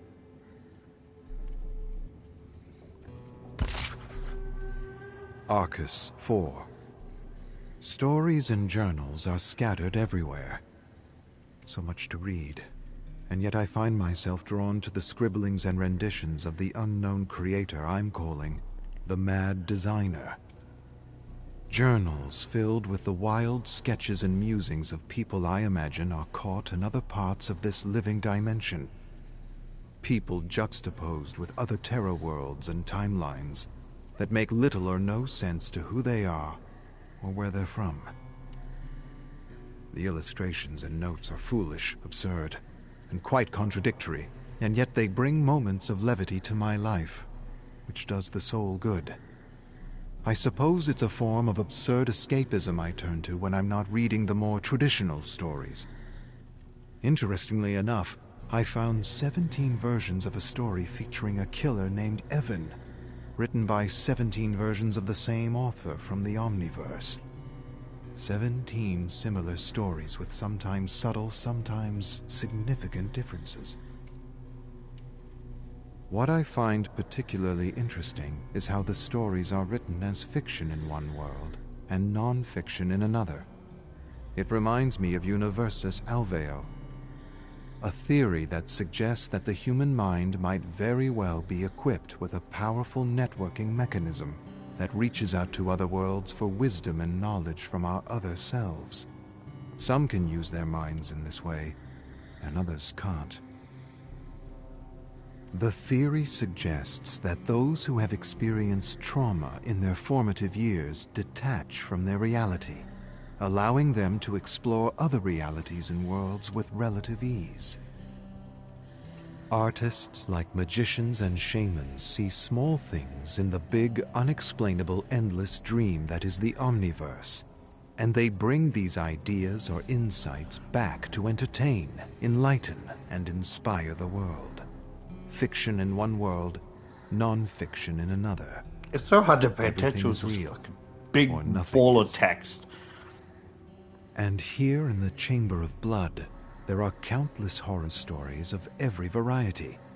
So many that it seems to me that one of the unknown prisoners was collecting these stories as a way to discover more about their imprisonment, the entity, and the terrible screams coming from the surrounding abyss. Whether this is true or not, I'm not sure, but what I do know is I spent the whole night reading my favorite stories out loud, like my father used to do by the fireplace.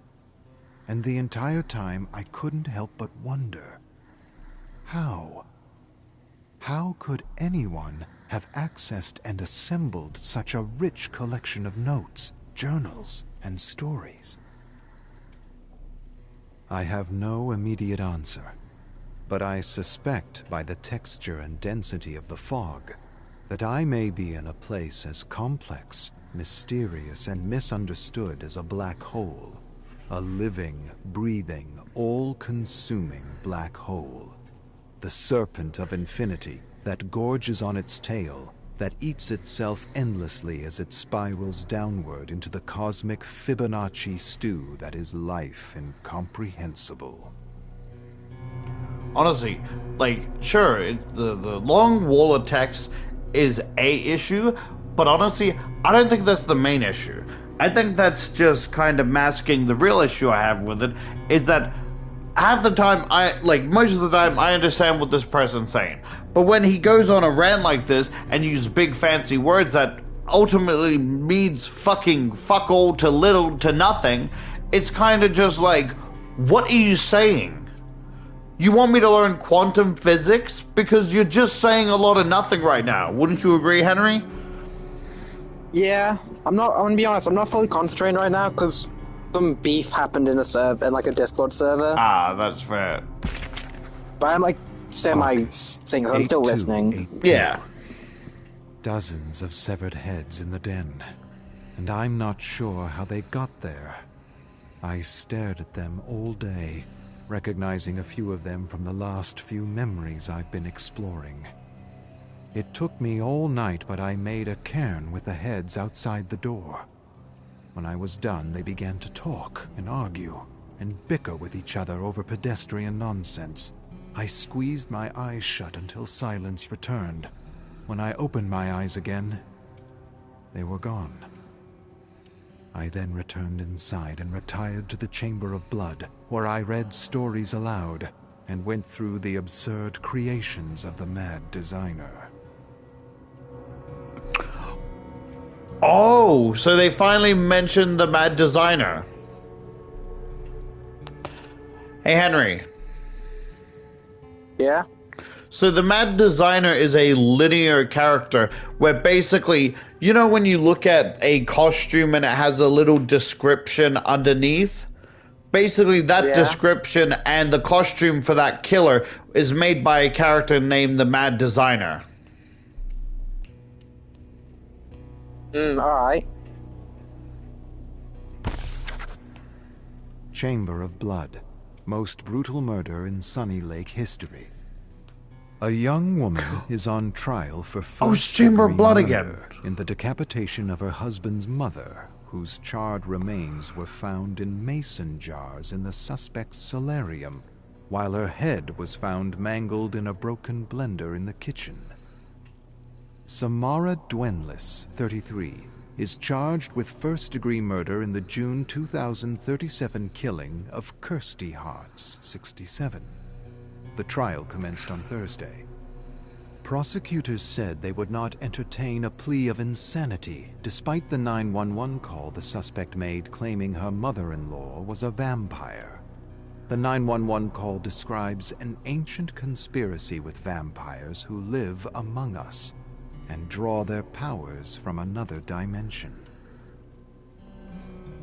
They're talking about the Chamber of Blood, the series with the woman that can see the other dimension. Obscura, beyond understanding. The tower is alive. I have memories of what the tower was the night before, and it changes the next day. It changes in ways that defy reason, or anything we've come to know about the ontology of these ancients back home. It's entirely possible that if you were to understand all that this place is, that you would go insane. I opened the door to what I thought would be an empty room covered in dust, only to discover an entire city with skyscrapers and ancient pagodas. Bewildered, I stared among the ruins of the street at a group of teenagers cutting down massive mutant bug-like creatures with deadly samurai swords. I quickly closed the door and opened it again, to find the city was gone. It had completely disappeared. Nothing there but a small, dusty room with a strange-looking spider crawling toward me. I crushed the spider under the heel of my boot and didn't even attempt to understand what had just transpired. Oh, that's sick. Chamber of Blood, Harbinger of Hell, beneath the ruins. 1. Stefan sipped his cold Turkish coffee as he read over his early morning efforts toward a short story he hoped to share on his blog. He read the opening lines and decided they could be stronger. With a sigh, he tore the yellow page from the legal pad, crumpled it into a ball, and tossed it into a growing pile of false starts in the middle of the opulent black and burgundy hotel room. He slammed the desk, frustrated, and wanted to write something fun and original for his blog, yet nothing came to him. The latest episode, sponsored by their mysterious benefactor, had his production team investigate ancient tombs in southwest Turkey. Not so much him, but his niece and nephew, who had tougher nerves for the macabre. Stefan much preferred a safe and cozy hotel room where he could raid the minibar and see to the logistics of the show. It wasn't that he didn't like adventure. It was more that he didn't like graves, tombs, or places that felt dark, creepy, and dangerous. Hattie had once suggested that he wrote horror stories as a kind of therapy to work out his fears and anxieties of the unknown. She was half right. The other half was that he simply liked to be alone. Alone with all the characters and voices chattering in his head. Voices that demanded to be heard and set to paper. Now the voices were compelling him to write a vampire story. Their benefactor claimed that there had been a village of real vampires in ancient Anatolia that had been hidden from the rest of the world. According to the intelligence provided, vampires weren't fictional monsters, but actual intra-dimensional creatures that had once tried to overrun the world. They had been defeated by an unknown group of mystical warriors. Somehow, the few creatures that had survived managed to erase themselves from history by warping and weaving whatever memory of them was left into exaggerated myths and legends. Stefan found this theory of myths and legends and parallel worlds interesting, if not intriguing. Vampires, real. Actually real. Nothing like the movies, but real nevertheless. One theory he had just finished reading online suggested that everything created or imagined existed somewhere in the Garden of Infinity. In other words, stories and characters came from a real place in the infinite landscape that was the Omniverse. The theory went on to suggest that artists had somehow unlocked their third eye and were able to see the other realities. An idea, a vision, or a dream, according to the theory, was the pineal gland seeing into the infinite for truth, wisdom, inspiration. The brain, then, was a quantum computer that could network with the infinite. It was a nice idea. It meant his most cherished characters from his favorite books were somehow, somewhere, real. A sudden knock at the door startled him out of his quantum musings. Mr. Wa, your lunch is ready. Lunchtime already, and Stefan still didn't have his story.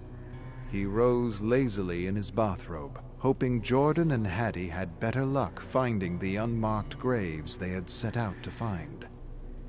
He imagined his niece and nephew were enjoying the sun while filming the ruins, and relishing the peanut butter and banana sandwiches he had prepared for them.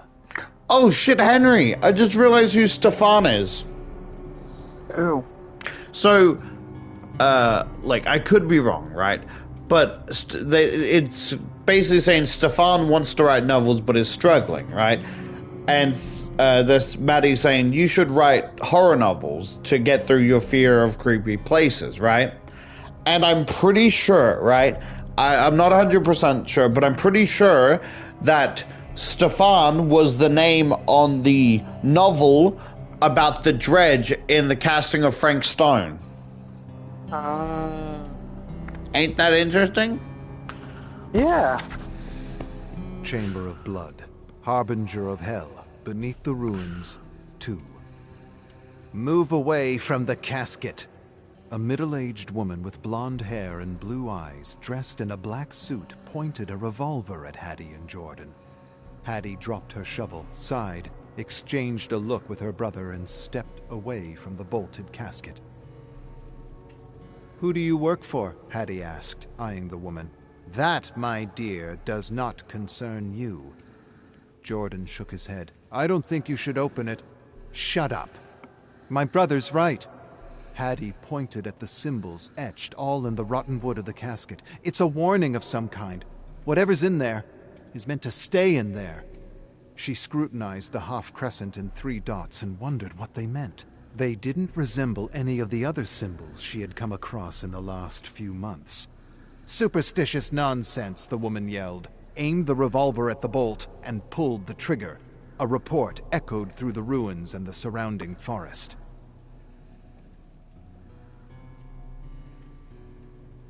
Hattie wondered if their guide and translator had heard them. He probably didn't even take notice or didn't care.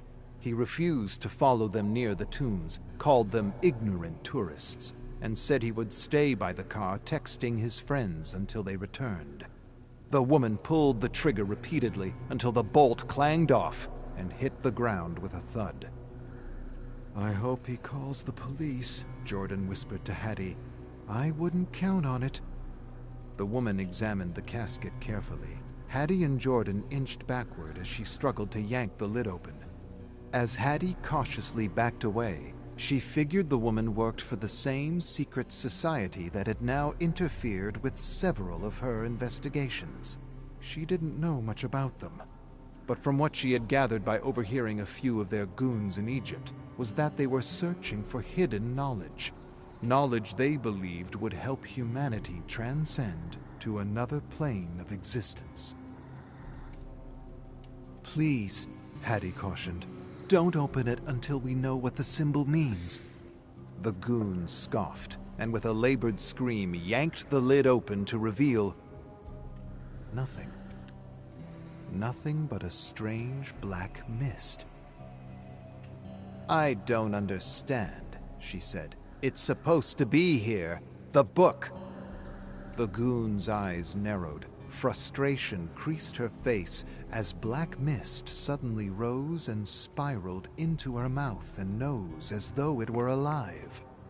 Hattie and Jordan stepped out of the grave. The woman gagged, coughed, and collapsed. There in the dirt, she jerked and twitched in all kinds of unnatural directions, screaming and shrieking as the mist reshaped her body into something indescribably grotesque. Her veins stood out thick and black in her neck, her hands smashed the ground, and she went into hysteric convulsions as though being burned alive. Then, with a blood-curdling scream, her body went limp and silent. Hattie repressed a cry of horror. She felt a cold prickle run down her spine as she stared at the scene in disbelief. What was going on? What strange mist could do such a thing to a person? Was it some kind of ancient poison? Some kind of toxic vapor? Or was it something worse? Well, you don't see that every day, do you? Jordan said flatly. I seriously wish I got that on my phone. Hattie sighed. Is she dead? Dead as a tomb. Hattie didn't find him funny, not in the least. He was scared. She could tell by his desperate attempt to use humor to hide his fear.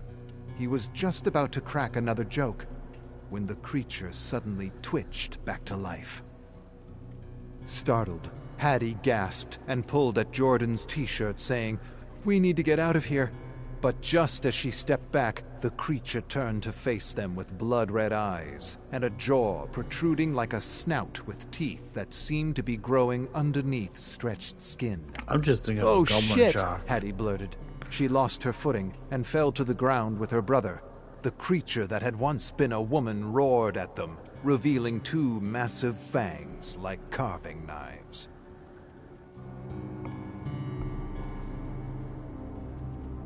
Honestly, I fucking love this. It's just like a and B plot. The A plot is like, man, I'm trying to write this fucking novel. I wonder how, like, my nephews are doing. They're probably having a good time. They go into this adventure of finding out what happened in the past, and then someone's following them, has a gun pointed at them. You listening, Henry? I am, yeah. So, like, the way they describe the creature, wanna know what I think it is? So I don't think these are all made up stories, right? I believe these are made up stories because, as you said, as the librarian said, he tends to listen to radio and horror stories, right? So I do believe that the creature that they are referring to in each episode of whatever he's watching is based off of a killer in Dead by Daylight, right? Because the other one, I believe, was the Dredge. Well, the way this one's moving and contorting, I believe it's supposed to represent the unknown. What do you think? Yeah.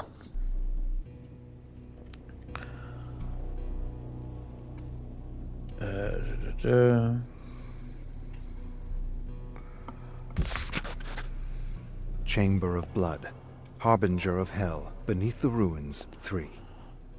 "This way!" Hattie yelled, leading Jordan through the shadow and light spilling through the forest canopy. She could hear the creature shrieking as it hunted them with unnatural speed and resolve. Spotting an outcrop of jagged rocks, she quickly yanked her brother into hiding. "Aren't vampires supposed to explode in sunlight?" Jordan asked. "I mean, isn't that what's supposed to happen? Doesn't it know it's supposed to be dead?" Hattie instantly placed a finger by his quivering lips as she heard footfalls approaching. She repressed an urge to look at the creature. Instead, she listened. She could hear the clattering and hissing coming from its hungry jaws. She could hear the crunch of stones and the distinct snap of twigs as the creature searched for them. Then the footfalls seemed to change direction, growing fainter and fainter, until all she heard was the chirping of insects. Hattie heaved a shuddering breath. Jordan gulped and swallowed a lump in his throat, saying, "We should have respected the warning. If that's what it was, a warning. What else could it be? I don't know. What I do know is, we've released something foul into the world. And by foul, you mean the vampire and not gas, Jordan said with a smirk. Just clarifying. Not funny. A little funny. No, not even a little.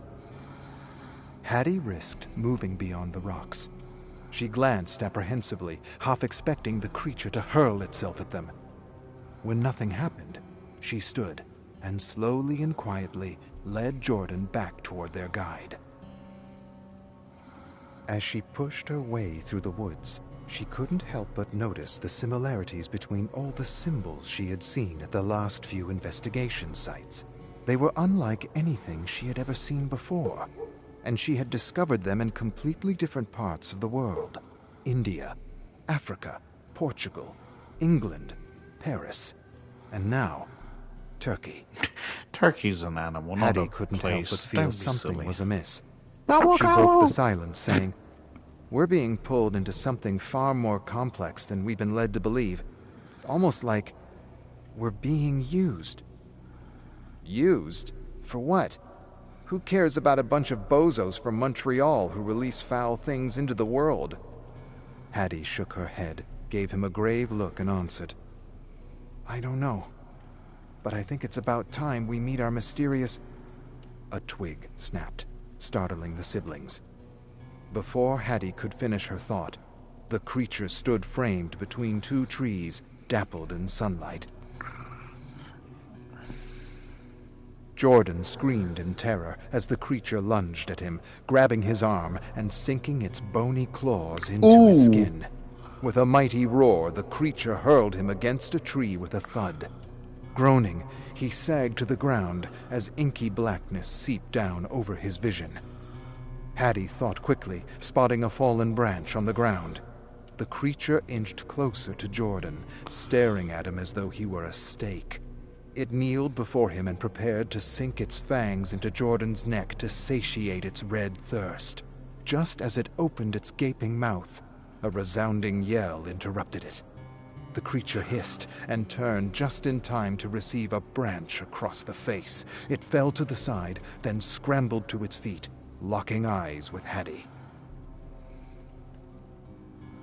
Hattie backed away slowly, glad she had saved her brother from certain doom, but unsure what would happen next. Then, inspired by the vampire films she had seen with her Uncle Stefan, she turned the sharp side of the branch to face the creature just as it pounced on her like a lion. The makeshift stake hit its mark, skewering the creature straight through its monstrous heart. The creature shrieked something awful and collapsed to its knees, holding the stake. Wiping her brow, Hattie stepped away from the creature and approached her brother. But a sudden squelching sound froze her to the core. Slowly, she turned to watch the creature pull out the stake with the pulpy dead heart still attached. Oh, what the fuck? The creature tossed the heart to the side with a mangled smile. An instant later, it pounced over Hattie, taking her to the ground. Hattie pushed and jerked under its powerful grip as it salivated and peered hungrily at the thick arterial vein pumping in her neck.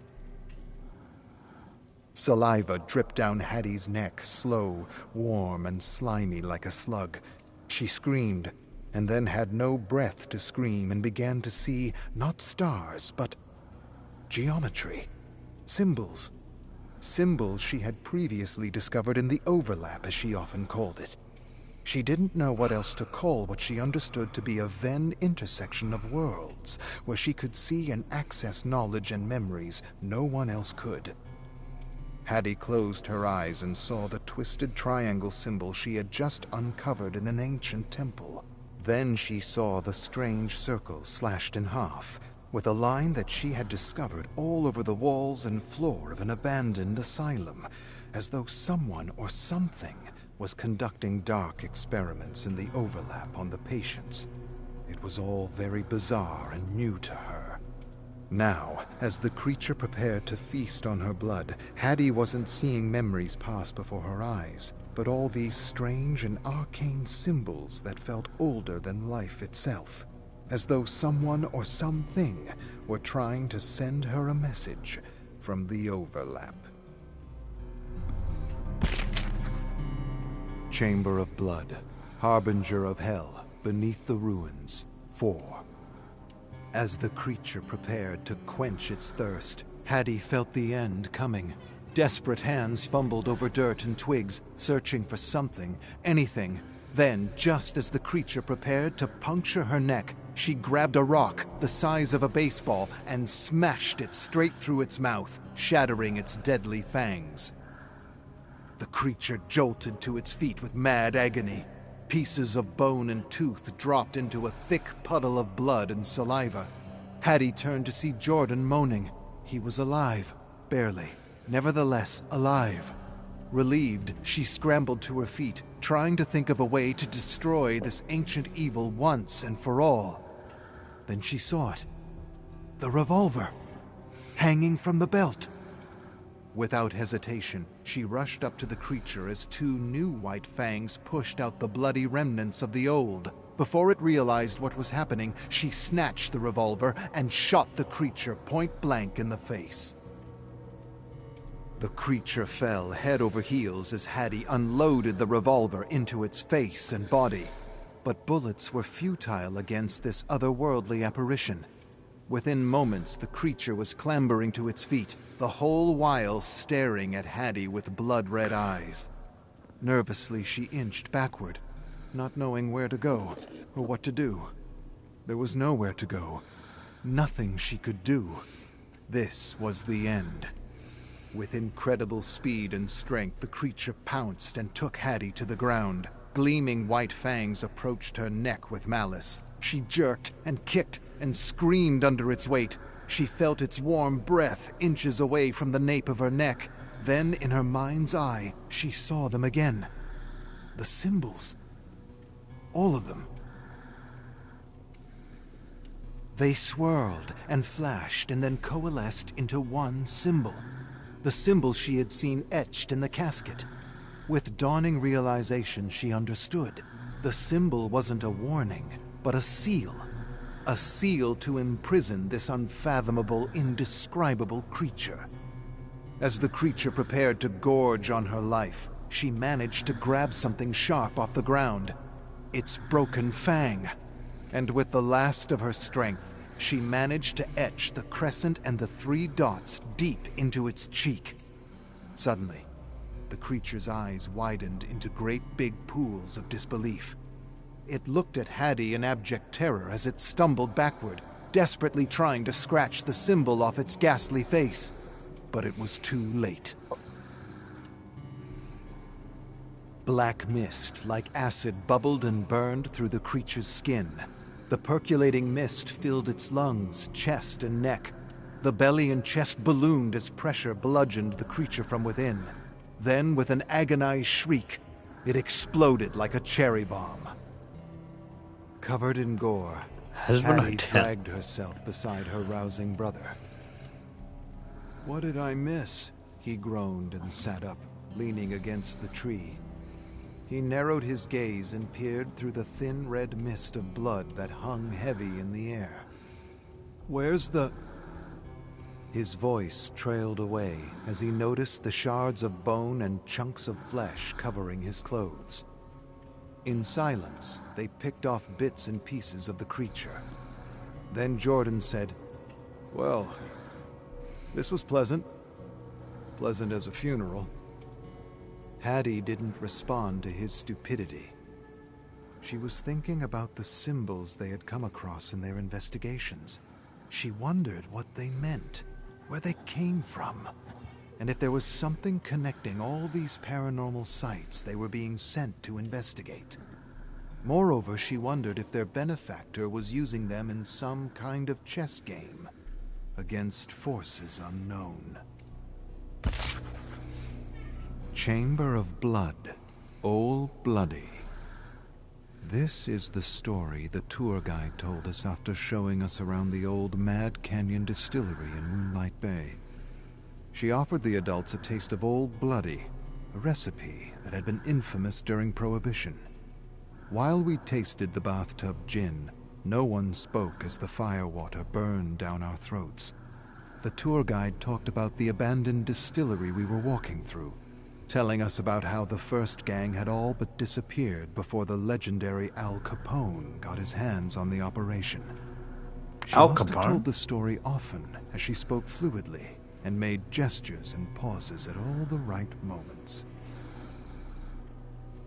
Ladies and gentlemen, I'm not one for tall tales, but what we know of the disappearance of the Maddie Hatter gang is very much a vampire story if ever I heard one.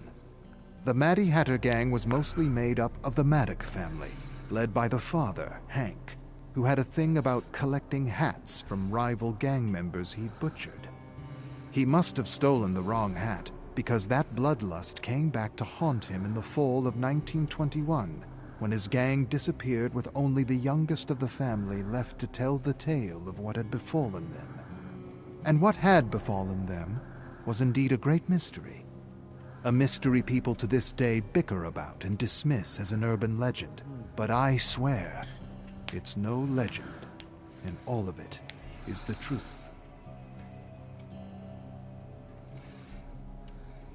The twins, Candace and Cody, while returning with some equipment they had picked up in Ontario, drove into the valley and then carried the copper tubing and flasks into the caves where the gang prepared their white lightning. But when they arrived, they found nothing but blood. Blood on the floor, blood on the walls, blood, if you'll believe it, running through the tubes and coils of the still. At first, they thought it may have been a rival gang, but there was no sign of bullets or bodies, or even a struggle, just blood, and an uncanny fog that hung low and heavy in the air. The twins instantly resolved to find whoever had done this to their gang, and moreover, they wanted to give their siblings, cousins, and parents a proper burial.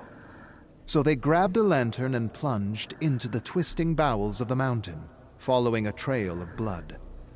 They searched deep into the night with no result. Cody shone the lantern and was just about to tell his sister he was beaten when he heard the crunch of stone in the distance. He charged ahead, and she chased after him, stumbling over a boulder, hitting her head against the ground, and losing consciousness.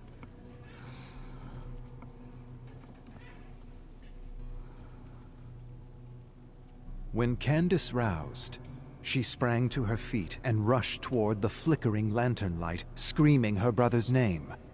Through dancing shadow and light, she approached her pale brother sprawled over the ground, with 2 small puncture wounds in his neck. She felt his chest for a pulse and gasped when she realized he was dead.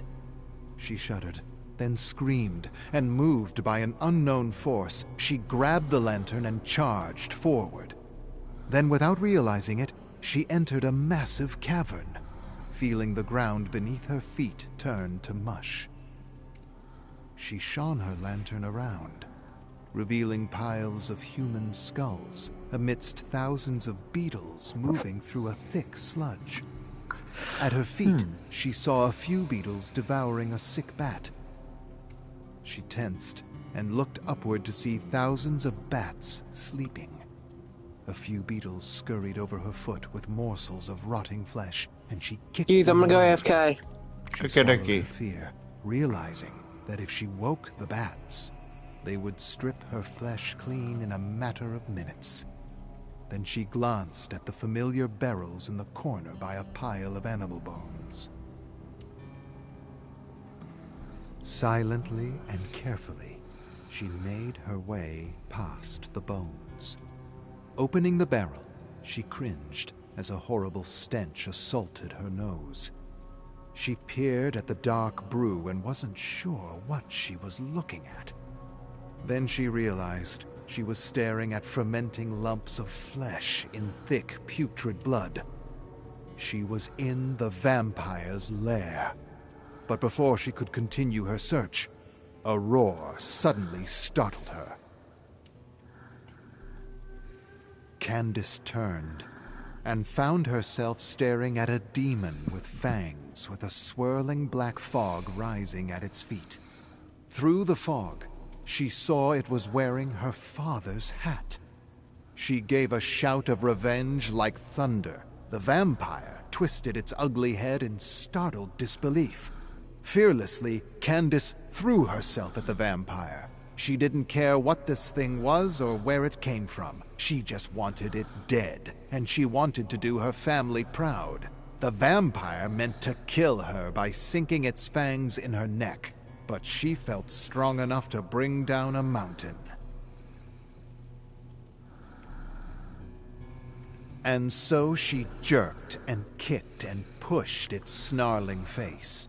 With a snarl of her own, she bit back at the vampire, tearing pale flesh off its neck with teeth and jaws strong enough to crush rock. Before the vampire realized what was happening, she gouged its eye with her thumb, ramming it deeper and deeper as it desperately clawed flesh off her arms and face. But she didn't care. She would not be denied. And within moments she felt the delicate brain matter like warm mud and smiled. Then she curled her finger and yanked as hard as she could with a mad laugh. With a shriek, the vampire convulsed violently, then stopped all at once, its jaws frozen in a twisted, agonized howl. Unable to control her growing laughter, she took back her father's hat and stood proudly as open wounds leaked and sputtered blood. Then the fog rolled over the vampire and somehow made it all disappear. The vampire, the bats, the beetles, the blood. Everything. Needless to say, no one believed Candace, and she was put into an asylum to shut up and wither away. But eventually some rich philanthropist took charge of her, and she was never seen again. Everyone was silent. Someone laughed and said, "That's not really a vampire story, is it?" The tour guide replied, "Not like we're used to, no. But that's her story, and I swear I told it like I heard it." Then a young woman in a concerned voice added, "I hope that girl ended up all right." I'll watch this and then watch it again when Henry comes back.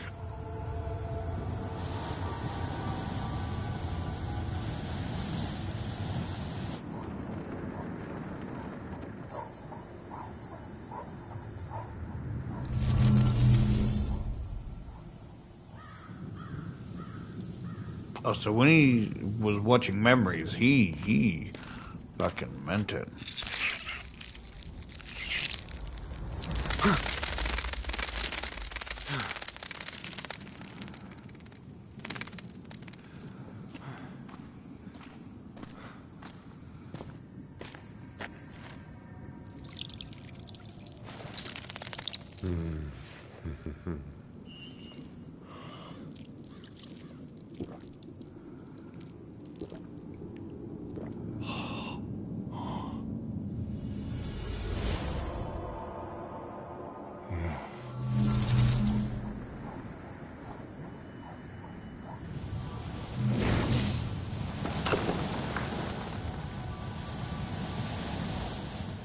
Oh, he rebuilt the tower.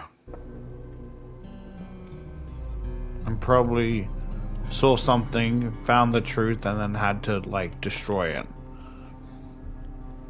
I'll wait for Henry, and so he can watch the movie.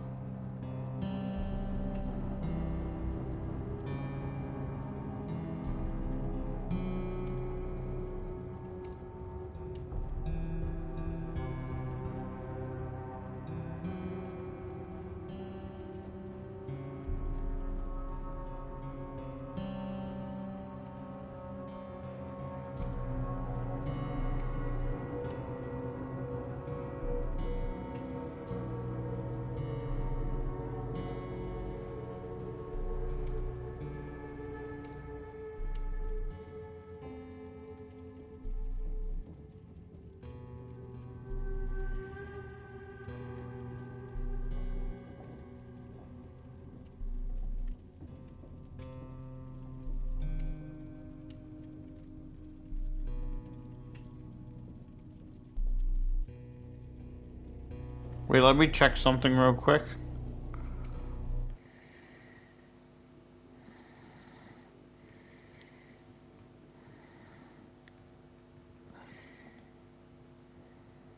You lying sack of shit. How fucking dare you? Just go recommended Little Nightmares 3 gameplay, all bosses, and reveal trail. Just for that. Nope, I don't want your shit around. Get the fuck out of here.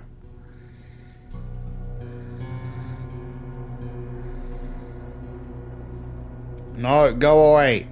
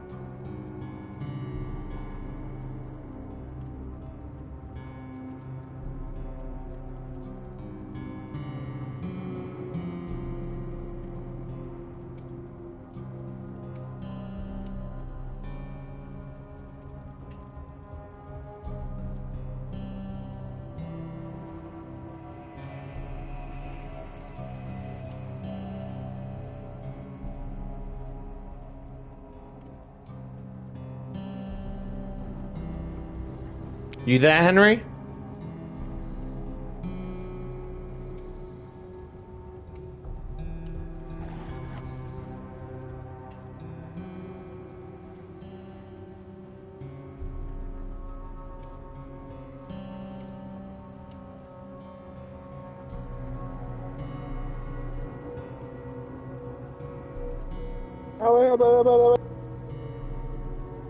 Oh, there you are.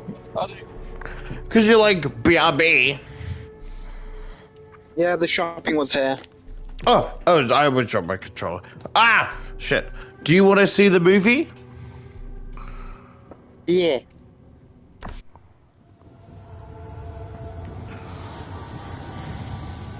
Ooh. It's like a direct continuation. Hmm. Ooh. It's your hometown. Shit.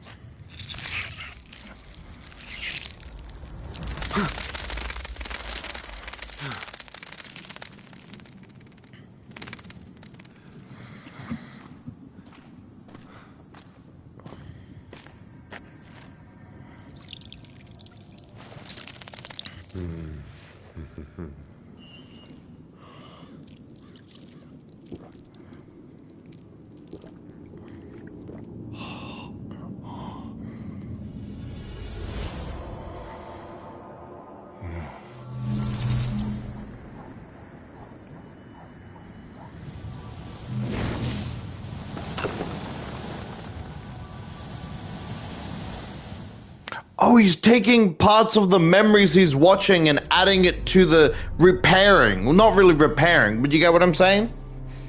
Yeah, reconstructing basically. Yeah. I'm surprised we haven't gotten that Dracula skin yet. Yeah, but when he said, like, he watches, like, memories, right? I genuinely thought it's like a little orb, right? Like a little portal he's holding in his hands, not everything around him, you know? I thought, he teleported. You know what fucking Knockout just sent me? What? I gotta send you a video, you'll love it. I've edited the video of me being attacked by the blight and it's got 600 views on TikTok, laughing emoji. For fuck's sake. Kill him. He's stealing your content. I actually didn't give my consent to be on stream, so you're gonna have to take that down, Knockout. And wasn't I in that? Yep. Yep, I don't consider to be in that clip.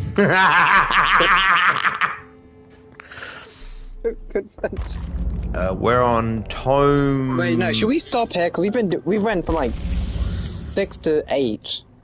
Oh no, we'll do 8. Yeah, we'll do 8. But then you want to play games or something after 8? Okay, yeah.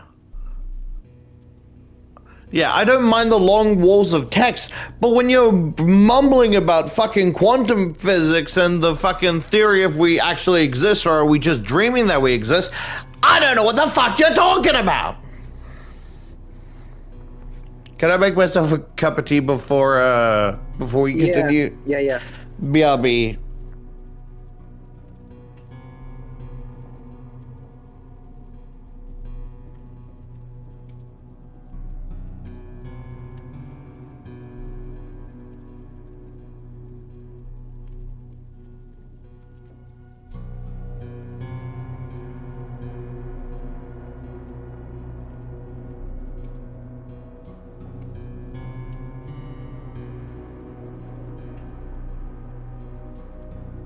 Hello.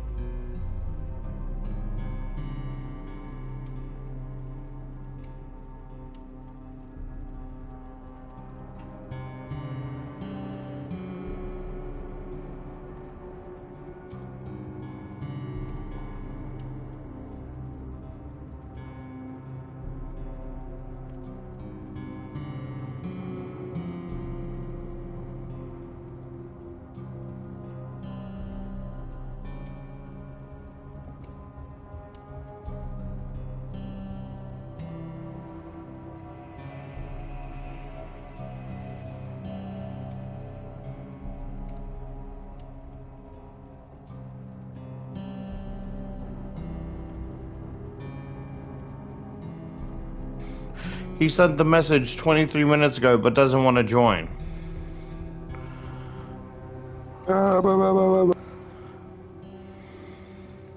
The online?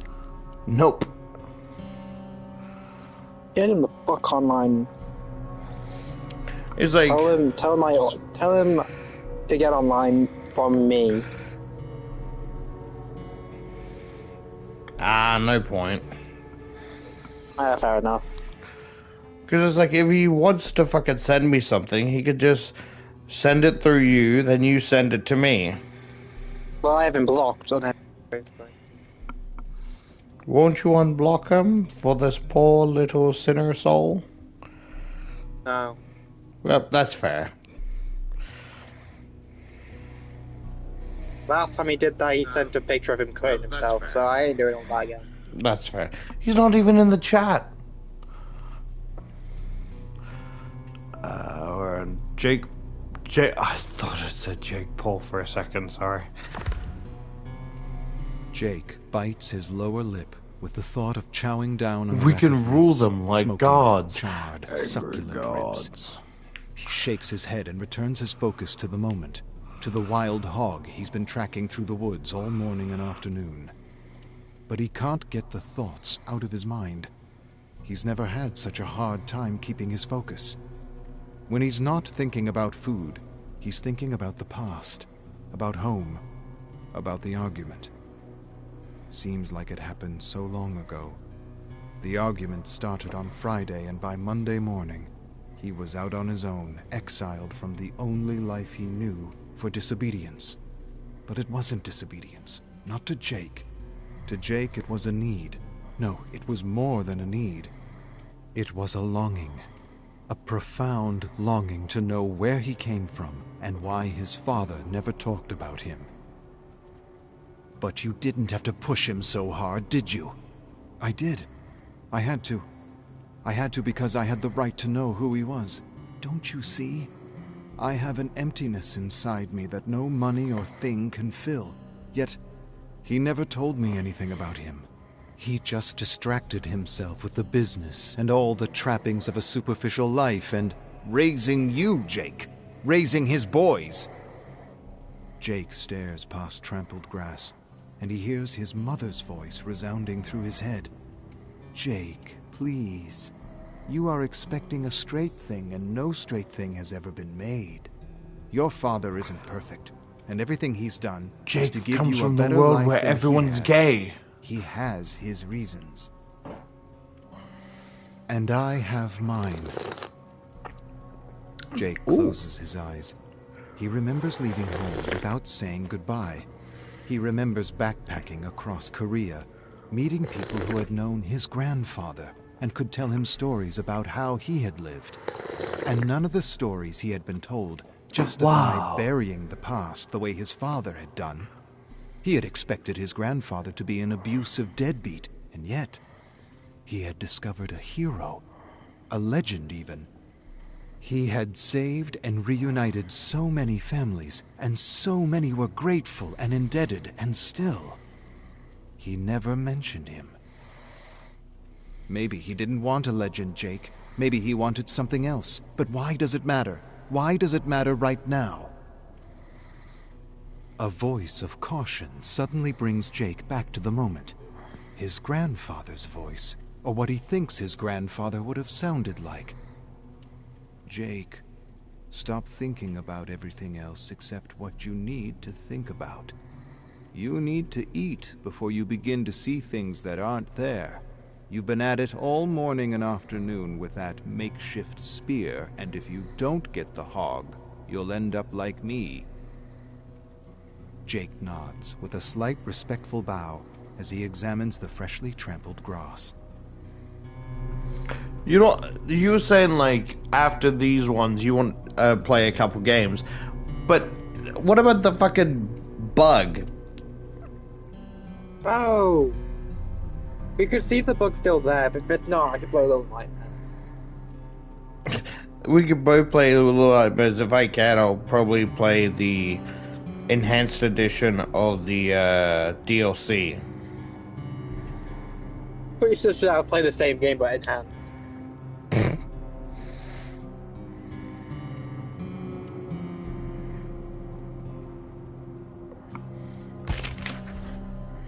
Jake charges after the boar as it zigzags through the long grass and suddenly disappears near the creek.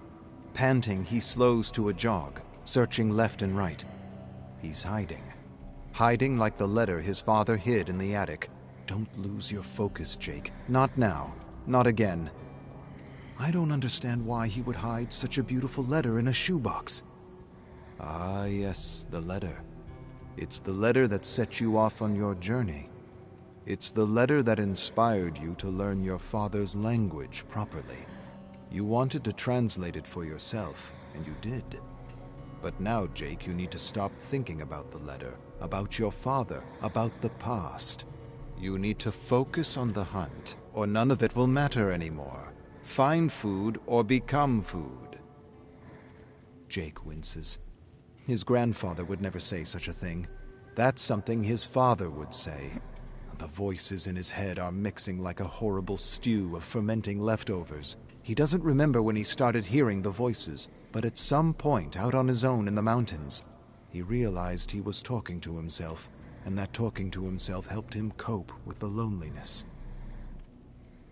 Everyone hears voices inside their head, Jake, although most are too distracted to listen or even acknowledge them. Or if they do acknowledge them, they keep them private for fear of ridicule. Most of Jake's voices are family members and old friends that make friendly talk here and there, but as of late the voices poke and question everything he does.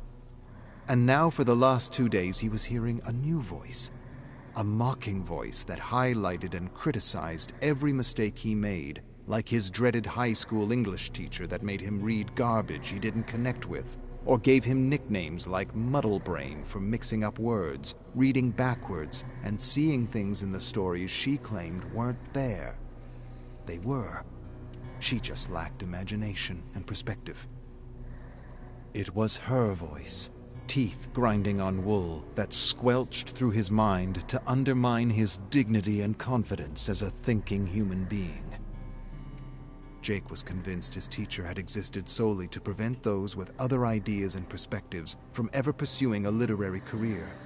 His father didn't care about his issue with his English teacher, or with teachers in general. It didn't matter. Stories didn't matter. Just tell the teacher what she wants to hear. Think of her as your boss, and think of grades as money. Parrot her ideas and opinions, and you'll be rewarded with lots of money, maybe even a bonus or a promotion. Easy enough advice to follow.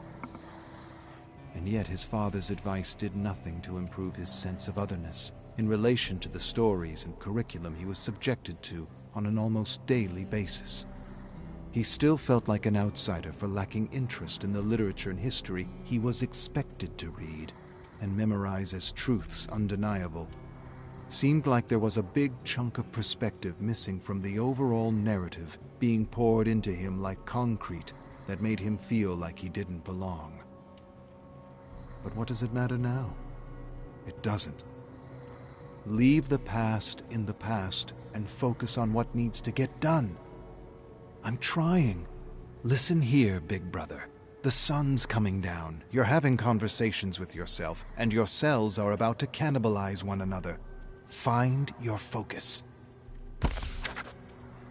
Jake sits on a stone and watches a hawk circle against the golden dusk.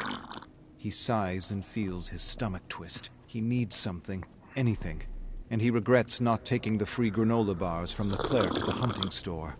He still doesn't understand what he was trying to prove, and to whom he was trying to prove it to. I guess I want to see if I could be like him. You've brought trail mix and other snacks before. What's so special this time?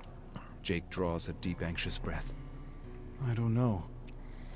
The hawk sails through the darkening sky, then swoops and quickly disappears near the stream. Jake stares after it for a long moment, then decides. He grabs his spear, staggers to his feet, and stealthily makes his way toward the shimmering water. By a fallen tree, he sees the hawk picking at feathers and bones. He inches closer, lifts his spear, and launches it. The spear hits the ground and the hawk rockets to the sky, leaving scraps behind. Scraps. Scraps will do. For now. Jake kneels by a sticky clump of flesh and feathers. He smells the pungent odor of heart-pounding red. He touches the sticky innards and the plucked skin and the bones. Bones as white as the hog's grin. Jake sighs his frustration and shakes his head. He doesn't know if hogs display any kind of emotion, but if they can, this hog is definitely smiling. No, not smiling. Laughing. What kind of bird is this anyway? Doesn't matter. Jake pulls out matches and cooks the guts, preparing a kind of bird pudding. You brought matches but no granola bars? I don't know what I was thinking. You're not him, Jake. I know. He died out there. He disappeared. Same thing. Not to me.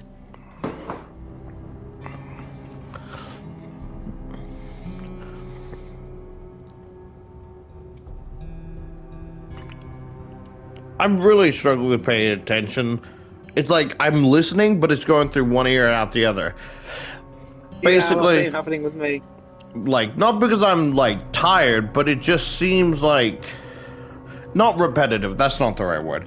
But basically, the to dumb it down is basically he wanted to know his grandfather. His father wasn't having it, so he got thrown out. And now he's delusional, thinking that his great-grandfather is talking to him and trying to be his guide of wisdom despite never meeting him. And now he's struggling to hunt food, and his great-grandfather, or what he thinks his great-grandfather sounds like, is tormenting him, saying, "You're gonna fucking die if you can't get good at this game." Damn. Jake tries to spit the rancid taste of regurgitated bird out of his mouth as he tracks the boar. Ew. His stomach rejected most of what he tried to stuff into it, but he's grateful he got some nourishment for his starving cells. He can't even begin to imagine what it would be like to guide and care for others in the middle of nowhere. How'd he do it? How'd he feed them? How'd he lead them out of the woods? You know what's a survivor pack I can oddly see happening? Jake stops suddenly to examine a few broken twigs. He brings his focus back to the hunt, trying to determine which direction the hog took. Then he hears it. Snorting. Almost inaudible. Cocaine? But he hears it. He turns I'm just toward a listening patch for it. of It's still going out the shuffling other ear, but I'm high still grass listening. and narrows his gaze. The snorting Wouldn't grows louder the and characters louder. from He's laughing at Don't me. Starve Son of a bitch, oddly he's fit laughing at in me. Dead by Daylight? You aren't worthy, kid. They would. The hell I'm not. Jake launches his spear into the moving grass. A high-pitched squeal follows, and the hog jolts away. Jake surges after him, tracking a trail of red to the mouth of a small cave. He laughs to himself and knows he will feast tonight. He's done. So sure? I searched that cave before. There's no other way out. It's just a matter of time and patience. And focus, Jake. Focus.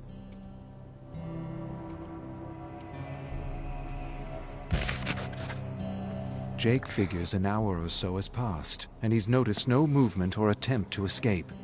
This is a worthy adversary. He thinks he can outweight me. It's a good plan. He might actually escape. I'm betting on the hog. You'll lose, bro. Jake considers his options, then grabs a small shovel out of his rucksack and begins to dig a pit. Yeah, he's actually He feels losing it. cobalt eyes watching him, and he grins to himself. It will take a bit of time, but this deadfall will put the odds in my favor. The people his grandfather helped said he dug a tunnel under a small clearing to avoid detection. He dug a tunnel. Digging a small pit is nothing in comparison. What I don't understand is, you brought a shovel and matches, but no granola bars. What the hell were you thinking? I guess I wasn't. You're a walking contradiction, Jake. I guess. The stupid shit we do when we're lost and alone. I'm not lost or alone. I'm exactly where I want to be. Yeah. The whole turn your back on civilized living because humanity and not you have lost your way. Make yourself believe whatever you want. But in the end, he's your father. He didn't even try to reach out to me. You didn't try to reach out to him. He kicked me out. You poked and twisted an old wound. You hit a nerve, and he reacted. His father was a hero. Maybe he didn't want a hero, Jake. Maybe he just wanted a father. A living, breathing father to do shit with. Kinda like what you got. Damn. Jake stands next to his father and brother by the sizzling barbecue in the turquoise in-ground pool. He takes in the scent of thick, fatty white bacon melting into mounds of burning black charcoal. He reaches around his father and pulls off a strip and devours it. His father smiles and says it's like he's never seen food before. Jake's eyes widen as thick droplets of grease drip off his chin. He suddenly pushes past his father and brother, attacking the grill, stuffing his face with greasy, life-giving fat and protein. His father tries to hold him back, but Jake won't be denied when suddenly the meat morphs into a living, wild hog. The hog turns to Jake and winks. Jake stumbles back and falls into the pool. The pool swirls and turns into a deadfall as several spikes rip through his chest. Jake yells in agony, waking up with a start, finding himself in a small pit beside thick, sharpened branches pointed outward. Jake wipes the sweat off his brow and slowly clambers to his feet. He climbs out of the deadfall and stares into the darkness of the cave for a long moment. Then he hears his mother's soothing voice. "Jake, please, finish the letter and send it to him." "Why? What's the use? It's just gonna end up in a shoebox in the attic like his father's letter." "You're wrong. It will be like the picture in his wallet. That's just a stupid picture." "Not to him." Optimus Prime vs. Godzilla. Who wins? Optimus Prime. I'm tired of waiting. Jake grabs a few branches, sets them ablaze, and tosses them into the dark, gaping mouth of the cave. He watches the darkness fill with lashing flames and swirling smoke, and he waits for the inevitable. As he stares at the thickening smoke, he's reminded of a story, and his thoughts drift away to his grandfather. He reunited so many broken families. He helped so many people survive exposure, exhaustion, and starvation. He saved them all, and yet he couldn't save himself. They said there was a kind of smoke, too, a thick, black smoke that suddenly surrounded them. One minute he was there, the next, he was gone. The survivors Jake had spoken to in Seoul said he was probably captured and executed, but that they didn't know for sure. A piercing squeal followed by a meaty thunk suddenly brings Jake back to the moment. He didn't even see the hog make a dash for it. He leans over the pit and stares at the skewered hog, shaking and convulsing as life pours out of its wounds. Jake sighs and feels mingled relief and regret. "Sorry, brother. It was either you or me."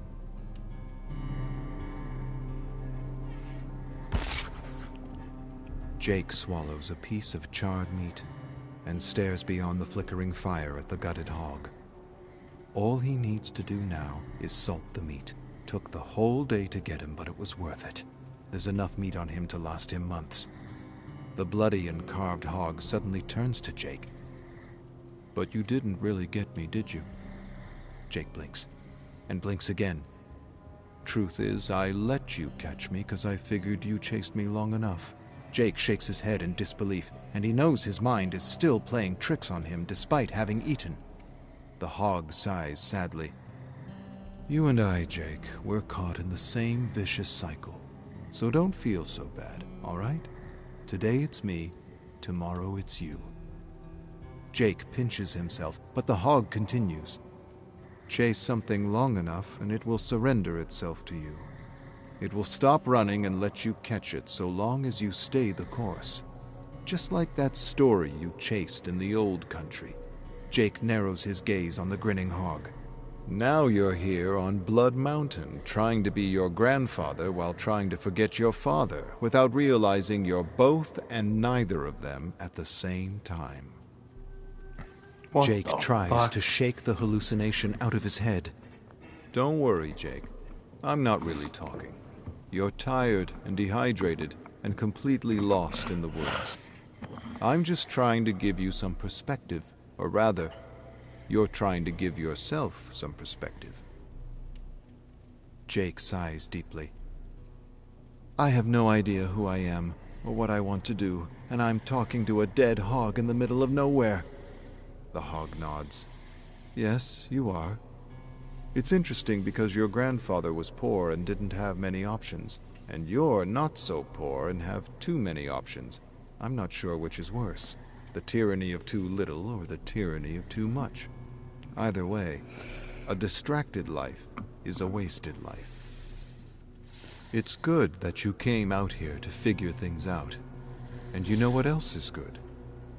If you let go. If you just let go.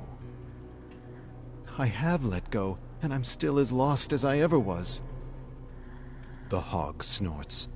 You haven't let go, Jake. You're still playing the old scripts over and over again like a broken record. But let's see. You like chasing stories, especially the hidden ones.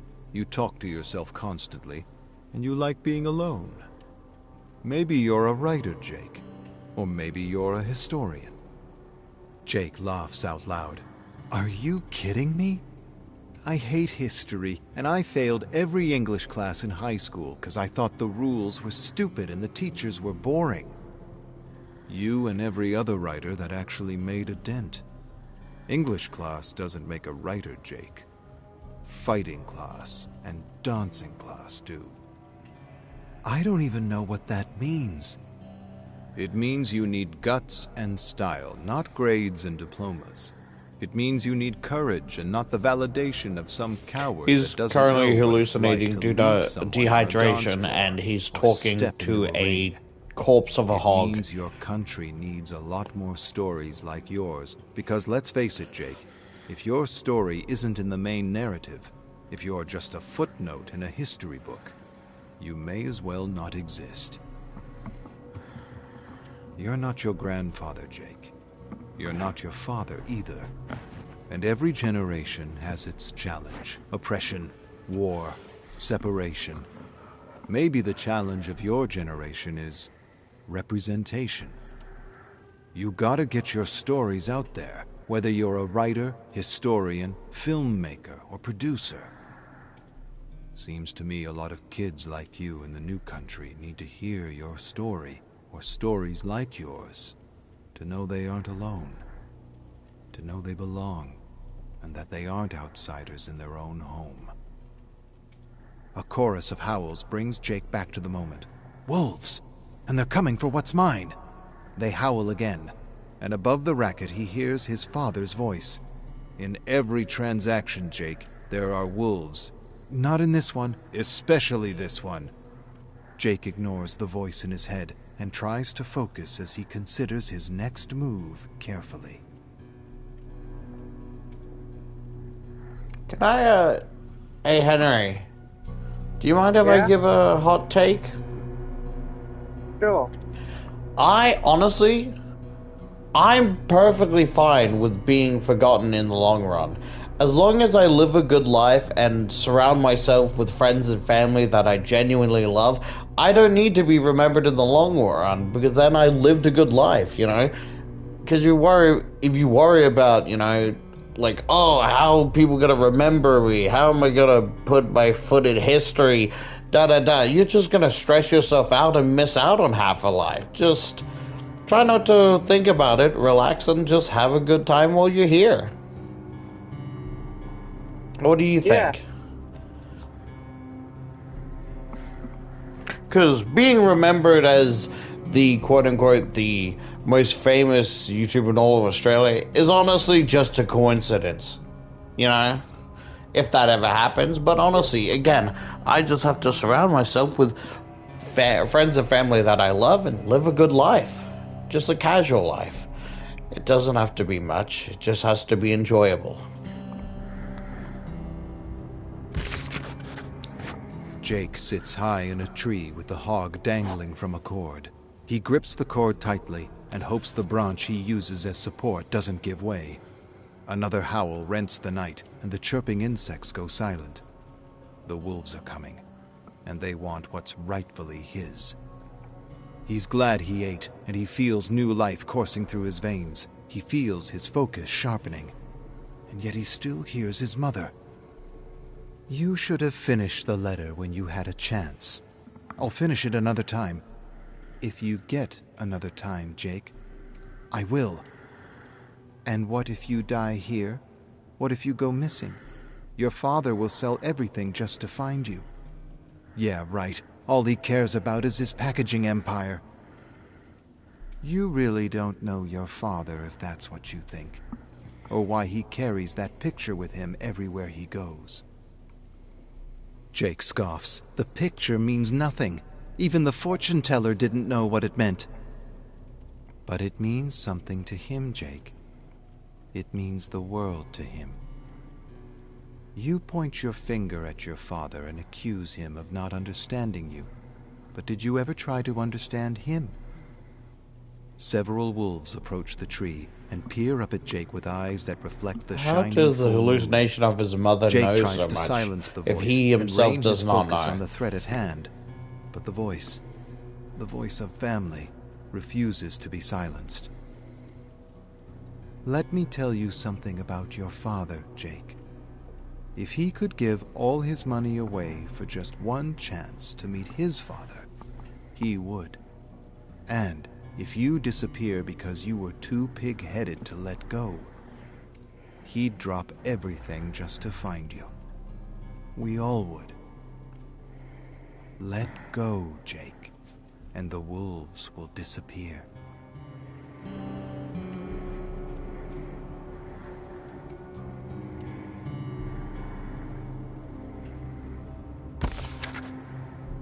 Wolves growl and lunge and rip pieces of flesh off the dangling carcass. Jake holds the cord tightly with one hand as he uses the other hand to attack the wolves with a branch. He's exhausted and doesn't know what to do. He feels like a tick, beaten and battered by the rain, broken, beaten, defeated, not by the hunt or the wolves, but the thoughts and emotions swarming in his head like a hive of anxious bees. The wolves circle the tree with cackles and growls that seem like laughter in the night. How the hell did I end up here? Up a tree fighting wolves in the middle of nowhere? And how the hell am I gonna get down? He hears his brother's voice break through the din below. The stupid shit we do when we're lost and alone, right, bro?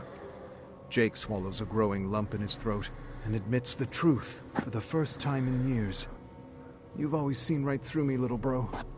God, I miss you, but you're right. I am lost and I am alone, and I have no idea who I am or what I want to do with my life. And that fortune teller was right. I didn't know what to choose, so I chose nothing. His mother's voice returns. No, Jake, he was wrong. You did choose something. Jake draws a deep, shuddering breath and closes his eyes, remembering his first birthday as his mother had described it so many times. He's dressed in his first red and blue hanbok, sitting on a white blanket with all kinds of objects spread before him.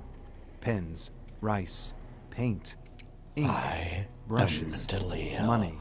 And his aunts, uncles, and cousins encourage him to choose something with exaggerated baby talk. The fortune teller asks everyone to be quiet and says the object Jake picks first will be the driving motivation of his life. The birthday boy drags himself toward the objects, drags himself past the pen, past the rice and the cake, past the ink and the brushes. Nothing seems to interest him. But then, he spots something. His eyes go wide with excitement, and he charges toward the money. Yells, screams, more baby talk to encourage him to take the money. But Jake doesn't take the money. He doesn't even look at it. He surprises everyone by charging past the money with perfect focus, and he only stops when he reaches a man kneeling in prayer. 1-year-old Jake looks up at his father, smiles, and grabs his finger. His father smiles back at him, and his mother takes a picture. The picture. Jake opens his eyes, and now he hears his mother's voice above the snapping and snarling wolves. The fortune teller didn't really know what to tell us. He said we didn't arrange the objects properly. He said you chose nothing, but I think we both know he was wrong. I don't understand. It's been years, Jake. Finish the letter, teach him about his father, and come back home. I wouldn't know what to write, what to say. You'll figure it out. Just remember that he respects what you did, because in the end he knows you chose family. You always did, and you always will. That's why I know you'll do what needs to be done. Come back. Help him complete his story. The imaginary words strike Jake's heart like lightning. His eyes widen with sudden understanding, and for the first time in his life, he wonders. He wonders what it would have been like to grow up without a father. To miss all the things his father gave him, to miss all the things he took for granted. Hiking, fishing, hunting, camping, fun and fierce games of baddock and moonlit tents. It wasn't all superficial bullshit. There was good, too. A lot of good. He was so contradictory. Aren't we all? I suppose we are. Jake loosens his grip on the cord and stares at the frenzied wolves below. And for the first time in his life, he knows exactly what he needs to do. My bad. I was listening, but my brain was thinking of the story of hide and seek, and then I was just making myself upset for no fucking reason other than to get upset. My bad.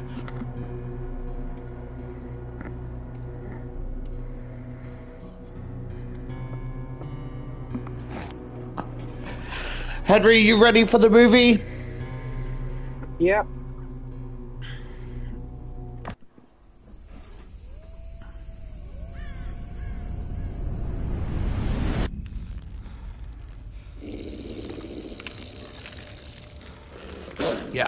Yeah, I don't think there's anything worth that fucking bore anymore.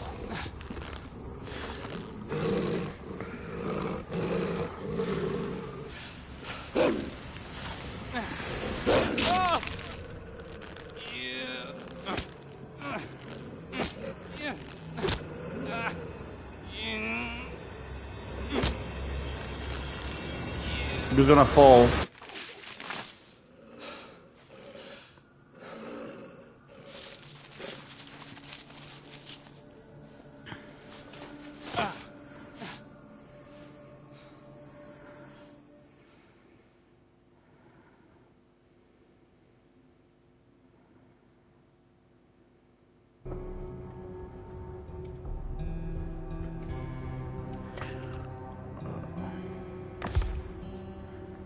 Time to finish this.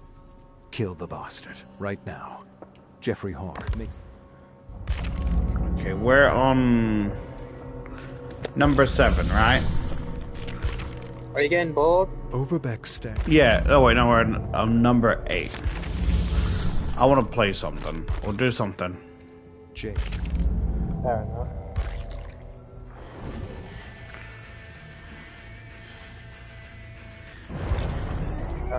Let me get on. I'm not sure. Nightmare. I'm not sure. Oh, you're playing Little Nightmares? No, I said no. I'm going in.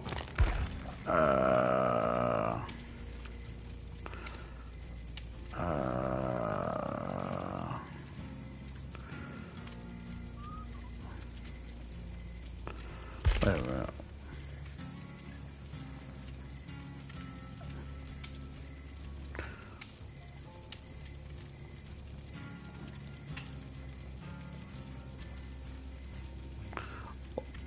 Well, well, well, look who it is.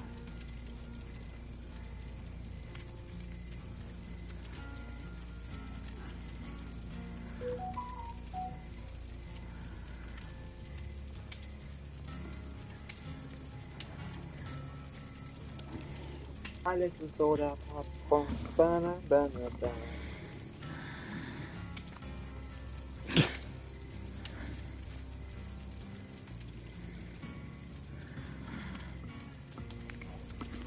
Let me end screen share.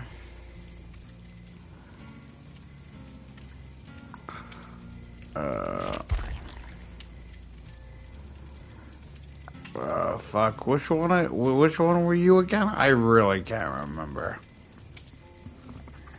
It might be the sleep. Huh? I think the sleep's getting to you, bro. You're not top of the show alone.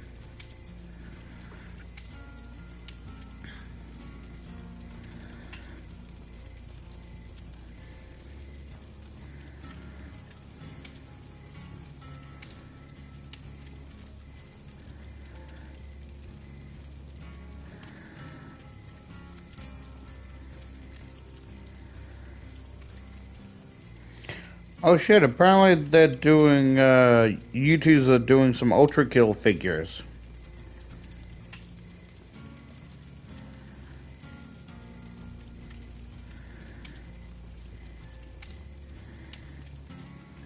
Alright. Just waiting for you to hop on.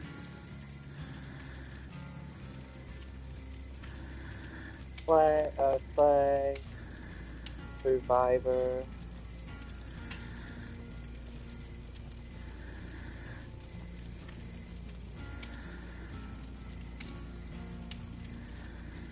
Alright, I'm on.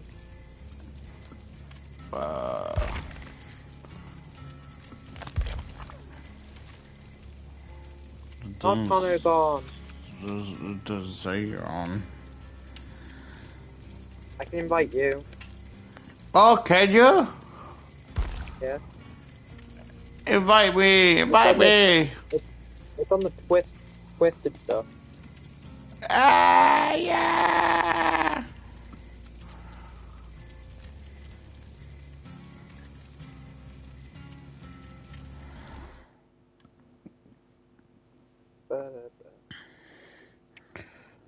Lesbian homophobic crows.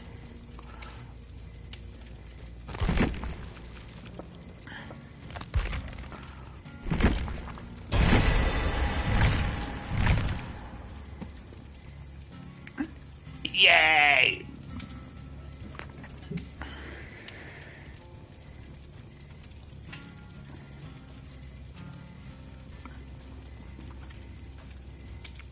Well, Naka's not really joining, so we can just start without him.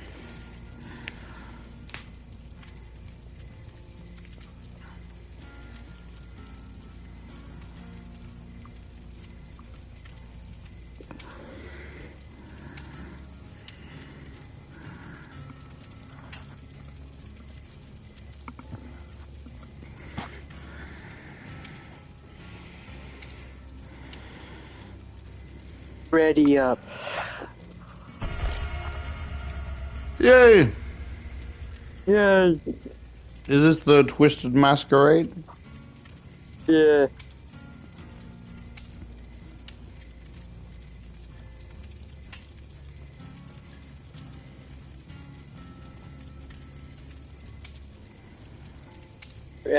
Where are you?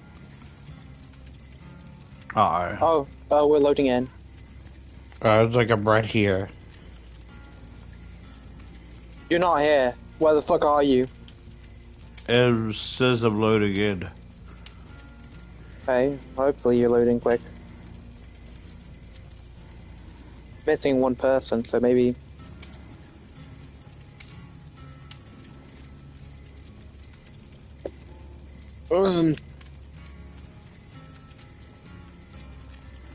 I guess I'll ready up and wait for you.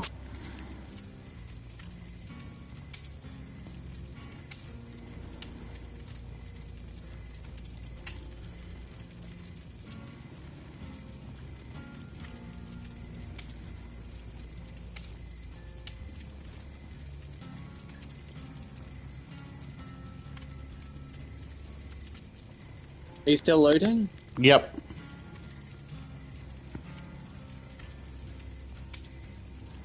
Well, that's not you, so... Fucking I can't leave. damn it, game. Well, we're not... Well, I'll play as... Let me share my screen. I don't know if you'll be able to watch it, though.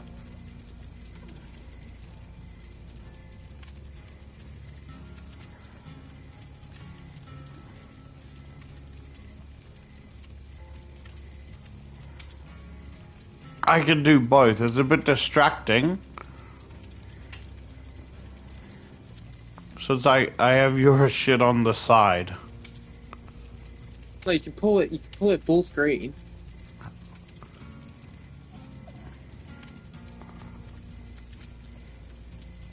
Make it full screen. Well, my thing's loading in. Oh, that's a bit. Yes, that's better. Thank you.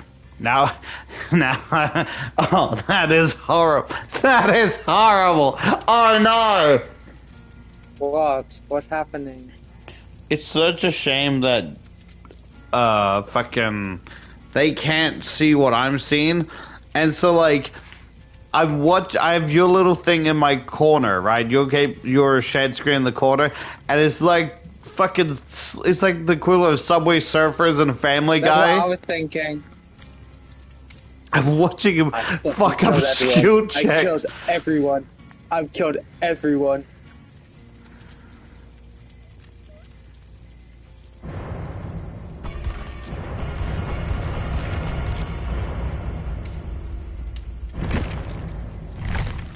Okay, I'll do my own thing until you're done.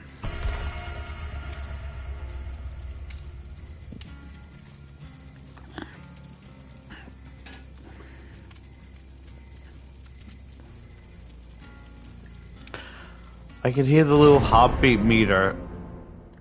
Oh, this is scuffed. This is so scuffed. I left. I have something to do. Yeah, no. Oh shit, is that you? No, it looks exactly like your character.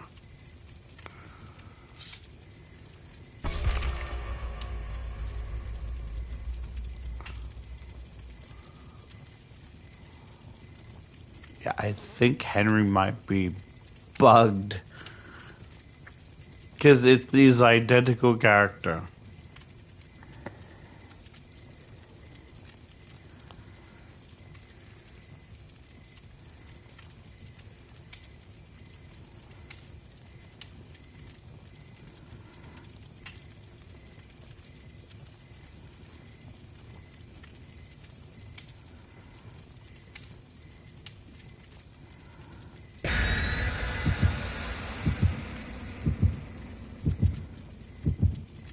Like, I genuinely think, well, the genes are a bit different, actually. I had to help my mom bringing the dog in the bath. I know. I thought you were accidentally in my game because I had like similar character, but it's just the character had ripped jeans while you don't. I guess you can have Little Nightmares gameplay on the side.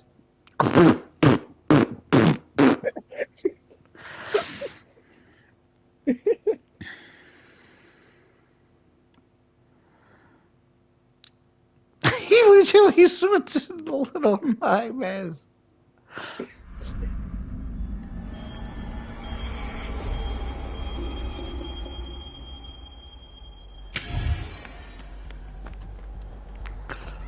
So you're not gonna try a fucking Bandai Namco's fucking thing in my face? Oh, well, that's great.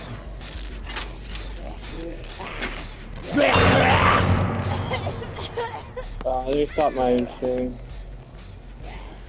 Move! You can play Dead by Daylight while I...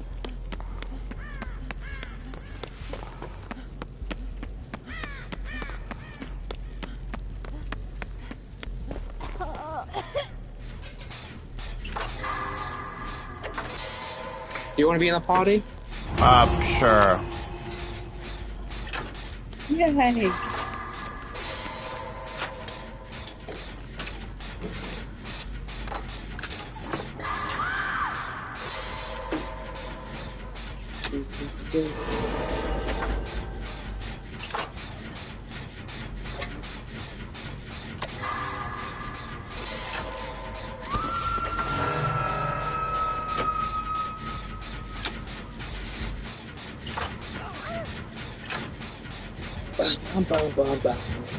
Yo, I should fucking have this more often when I'm like on break.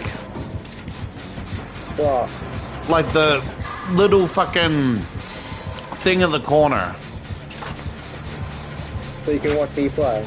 Yeah, like whenever I'm on break. Cool.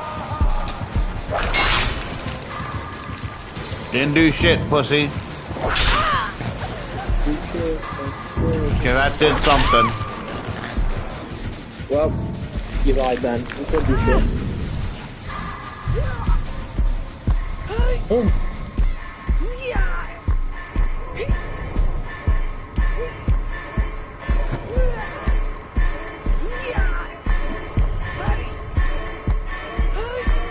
What do you suck?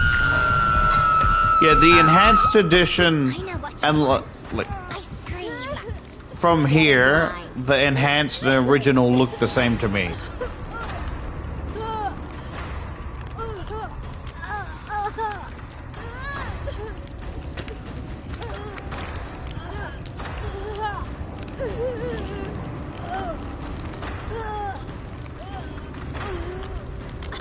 Yeah, I think what's cool about the enhanced edition that it makes it more reliant on the torch, the little like lighter, where in the original you don't really need it, you know. I'm just hooked here watching you fucking play Little Nightmare.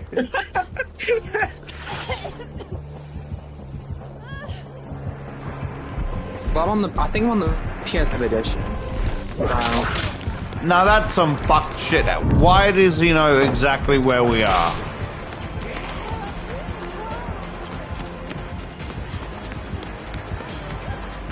Oh, this is the fucking highest form of brain rot.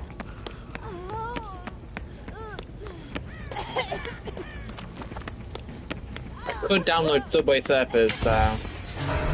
Please don't.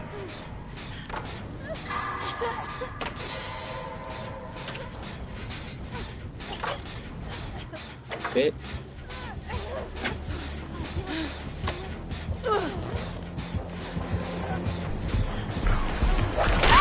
Ah!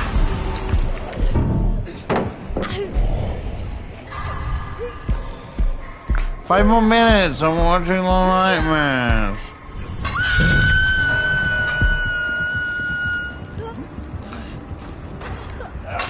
You are the fucking world's beefiest person. I don't think I did anything. Look at me.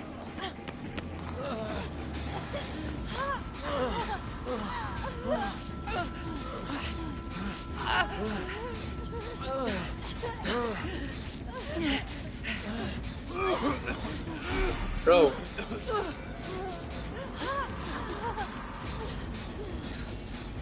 We did it, huh?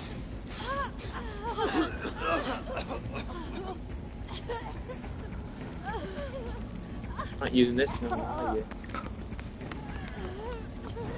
Oh, you guys are fucking cunts. Both of you. Someone just entered my stream and that's exactly what you say. Like, I helped heal both of these people, and they see me injured, and they completely just fuck off. They point and go, no, go that way.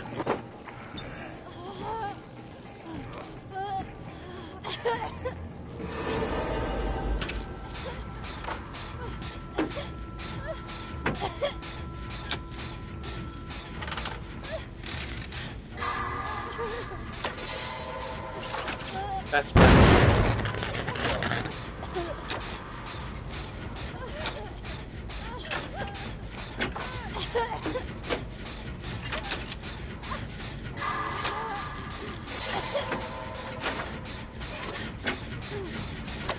The one downside is because your gameplay's in the corner, I can't see how many fucking generators we have left. How do I climb?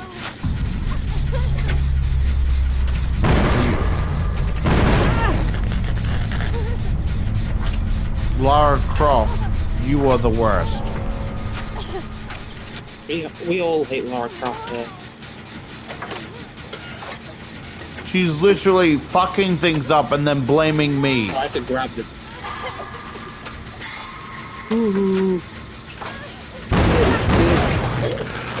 We were almost there!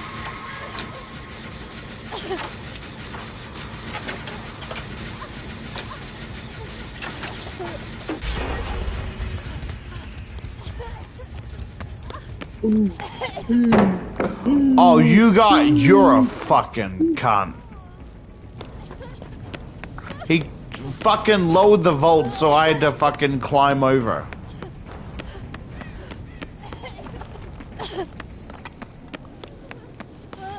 There's a way, is there a way to report them for bad sportsmanship? I think so. Like, I don't even care if I die. Oh shit! I completely forgot about this. Up, he's trying to get the hard to the core achievement.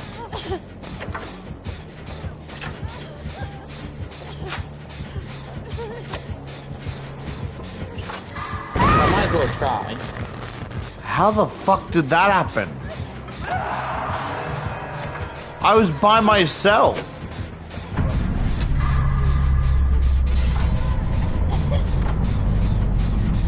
What trophy am I missing? So, kindness will be your undoing. Reveal. The recipe is complete, the feat will be divine. I can tell you how to get those. How do you keep slipping? So many keys, yet none to unlock your cage. Oh, this is the deck. So I'm only missing 1, 2, 3, 4, 5, 6, 7.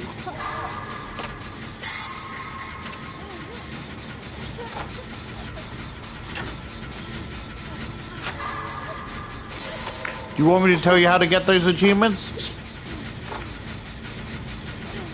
Well, if I'm trying to do hard for the core, I've just failed. Yep, I see that in the corner of my eye. What do you mean I'm back here? I've done this!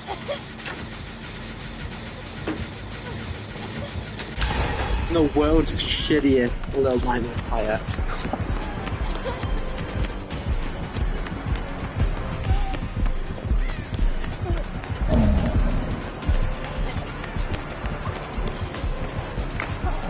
Don't you dare lose me. You better not lose me. There we go. So do you want me to tell you how to get some of those achievements? Sure. Elusive is basically make sure the enemy sees you, but quickly hide somewhere where they can't reach 6 times. Kindness will be on your undoing is just hug every gnome in the game. What was the other ones you said?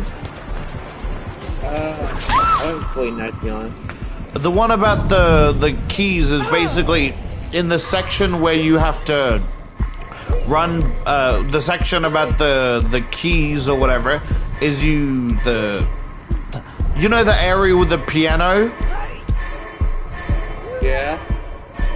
Basically, you have to run back and forth. Oh!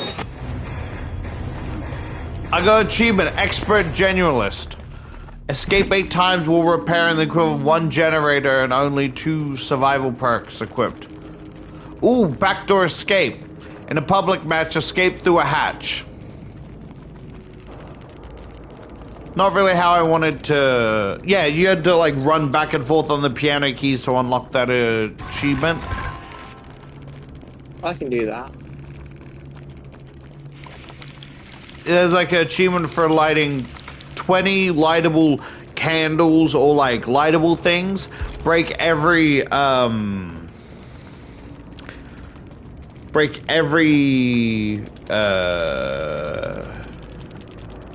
like little doll things.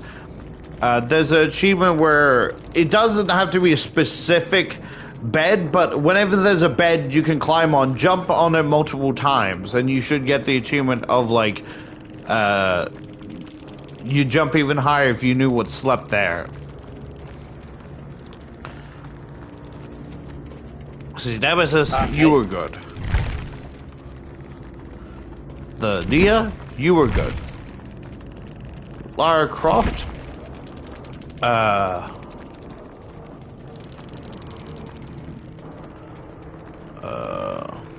yeah. Oh shit, I forgot about this. I thought this was later in the game.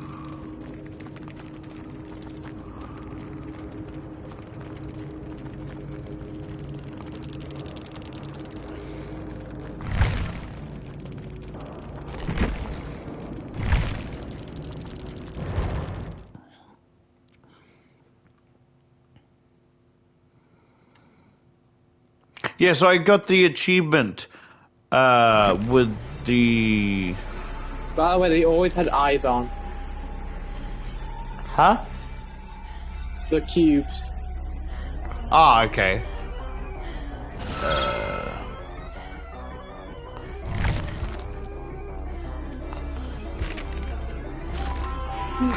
I got the body of the singularity. Yeah, so let me look at the achievements. What do you mean? What are you doing? What are you doing? Leave me alone.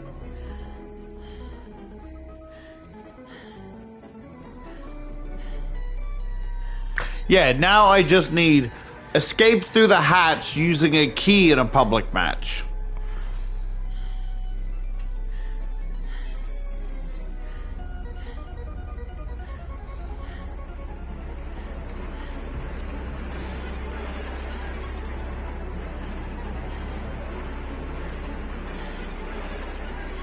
Shit, how many main oh yeah, I have a couple of main ones to do.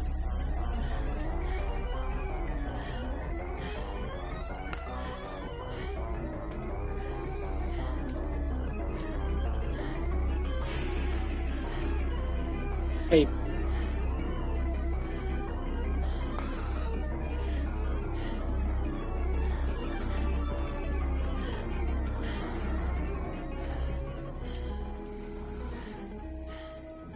Sorry, I killed my best friend, but I guess I'll keep.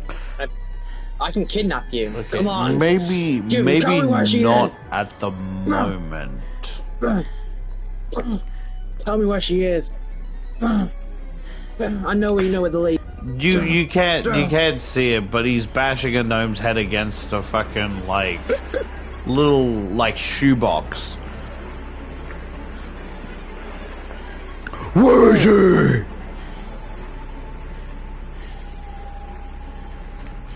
Still copy me, even though I bashed your head in.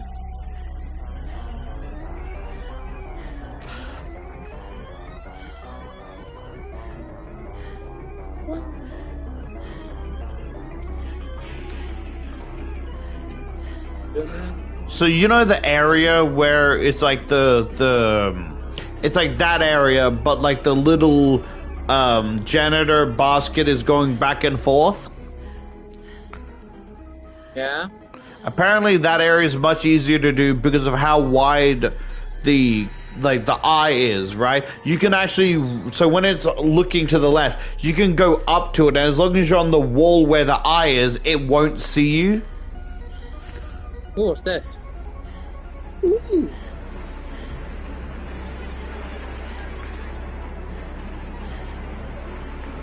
Honestly, playing like this, right? Playing like this, I could totally like. I don't know why. Seeing you play Little Nightmares and me playing Dead by Daylight really makes me like. If I had more energy, I would totally play like the random killers for the other achievements, just because. So how long do I have to do this for? Just like a couple of jumps. I've been doing a couple jumps. Then it might be like the first ever bed you like come across. It's like you're way past it. This feels like the bed I'm meant to be doing. No, remember, it's meant to be that bed with the crate. Like, you know when you jump on the bed and you climb through the little hole in the wall? It's like that one, the very first bed. I can do that in my hardcore run. What other achievement do I need? Rascal. What about Rascal? Yeah, Rascal is for breaking every one of those dolls. Okay, what about, what's this? The recipe is complete. Kitchen. Oh, that one. So basically, you know the big bubbling pot? Like in the middle of the kitchen? I think so, yeah. Basically, you have to take 3 ingredients and throw it into the pot. Like fish head, carrots. It's very tricky because sometimes you'll throw it in one of the pots you don't need and it wastes the ingredients. You just need to find 3 ingredients. It can be the same thing. It can be 3 different things. It just need to be ingredients and throw 3 ingredients into the pot to get that. What about so many keys yet to unlock your cage? Yeah, that's the piano one. Running back and forth on the piano. I'll try doing those two. So this one's just completing the game, but I'm gonna try platinum both games. You gonna try hardcore mode? Yep, I'm gonna try hard to the core. I want to do that in the future, but not anytime soon. Oh, I'm gonna do it all in one take too, instead of like deleting data. Well, there's multiple save files, right? I don't really care about that. I'm gonna do it all in one take like it's meant to. If that's what you want. The only way I know how. I don't mind platinuming the DLC because I don't think the DLC has things like hard to the core. I can check.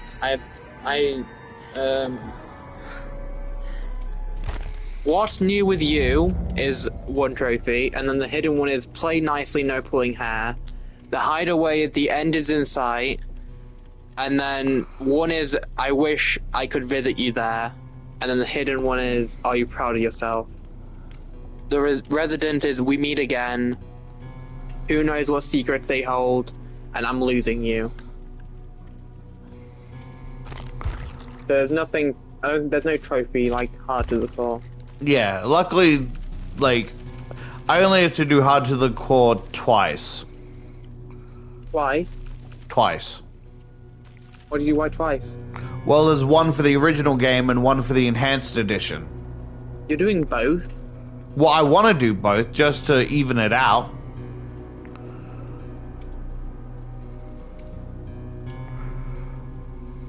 The thing with this game, unlike Little Nightmares 2, like, you fall off things so easily. That's gonna be the challenging part.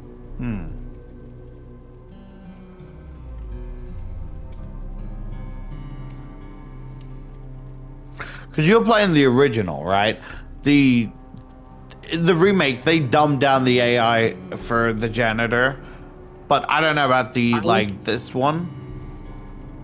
Oh, we'll see.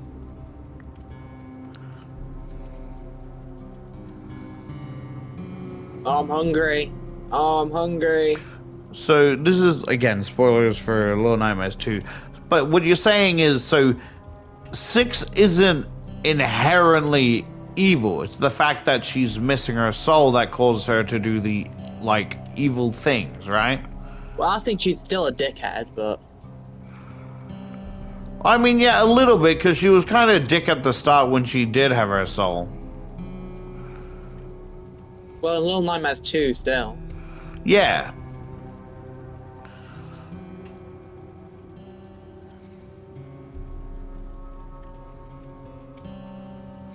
Okay, so you could still free roam in the previous game, okay. Sorry, you guys can't see it, so it sounds like I'm fucking delusional, but here's his share screen, and I put it in the corner, so, I'm still playing the game, but also watching him play Little Nightmares, but it sounds like I'm having a schizophrenic episode.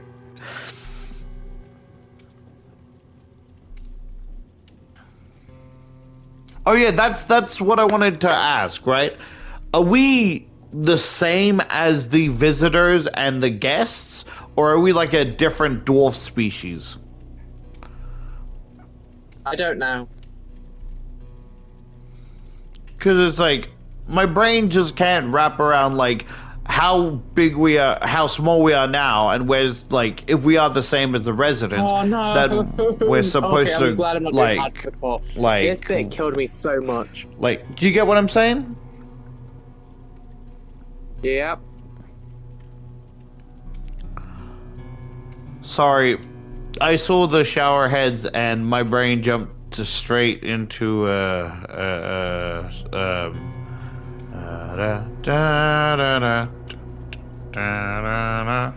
This. Attica.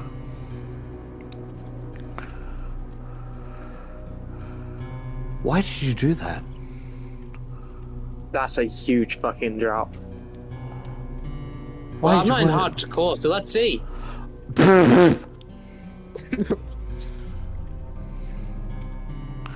He really said, "Sayonara."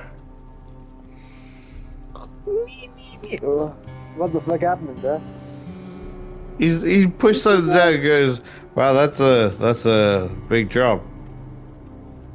And then proceeds, like, I don't have to, like, you can hear him. I don't have to quote what he said, but he proceeds to not even think about it and just jump into the abyss.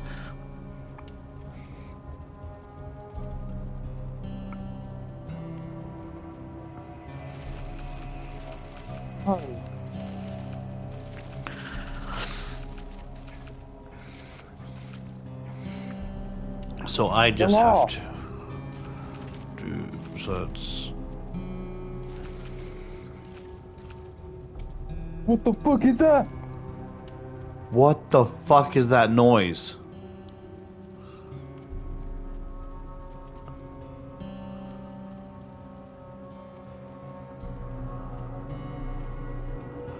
I don't think you were supposed to climb up there. What was that noise? Sound like someone banging a fucking trash can lid with a wooden spoon. I think I'm making it collide. But I'm trying to pull this off the edge too. To have both the edge.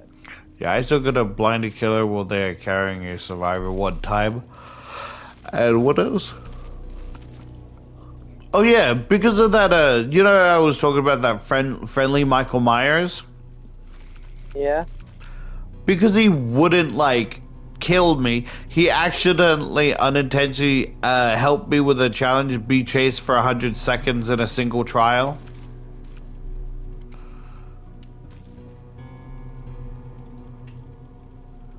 You see what I'm doing?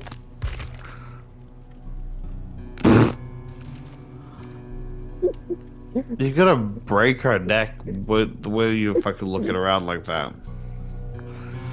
La la la la.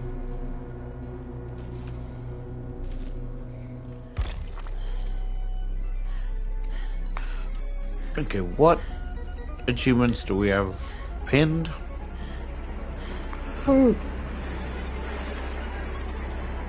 Escape wall repair and generators with 3 universal perks. Okay, yeah.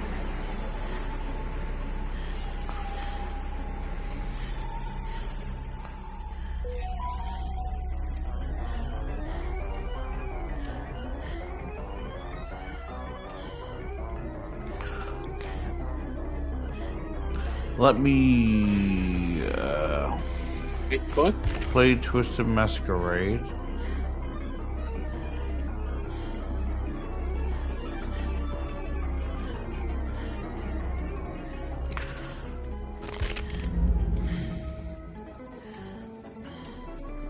My shit as well.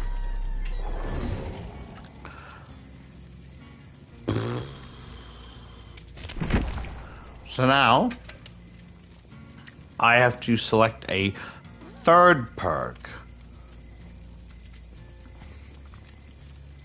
No. I think I'm in like a different climbing game where I can jump up, so I keep jumping fucking off the chain. Yeah, I get that sometimes, and I have to go like, yeah, maybe I shouldn't do that just in case.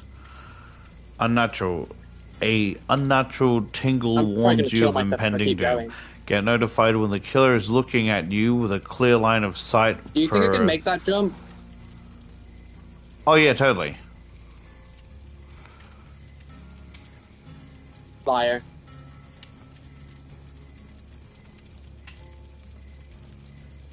Well, how's it my fault that you would believe in my words? Oh, I'm back in the fucking showers. I'm back in the fucking building again!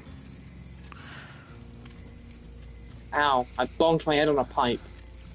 It's like, hello, I'm the manipulative hypocrite, and you believe, you decide to believe in my words? That's kind of on you, you know. Can I collide these again?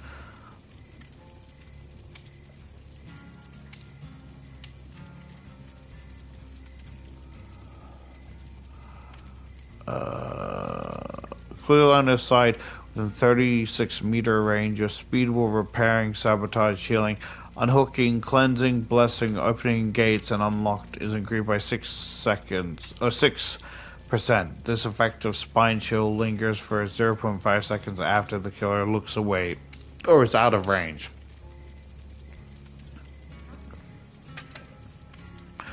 Perk, perk, perk.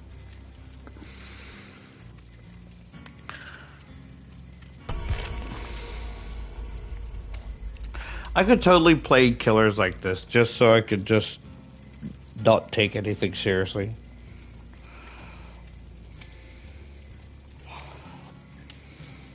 Yeah. 1, 2, 3, 4, 5, 6, 7, 8, 9, 10. Well done, 6.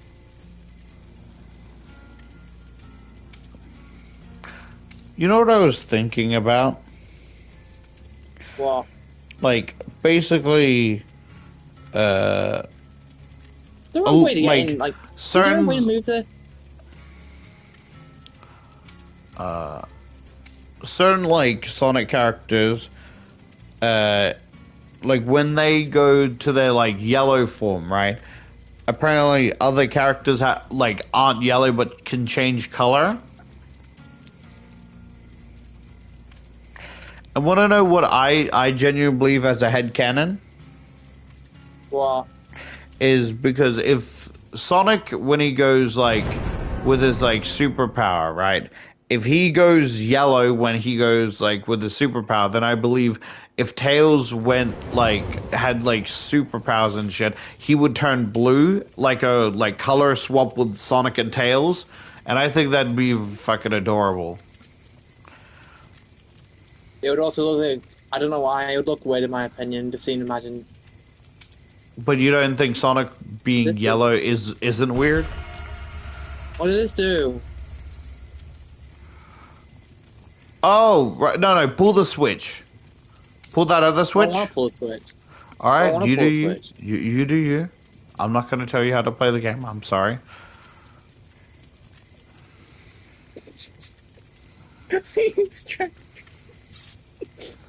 The worst game of peekaboo I've ever seen in my fucking entire life. Peekaboo. You know what you looked like for a second? What?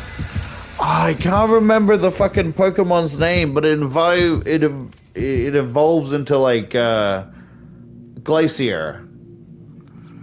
The Pokemon that basically takes human organs and makes it decoration. Or like the pre-evolution, the little triangle dude.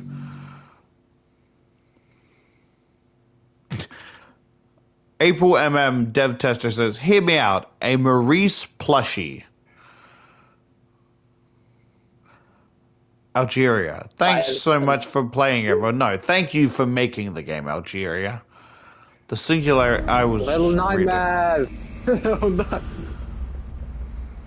How do you feel about the Good Smile Company figures that the video I showed you? Which they? I haven't checked. Ba ba ba ba ba ba ba ba ba ba ba ba ba ba ba ba. Oh, I haven't even clicked that. Ba, ba, ba, ba, ba, ba.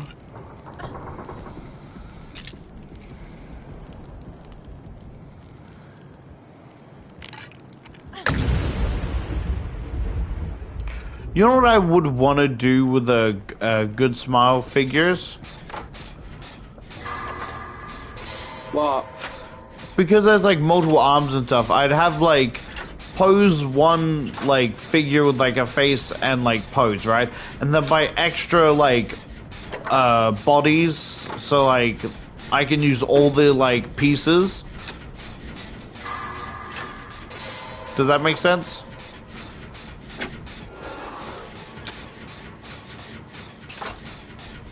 Just wait, I'm watching it. Someone's fucking up.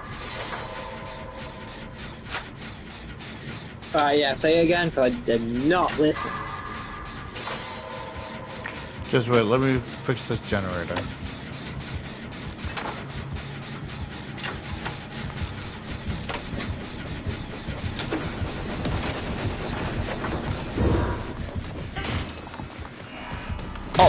Oh, uh-oh.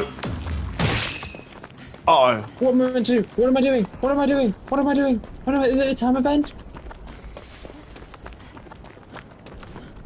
Probably not. No, you're good. You're good.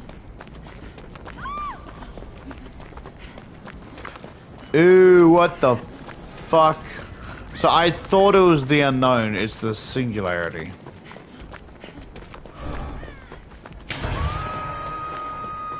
Why are you scared of the dark, bro?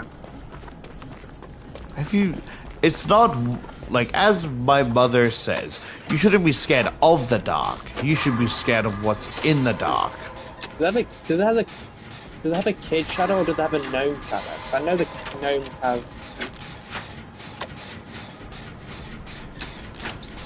I think you're just a boring bitch.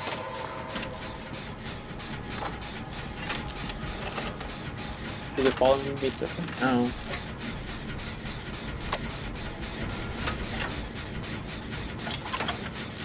They're like a doll?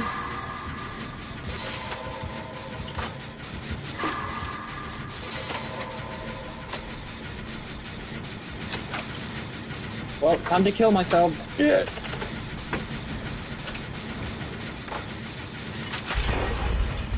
How heavy am I? That's a, like, basically full metal container.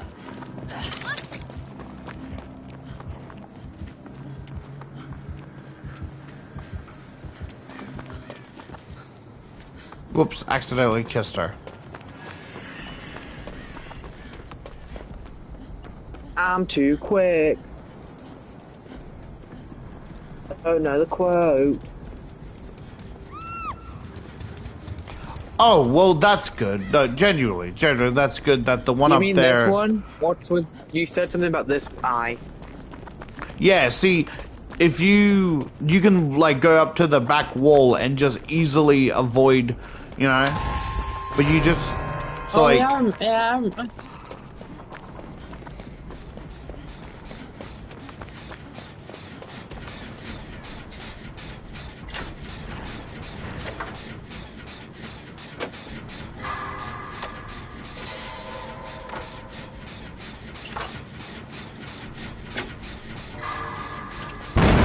Oh, that was me. I fucked up. Didn't work. You have to time it better. Didn't tell anything about timing.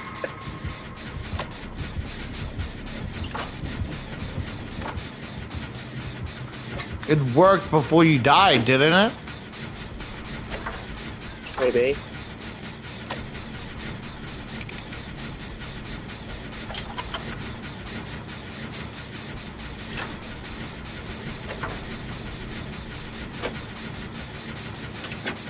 Oh, this bit always kills me.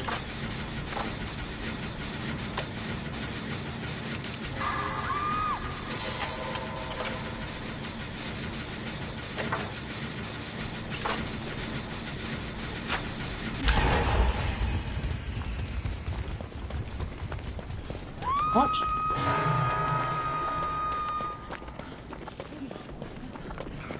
I can only guess that we might have 2 to 1 more left. But it's a guess because your screen's blocking my fucking thing.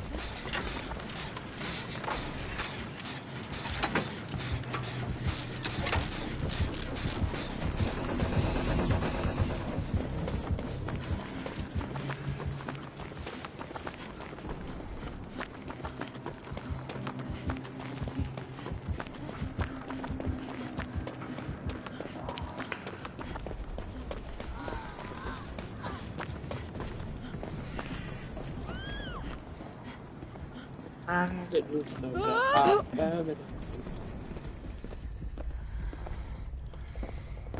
I'll be honest, it's going to take so many tries to get hard to the core. Am I meant to keep? I'm gonna keep going up. Hang on. Am I meant to go up or am I not?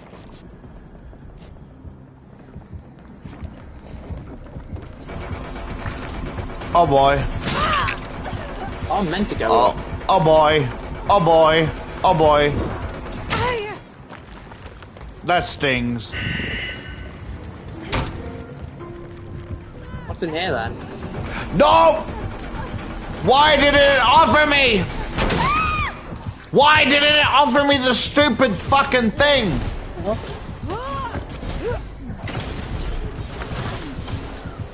I was literally in a chase. How do I get in?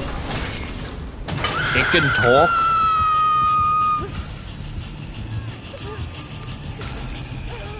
Do you need help or? What's this? This way.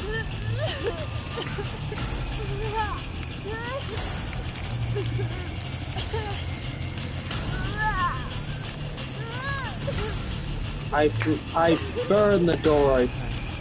No. What do I do then?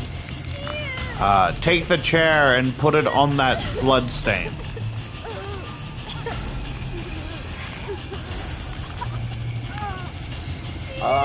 What can't I do this one? Ah, you probably could. So smart. This fucking bitch is fucking cleansing a totem in front of me. Press the button. There you are, Gnome. Get back here. Not yet. I need the Gnome. I'm literally going to die. Where did the Gnome go?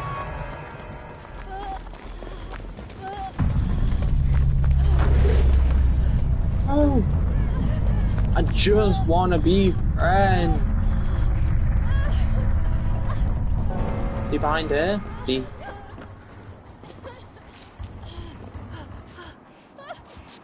Oh, bitch.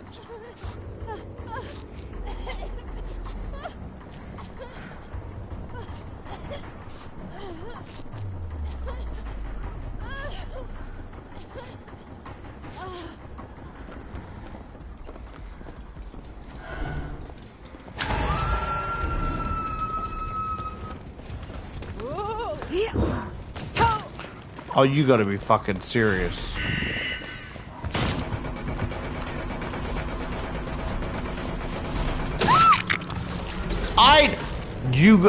Oh, I'm gonna fucking lose it.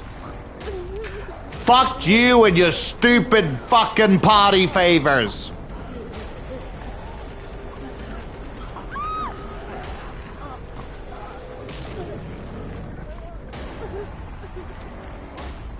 That it now? Yep, that's about it.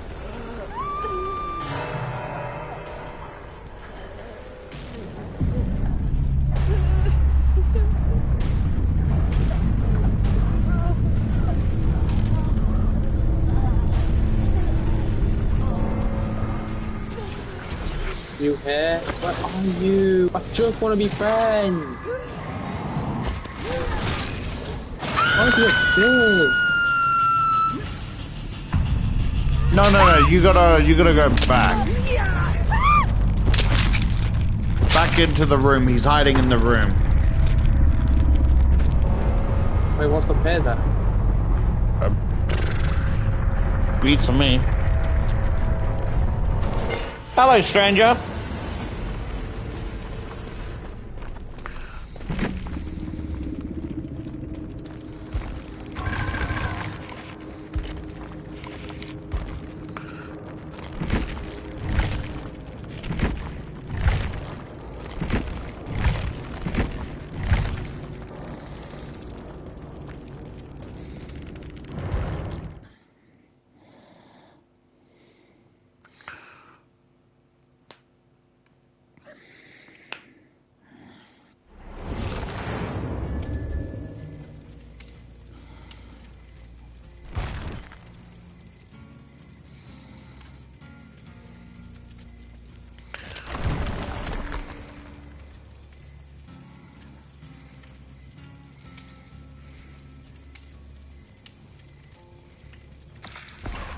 Nothing up there. Your doll. Alright. There you are! You come back here! Oh, I'm gonna fucking slam you in this hole.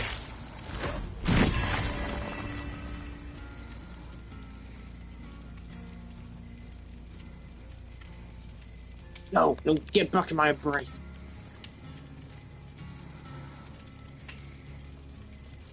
Where is she? Yeah. Yeah. Yeah. Yeah. Yeah. Oh, hello, random person. I definitely was not killing a gnome.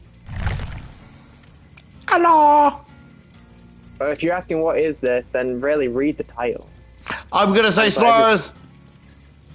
Yeah, someone is gonna say slurs.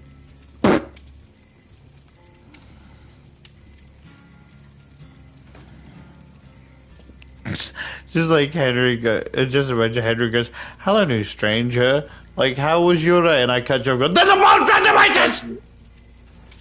What?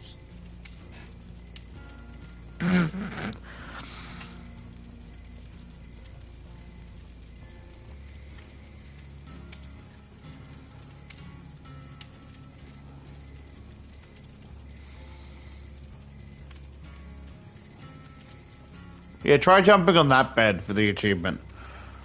Could work.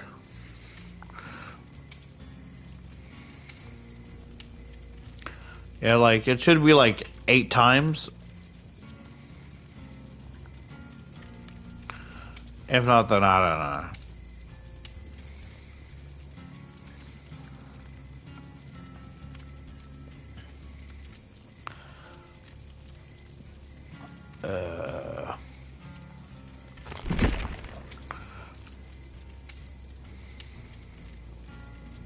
Okay, let me check my achievement.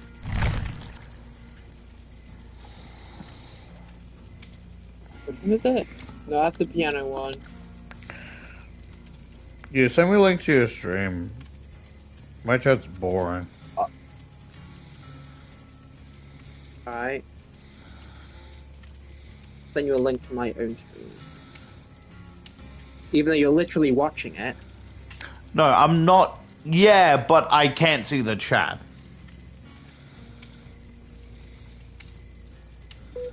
There's a, I think the person in chat left, so. I think we scared him off with the slurs. Why does the janitor have a picture of the chef here? That is a good question. Are they dating? Are they gay? Oh, we found a gay couple.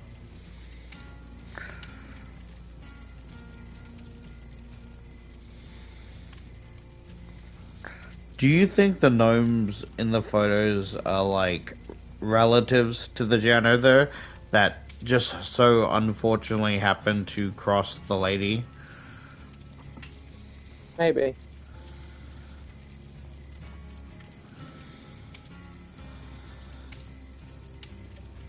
I bet you wish... What? I bet I wish I could put this in my pocket. This is why Mono is better than you.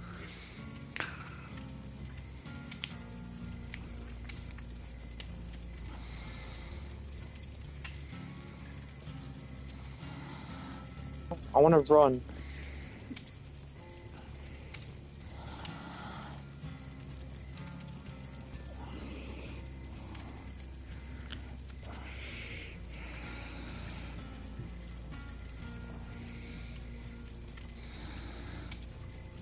Monkey!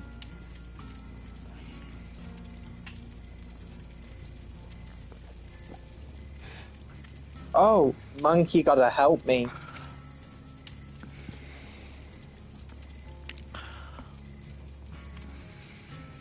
Yay! Monkey! I might, and I'll still watch, but I might end the stream. We've been at this for 5 hours. Really? Well, that's what it says. 5 hours and 30